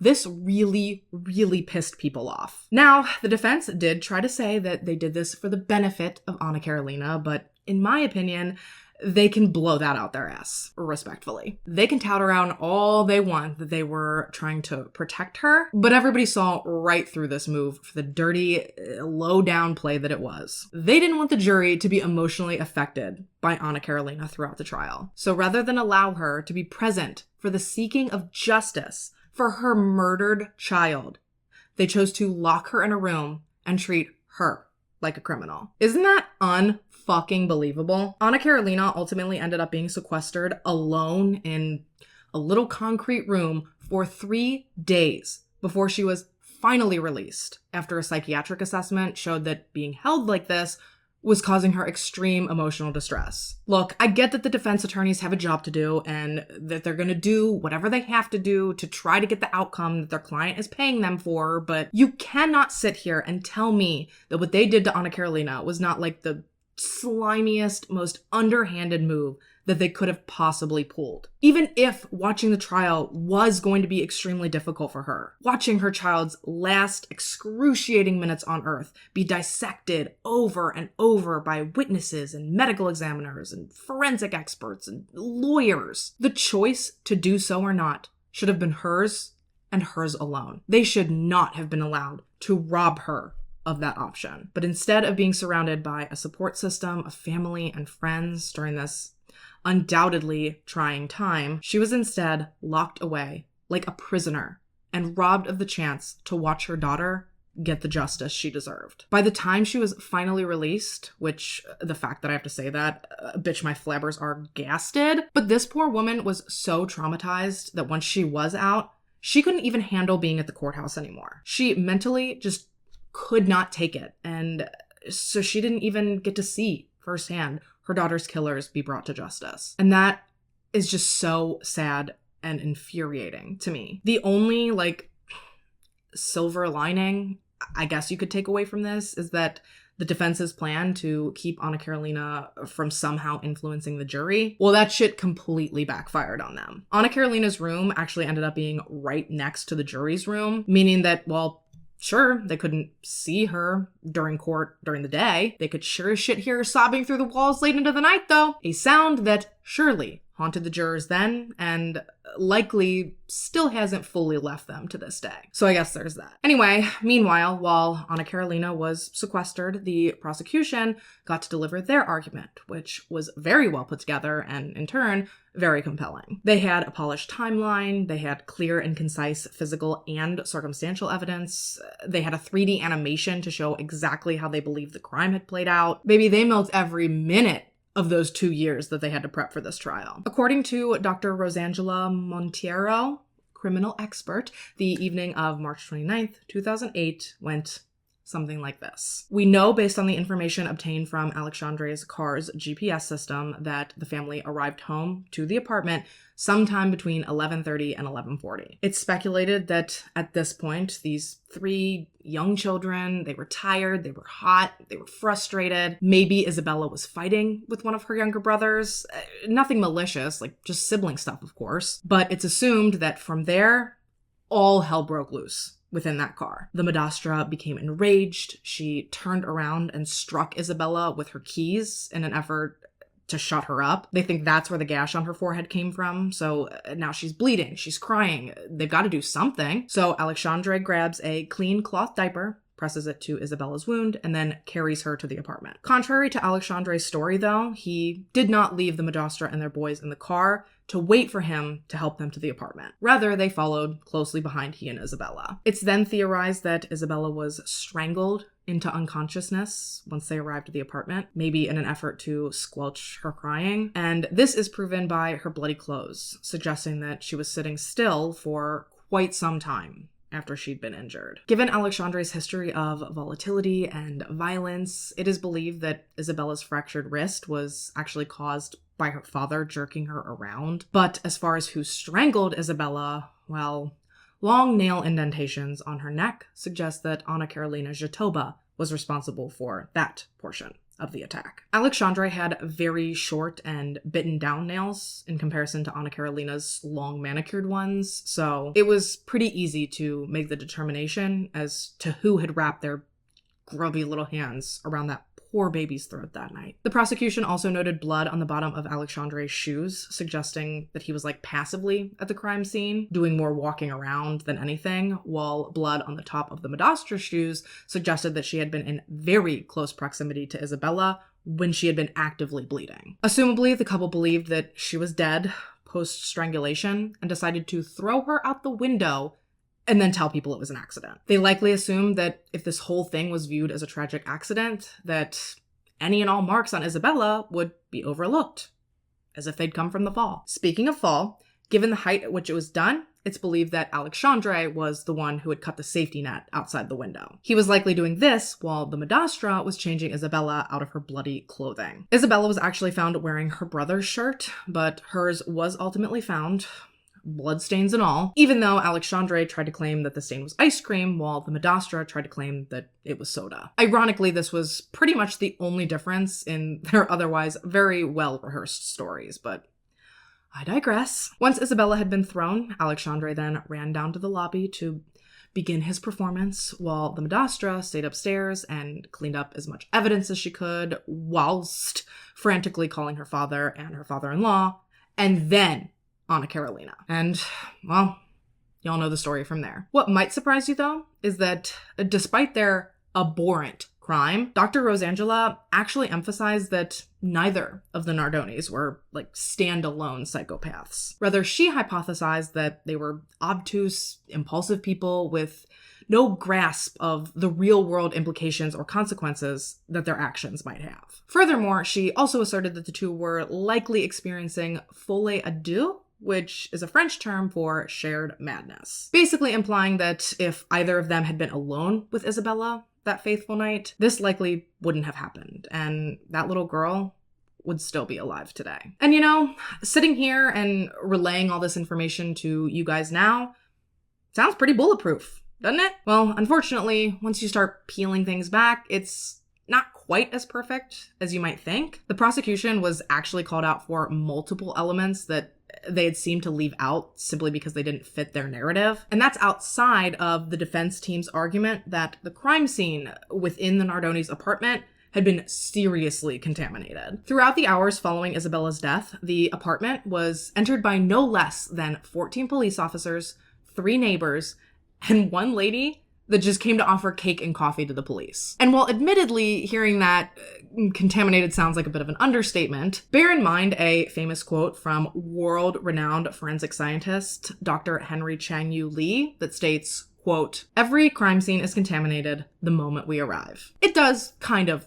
put things into perspective. Now, that's not to excuse Donna Maria and her fucking cake and coffee, but Dr. Lee is right. Is there really any such thing as a completely uncontaminated crime scene? Granted, maybe this one does sound more traipsed through than most, but you get what I'm saying. At least I hope you do. Overall, the trial lasted 5 days before the jury was excused to deliberate, and while they did so, through long and grueling hours, public interest in Isabella, it never faltered. People waited outside the courthouse with bated breath the entire time. People refused to go home, even for short periods of time, just out of fear that they might miss a second of the announcement of the verdict. Not that it would have been easy to not hear it, considering the fact that the judge in the case ordered for loudspeakers to be set up outside of the courthouse to broadcast the verdict when it did come. He claims he wanted this done to prevent the media from mincing his words or from twisting the narrative in any one particular way, but his true motive behind this decision has definitely been heavily scrutinized over the years. Personally, I think it was to send a message to the public that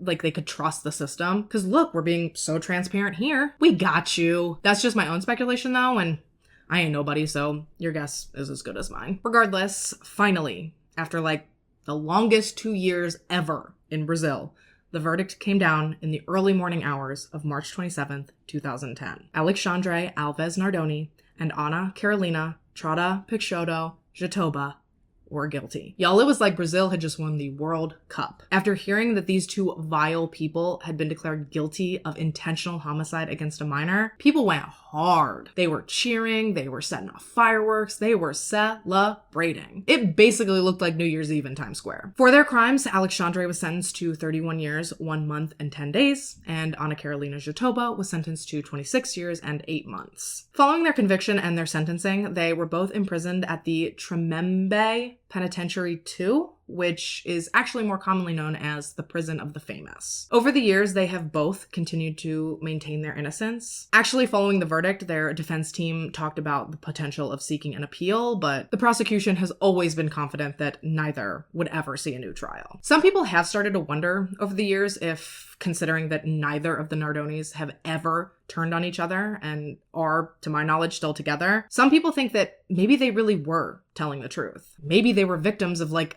a huge judicial mistake. And I can see where this thought would come from, because a lot, if not most of the time, once couples like this are separated, they do eventually go to roll on each other in an attempt to save themselves. But personally, where this case is considered, I think it's more of a what's done is done type deal. That after everything went down, they decided to just bide their time for as long as possible so that when they are released, they can return to sort of a normal life. Why confess and risk losing the 2, maybe 3 sympathizers they have? I mean, even Dahmer and Bundy had sympathizers, so yeah, these asshats probably do too, and confessing only stands to wreck that. Well, stood to wreck that, because hold on to your butts, Ana Carolina Jatoba, she was released mid-last year. In 2022, both she and Alexandre were granted special furloughs for things like Mother's Day and Father's Day, which...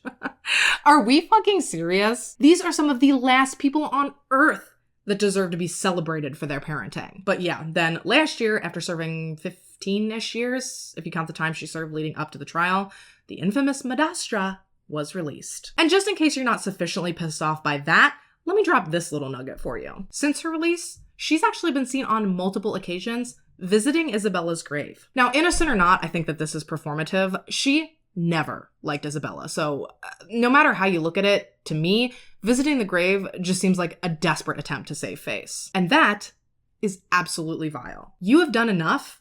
Let that poor girl rest in peace. Thankfully, Alexandre remains incarcerated to this day, although my guess is he'll probably get out sooner rather than later as well, but for right now, he is still locked up. And as for Ana Carolina, she has since remarried. She and her new husband have 2 children of their own, 1 boy and 1 girl, and while she continues to mourn Isabella every single day, she does find comfort in knowing that their little family of 4 has just the sweetest and most precious little guardian angel looking down on them. And with that, you guys, we are about wrapped for today.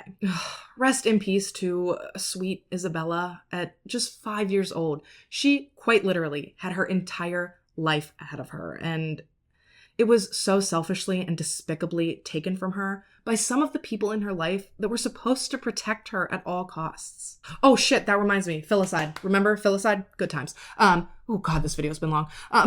I think that the 2 types of filicide that were at play here were unwanted child with little dash of spousal revenge. Alexandre didn't want to deal with Isabella anymore. The Madastra never wanted to deal with Isabella, and I think it was a bonus to both of them that killing Isabella would hurt Ana Carolina. That said though, I'm no expert, so feel free to chime in with your opinions on that, as well as just the case in general, in the comments down below. As always, I thank you so much for taking the time to watch this video and to listen to this story. Ooh, and one last muito grande thank you to our Isabella for requesting this case and for corresponding with me for weeks to help make sure I didn't come on here and make a complete ass out of myself. I cannot even begin to put into words how much I appreciate everything she did in order to assist me getting this video together for you guys. So if you could please take a minute and show her some love down below, I would really appreciate it. She deserves it. If you have a case or a topic you'd like to see me cover, please fill out the request submission form that I have linked in the description. And if you're into the makeup aspect of these videos,